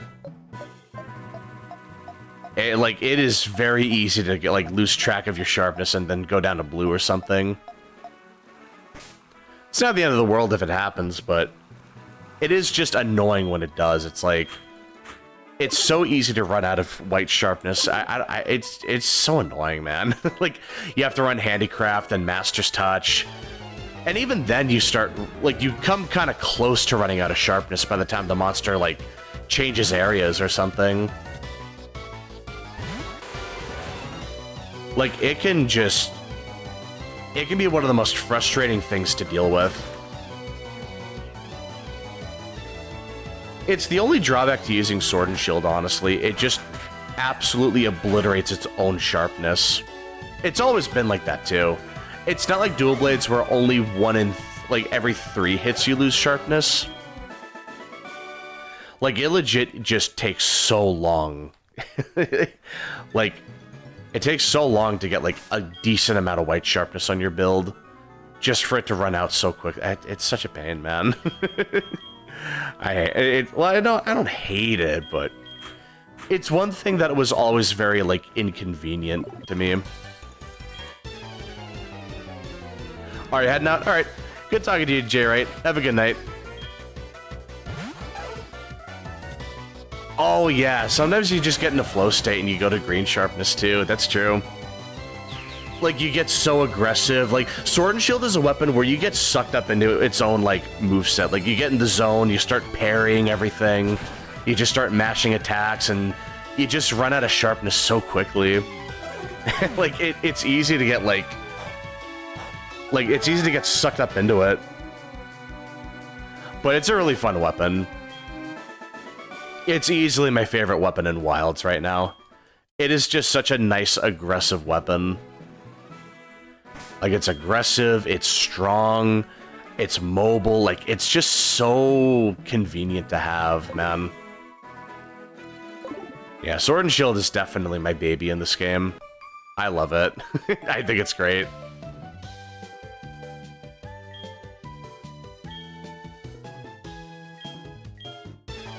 But yeah, let's see. What else? So we're almost at the end of Route 14. And then we'll encounter, what is it? Hold on. Then we'll encounter, Suicune. I keep almost saying Raikou. Unfortunately, Raikou is a roaming Pokemon, and Entei. Suicune, thankfully, is not a roaming Pokemon. And anytime you have to try to catch a roaming Pokemon in Johto is such a pain if it's Raikou or Entei. Like, they're both such a pain to deal with, I swear, man. Like, they're brutal. Because it's like, they constantly run away unless you use Mean Look. And even if you use Mean Look, they have Roar, which will completely disrupt your whole, like you, even if you use Mean Look, they roar you out of the fight, so you can't even use that. So then you have to use Taunt on top of that. And then at that point, you're running out of moves to use. You know, it's like you can't win at that point. Like, it's ridiculous. It's like, man, like, ain't no rest for the weary, huh? Like, it's pretty hard to catch them without, like, a really specific setup. Like, you need to have a build that's tailor-made for them, is the thing.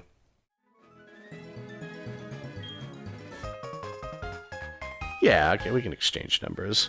I feel like I'm gonna be the third wheel here, but alright. That should be fine. Yeah, let's see. I'm willing to bet there's no item over here. They would put this big open space. Yep. Just a big open space and literally nothing to catch.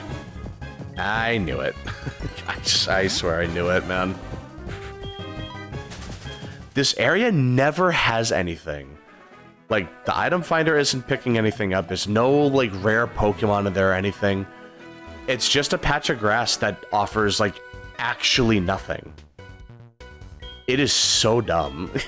Like, maybe I'm being petty, but yeah, it's just such a dumb patch of grass. Like, it does actually nothing. Ooh. You know what? That's a lot of speed EVs. If it's all Pikachu, you know what? Let me think about who to bring in. Let's see.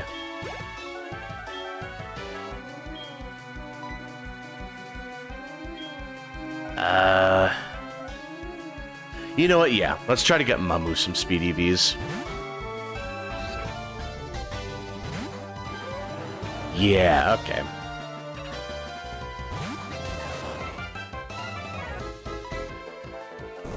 Oh, nice. I outspeed them, too. Perfect. Not too bad. There we go. But yeah, this is good for just EV, like speed EV training. I do like that. I like that very much.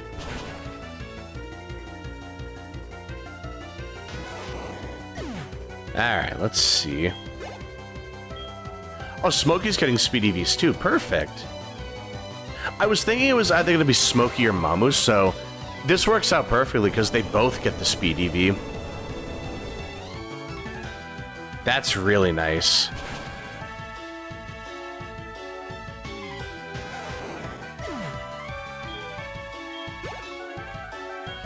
Yeah, let's see. And a level up, so that's good. You absolutely love to see that.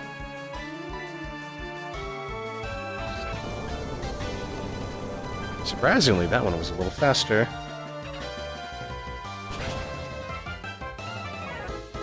But they go down all the same.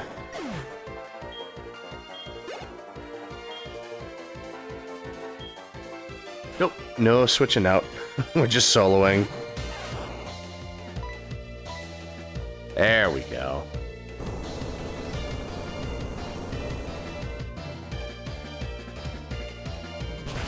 Yeah, Feint is such a useless move.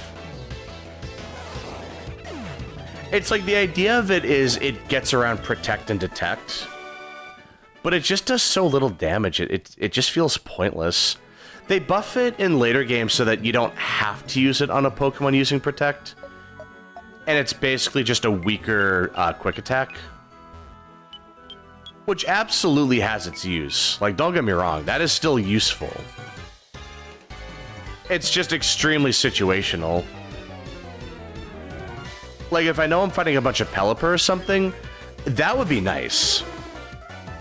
You know, then that would be really useful.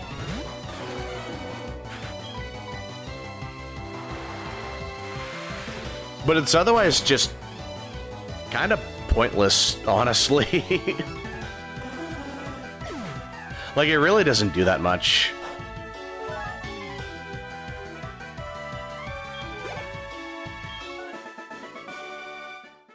It's just, it like, it really doesn't get to do anything, man. It's rough.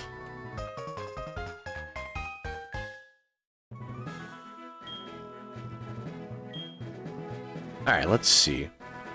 I think this should be a PP up. Oh. What?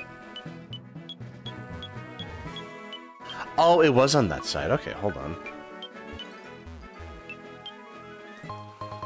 Oh, calcium. Okay. It was a PP up in, like, when it was just Kanto, like red, blue, yellow. And, fire red, leaf green, too, I'm pretty sure. Ooh, hold on. Yeah, let's use that calcium on, Speedy. Alright, let's see. What else? Hold on. I don't think there are any other items around here, though.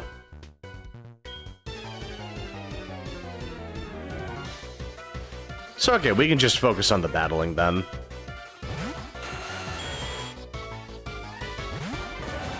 You know what? Let me look up... Level 29. Brother, come on, you need to pump up those numbers. What are you doing, man? That's nothing. That's less than nothing. What do you mean, man? Like, brother, you gotta get those numbers up there. I'm surprised.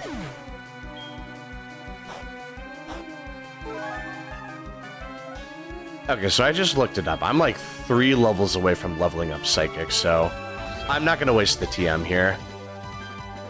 I considered it, but yeah, it just wouldn't be worth it at all, like, in any capacity. So it's better to just, you know, save it for that. I'll level up Psychic soon enough, you know? I'm not gonna waste time on it.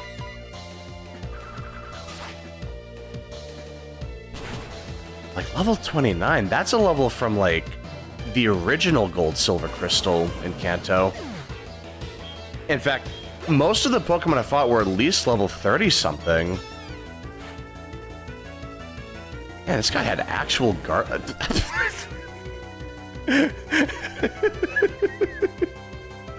Alright. Okay. Alright, you got me. You know what? You got me, game. I was not expecting that at all. I was gonna say, like, those are lower levels than what we had in the original games. That was really funny, though. Imagine if it was already at 1 HP and had, like, Flail at, like, max power. Oh, we don't get to rebattle him? Doesn't everyone wish to be a ruler someday? I mean, he took the time and effort into training a Magikarp to level 65 without, like, evolving it. He's definitely got the mindset of a ruler, that's for sure. Mentally, he is the king. I will absolutely give him that. That guy's kind of goated with the sauce, not gonna lie.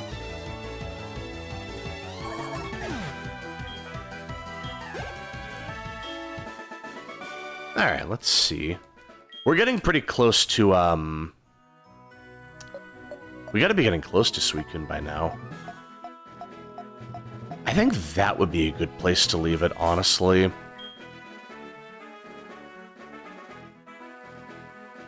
Let's see. Like, once we catch Suicune, so probably another half an hour at least.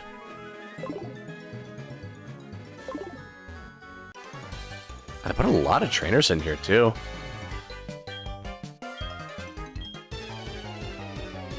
That is really nice, dude. They filled Kanto out really nicely in the remakes. I can say that for sure now. They did a really good job with these remakes. Like, I already knew that, but just now I have like a renewed appreciation for it. Like, they did a really good job with,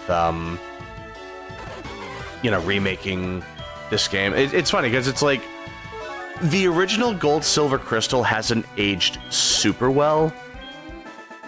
Like, there are definitely a lot of flaws with that game, because it's like, going through Kanto is such a slog, because everything is like, you are 10 levels above everything at all times, if not more, which is crazy. Like, it is absolutely absurd that you could be that much higher level after beating the champion. It's like the champion is level 50. Like, you know, Lance's Dragonite, like his 3rd Dragonite, and this guy's doing it again. Like, these are the levels we were dealing with back then. This is not appropriate, like, post-champion level, you know? I wonder if this guy also has a level 65 Magikarp. That would be pretty funny, if that's what they're setting up for. They probably aren't. They probably wouldn't do the same punchline twice.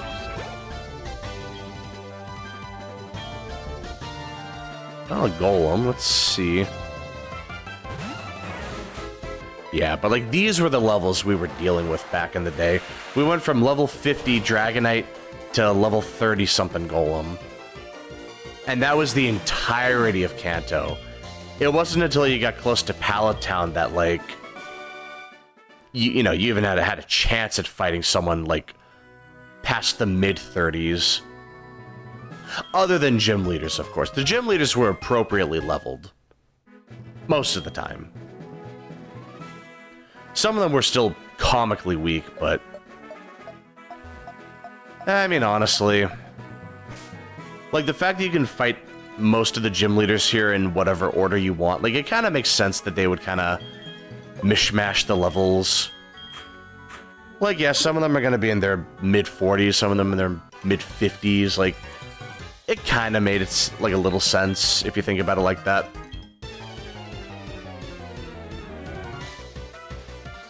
But it's still, like... I don't know, man. I just wish that the level curve was better back then. Like, it would have made a lot of sense, too. If they were at least the levels that we have right now, like, that would have gone a long way. Going through Kanto back in the Game Boy games, like... It was just so boring, and it was hard leveling up as well. Like, it was tough trying to, like, level grind back then. Because all you had was that level 50 Dragonite, you know? All you had was the Elite Four, and it took a while just to get even, like, 2 level ups. Todd, my man. How you doing? I thought he was going to challenge me. He's just talking about his Psyduck. I feel like getting most of these trainer numbers doesn't really do anything. Like, in Crystal, there's, like, some trainers, not all of them, but some trainers will give you an item every once in a while. They'll call you and be like, hey, man, I found this Firestone. Like, I can give it to you. And then that's how you get, like, Growlithe and Vulpix to evolve. Or getting, like, 3 of the 5 evolutions. Like, that's another big one.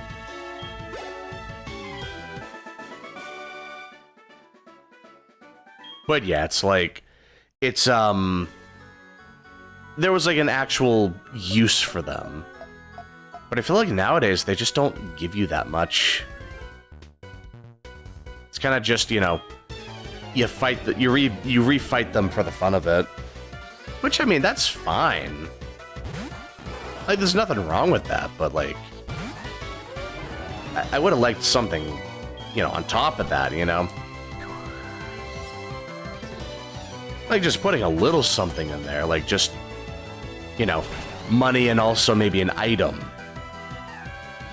Even if it's something just, like a hyper potion or anything. Just to save you a tiny bit of level grinding.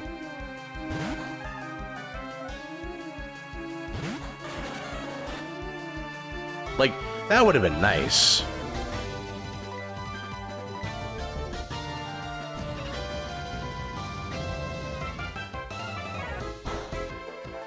But I don't know, I feel like they just don't give you anything good anymore. Granted, like, if I need a Leaf Stone or a Firestone, I can just go to the Pokeathlon. That's really not a big deal. It doesn't even take much time, it's just... Worst thing that happens, I have to change the time of day on the DS, and then I can just buy a Firestone, like, whenever I want, and that's really the only drawback, if you even want to call it a drawback. It's really just a minor inconvenience more than anything.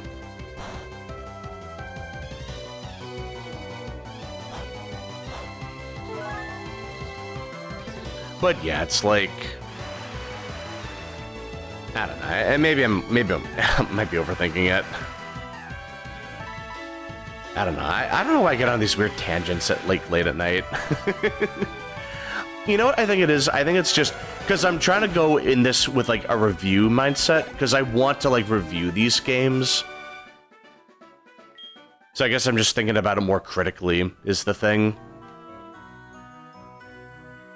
That might be it. I'm normally a pretty critical person when it comes to, you know, video games in general, but, like, I guess ever since starting this review, like, review series, I've gotten a lot stricter about it. Well, maybe not stricter, but I've gotten a lot more, like, I've started thinking about it a lot more often. But yeah, it's like... Also, I think it's just... I like to articulate my thoughts, like, on how to improve a game, or, like, just talking about the flaws in the game. Just because I want a game to be the best it can be, you know? Like, I just really like talking about games, man. I really do. Like, I want games to be the best they can be, you know? So maybe I come off as a little, like, critical or a little, you know, maybe even, like, biased at times. Like, maybe, like, hey, he's kind of cutting into the game a little too hard. Like, you know, it's just a game, relax. But honestly, I think it's important to, like, have that, like, critical mindset when talking about games. Because sometimes, yeah, like, we do need to rip into a game sometimes just so, like, you know, game developers and companies know not to cut corners or something, you know? Like, it's important to talk about that. Like, as long as we're, you know, being civil about it, you know, and not just, like, grabbing the pitchforks and, you know, storming the office or anything. You know what, actually? I think I'm gonna go right to Fuchsia. And then I'm going to, run through this area again. Oh, actually, I don't want to miss any trainers up here.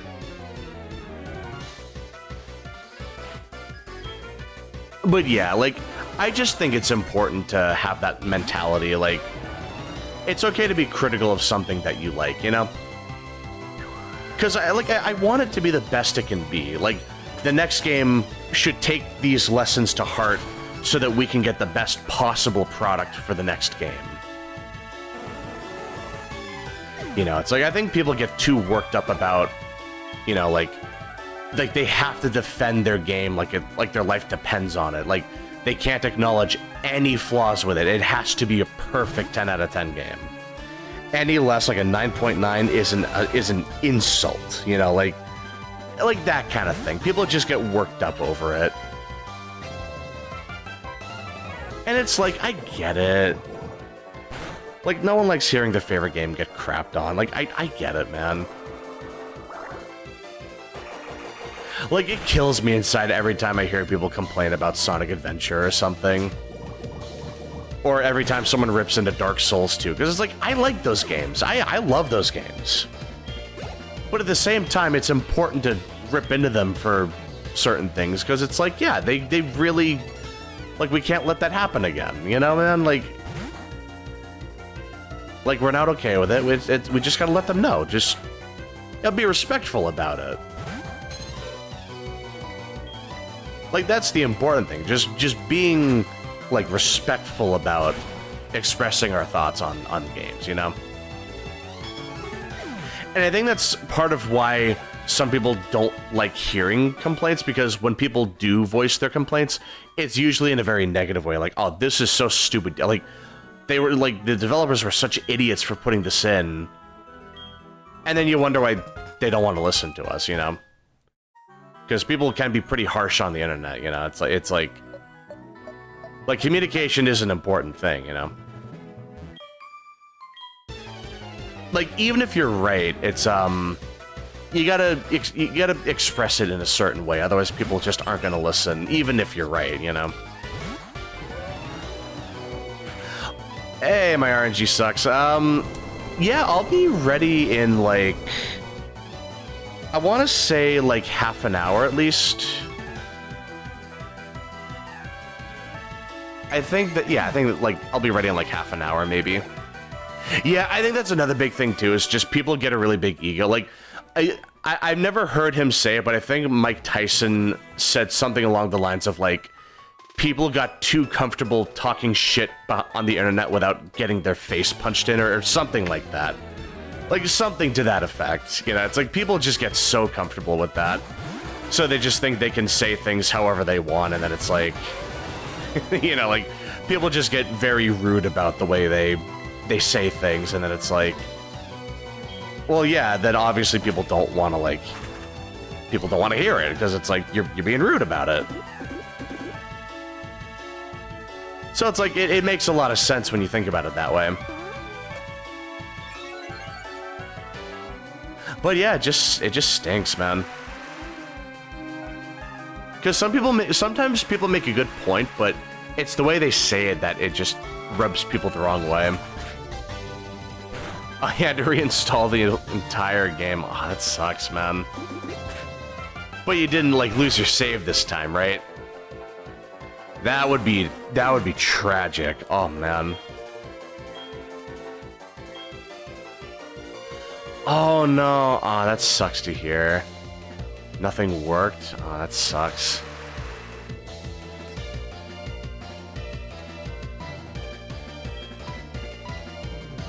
Ah, oh, God. Yeah, it's like...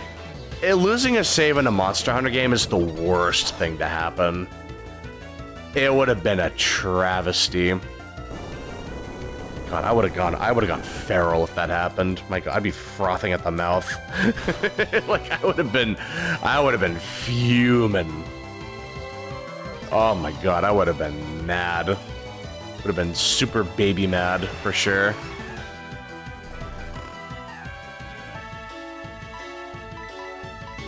Let's see. Any luck I could poison and then...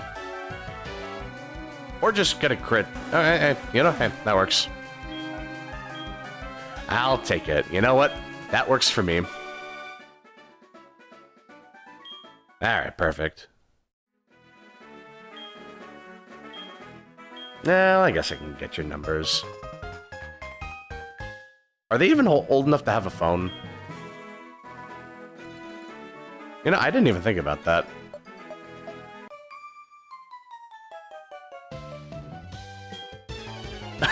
Yeah, you gotta make 5 completely random armor pieces for Gemma's side quest. Like, you do get her jacket at the end of it if you do the whole side quest, so... I mean, if you like her jacket, it would absolutely be worth it. But yeah, it's like... I mean, to be fair, like, the attire that you get does look kind of good. I'm actually using it right now, so... Really? Teeter dance? That stinks. I could probably get rid of that. Nah, it's infatuation. I don't have the one for sleep. Alright, I don't feel like dealing with this, so we're just gonna heal it. I don't feel like dealing with confusion. I'd rather have wasted the time, like, trying to wake up.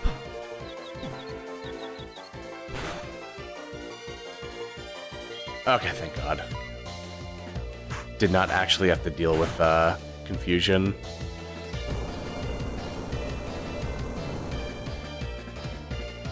But yeah, I'm surprised, like, the armor you make for Gemma's side quest, it actually doesn't look half bad as fashion. I'm probably gonna use it for a little bit, honestly. I think it looks pretty cool. Oh, I definitely have to give the EXP share to Count Chalk. I just realized they need it really badly.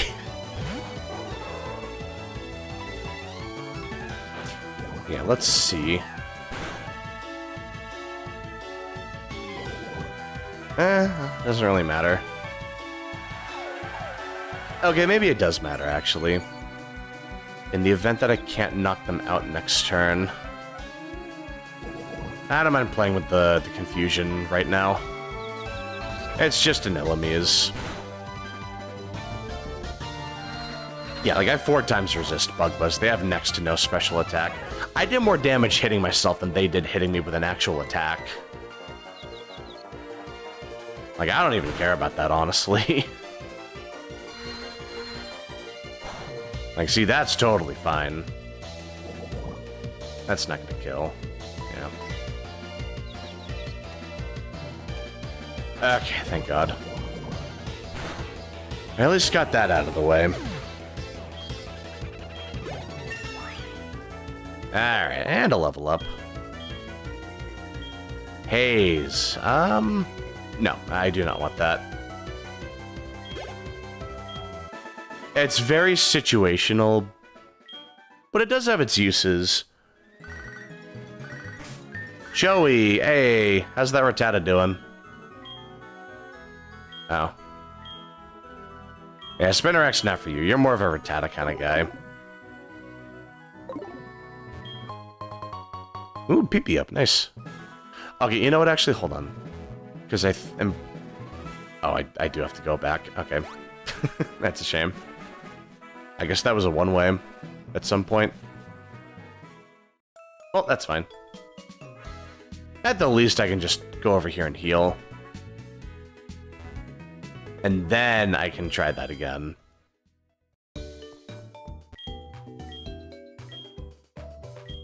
Alright, let's see. So I should be able to catch Suicune around here.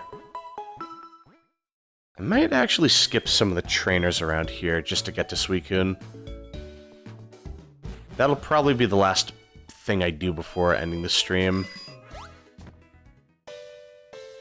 So I'd like to get that sooner than later. I can fight the trainers over here another time. I might fight a couple on the way if they're, like, unavoidable. Like, yeah, I could avoid that. But I might fight, like, 10 wild Pokemon by the time I get around them, so we'll just put up a Repel, too. Actually, I could just knock it out really quickly with Ice Shard. I mean, I'd rather have not fought it in the first place, but I mean... You know, I'm already here. May as well just kill it real quick. Alright, let's see. Yeah, the EXP share. Right, hold on. Okay. Then we'll give the EXP share to you, Count Chuck. Yeah, there we go. Okay, we'll just use one Repel. That should be all we need. Yeah, that should be good.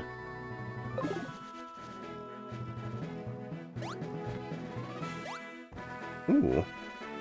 Yeah, so it actually was entirely designed to be gone, like one way up top and then one way on the bottom. That's interesting. Okay, then let's see. I fought them already. So Suicune must be up here. Oh, they're past quite a couple trainers then, huh? Well, I mean, hey, we're here. May as well do it, why not?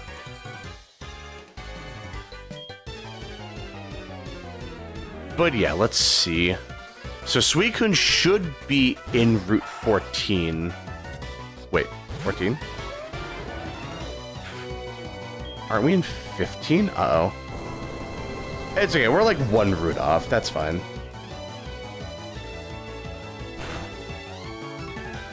Yeah, let me just double check Route 14. It really shouldn't take that long. Yeah, let's see. Okay, hold up.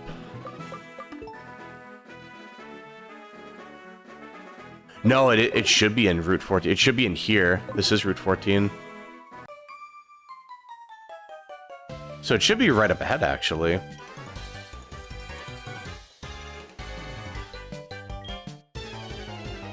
Yeah, that shouldn't take too long.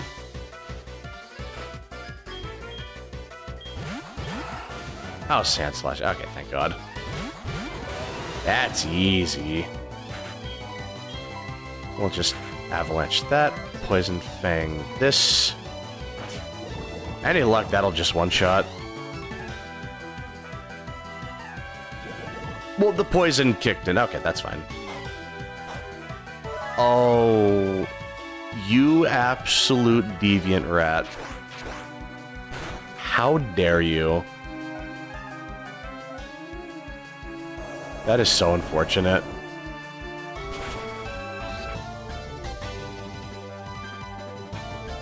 You hate to see it.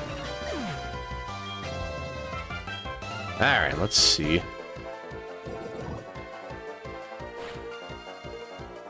Well, I mean... it's going to very quickly become a 2-on-1, so it really doesn't matter that much. Alright, let's see.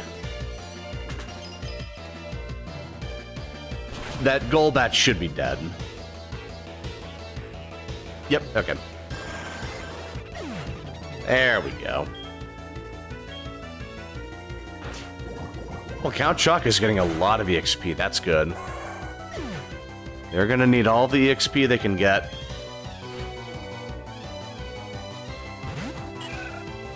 Any luck, that could be a one-shot, too. Any luck, we'll see what happens. Yeah, let's see.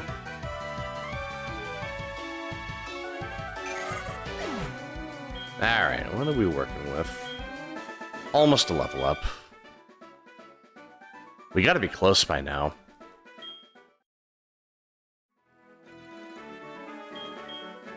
Another number, wow. We are very popular tonight. You love to see that. So I'm assuming Suicune is up here. I mean, they should be up here.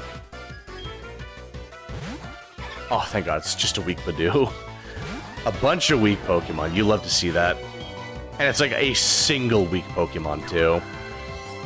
Nice, quick one-shot, we can just go right up there.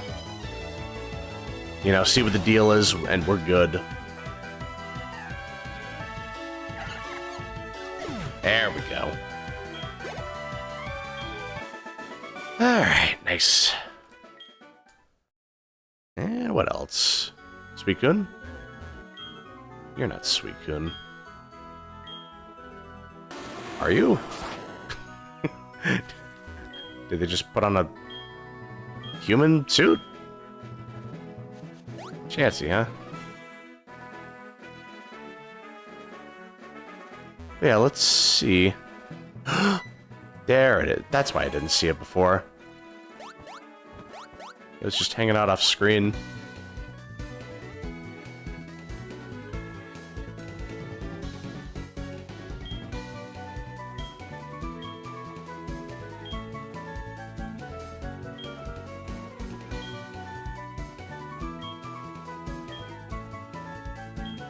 I know where it is.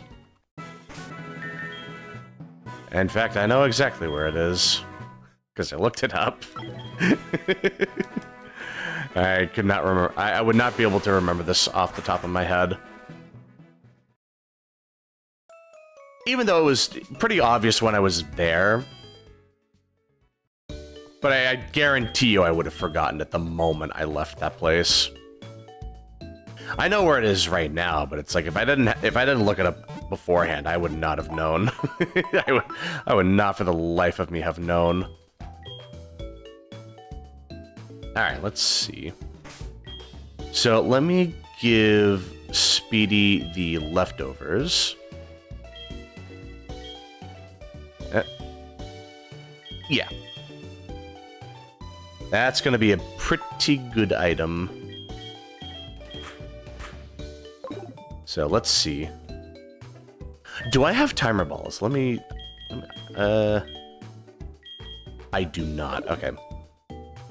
Well, I know what to do right now. Hold up. So let's see. We could buy them at Indigo Plateau, couldn't we? Can I be lazy? Can I just buy them here? Bunch of timer balls, please. Oh, please tell me I can just buy them here. If the game could be really nice right now. Ugh. Well, there might be more. There might be more shops around here. No, there are not. Okay. Ugh.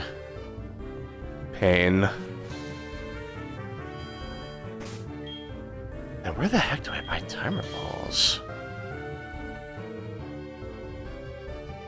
Let me look that up super quick. One moment, please. I just want to make sure I have the right, like, Pokeball for this. Hold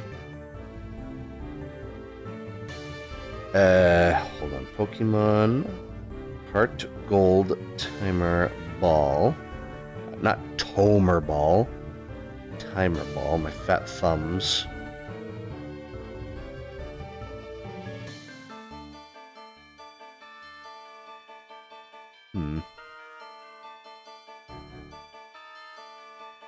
Let's see. I don't think I can, actually.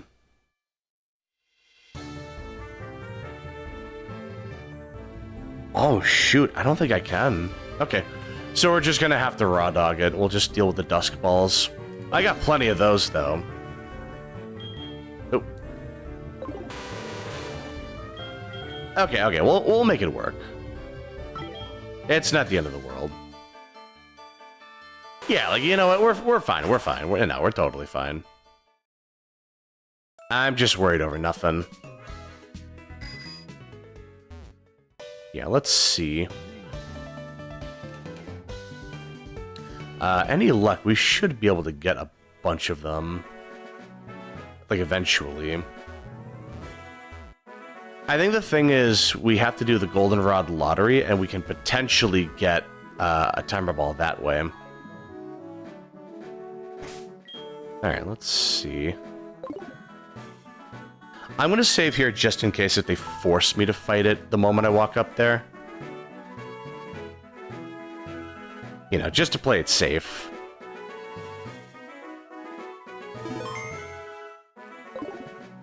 Hello, Suicune. I beat you here to it.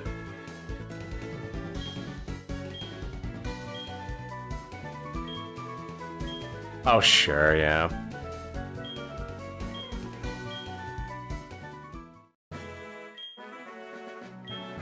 Alright. I'll catch the beast. May as well save after that now.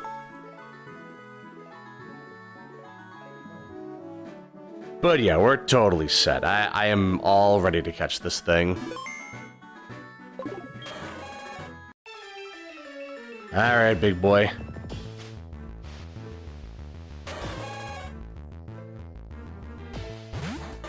I do love the battle theme, though.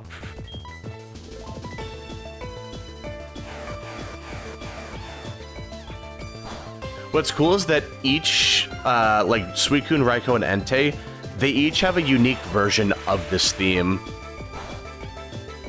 Like in Heart Gold and Soul Silver, so they have a way of, like, setting themselves apart. So I can really appreciate that. It just makes them feel more special, you know?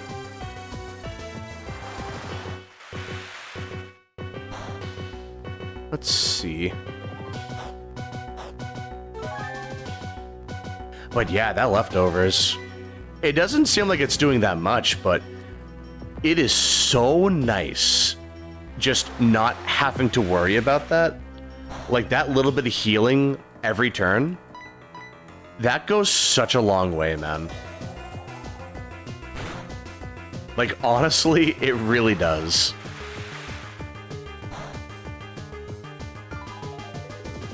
It really does help. I think we'll do Ice Beam now. Ooh, good call. Rain Dance boosted Surf would have knocked it out for sure. Got really lucky there. Ooh. Wow. Actually got a freeze. Not bad. You know what? I will take that. And the Netball. That's especially good for water types. I should have bought more of those. Didn't work, really. And yeah, instant thaw out. Like, I hear it's like a 20% chance of thawing out, but I swear to God, almost every time you get frozen, or someone gets frozen, they thaw out like the moment they're able to. I swear to God, it just never, like, there's never a chance of like, oh, you know, like, it might last a couple turns. Like, no, it just, they thaw it instantly. Like, yeah, like, they're able to do that, but I feel like that happens every time. Like, it's such a pain. Alright, let's see. Oh. Eh. Ah. That would have been pretty cool, though. That would have been a nice, very quick capture. There we go. So now I have a couple turns of sleep to work with. Or at the very least one turn. Well, I mean, if I'm catching, then at least 2 turns. Yeah, here we go.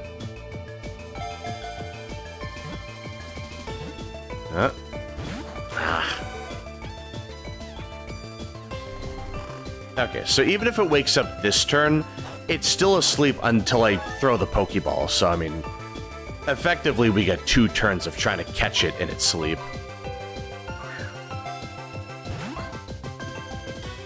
So we're doing pretty good, actually. This is pretty efficient. I just wish I had timer balls, you know? But yeah, it is what it is. But also, we have other Pokeballs, too. Like, the Heavy Ball. Actually, is Heavy Ball... There's no way Heavy Ball's good on Suicune, is it?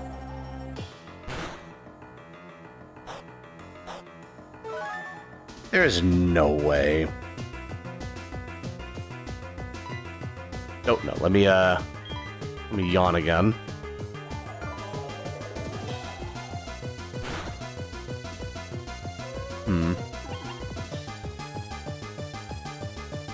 Yeah, let's see. So we got the yawn. Let's see. We'll use Dusk Ball. Don't want to waste the net balls if I can help it. Yeah, no.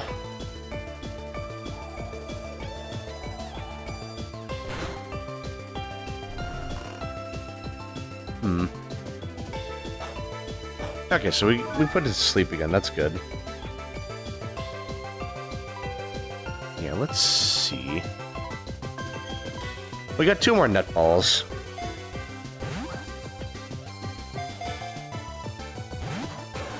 No. Not even a wiggle. Man, that stinks. Alright, last nut ball, and then we can just switch over right to the, No, I'll save the heavy balls for Groudon. Or Kyogre, whichever one I get in this game.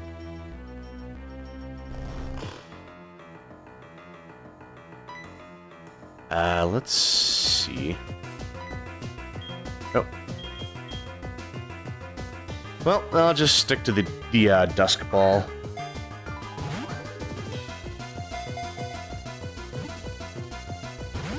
Yeah, no, nothing. Oof. Well, we'll see what happens.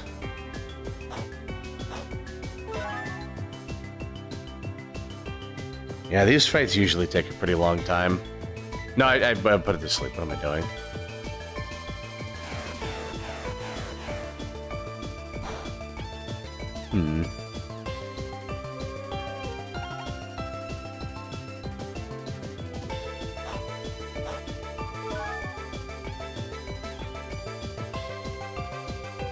Let's see.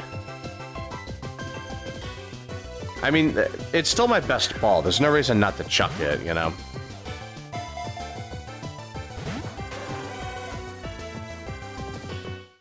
Yeah, once it falls asleep, that's when our chances go up.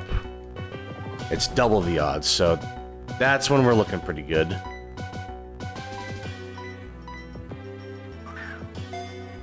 But, you know, it'll happen eventually. Oh, ah. Man, you hate to see it. You hate to see it, man. It will happen, though.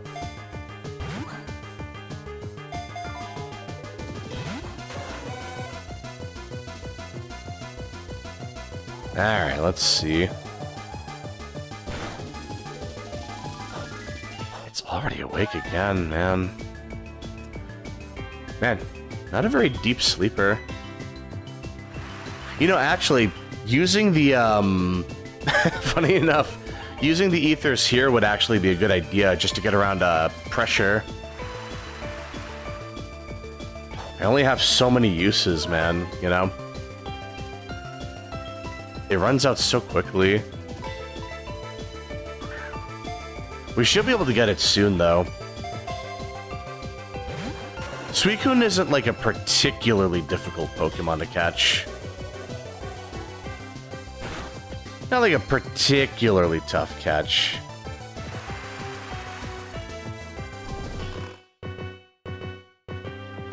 So, let's see. Alright, come on. In the ball, please.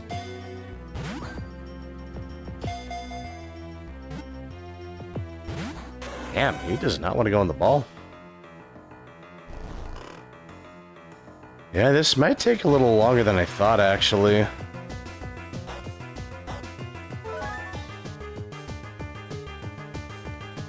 We might be in for a bit of a long haul. Might have to save this for next time, matter of fact. If I don't get it this time, of course. But we're gonna get it right now? Yeah, there we go, perfect. I just had to threaten saving this for next time, I guess. But it didn't come to that, we got it. There we go. Not too shabby. What to call you?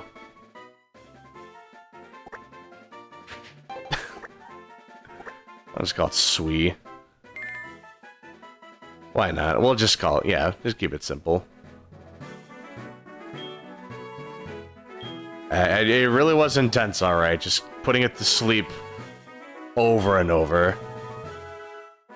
He's so mad. Huey, can you believe it? Yusin is so jealous of me, man. You would not believe it. He just watched me put Suicune to sleep like 3 or 4 times, and he is just flabbergasted. He was fuming. You could tell he was not having a good time. He was just getting cucked by his favorite Pokemon in real time. You hate to see it, man. Well, I think that's a great place to leave it, actually. I'll just heal my Pokemon super quick, and then I'll just leave it here, I think. But yeah, we got a lot done today. Like, the endgame is, like, the postgame, or whatever this is, Kanto is taking a lot longer than last time. There is a lot more to do in this, in this iteration of Kanto. You absolutely love to see that. There is so much more to do now, and I love that. Like, it is so nice just having all of this to do. Like, this postgame is just a treat, man. It is so nice. And I haven't even done all the, like, big stuff yet. I have so many more legendaries to catch. Like, I still have the gym leaders to deal with.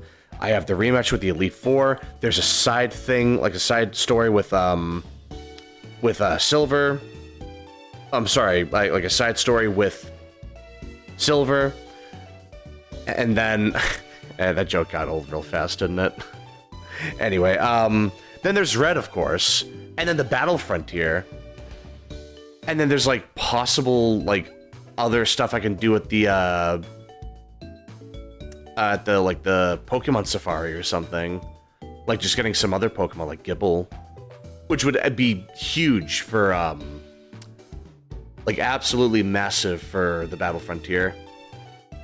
Kind of the main reason I held on to Earthquake for so long, if I may be so honest. That's gonna be a big help. But yeah, I think that's a fantastic place to leave it. We got plenty of post-game left to go through. I have plenty of other things to do, so like next time I play this game, we'll get the rest of the badges, we'll catch more legendary Pokemon. It'll probably just be a legendary catching stream, and then after that I can take time to level grind for all the main, like the big fights of the game. Although, you know what? I think I'll save Red for when I'm done with the Battle Frontier. He'll be the final boss, and then we get another credits roll. Like, I could rematch the Elite Four first and then get the credit, like, then fight Red. I could probably do that or something like that. But yeah, it's gonna be really nice. But anyway, I'm done yapping. I think it's about time I head out. But hey, listen, thank you so much for watching. It's always a pleasure. And I'll see you when I see you. Have a good one. Good night. Oh, hold on. I pushed the wrong thing. Yeah, okay. Good night. For real this time. Have a good night.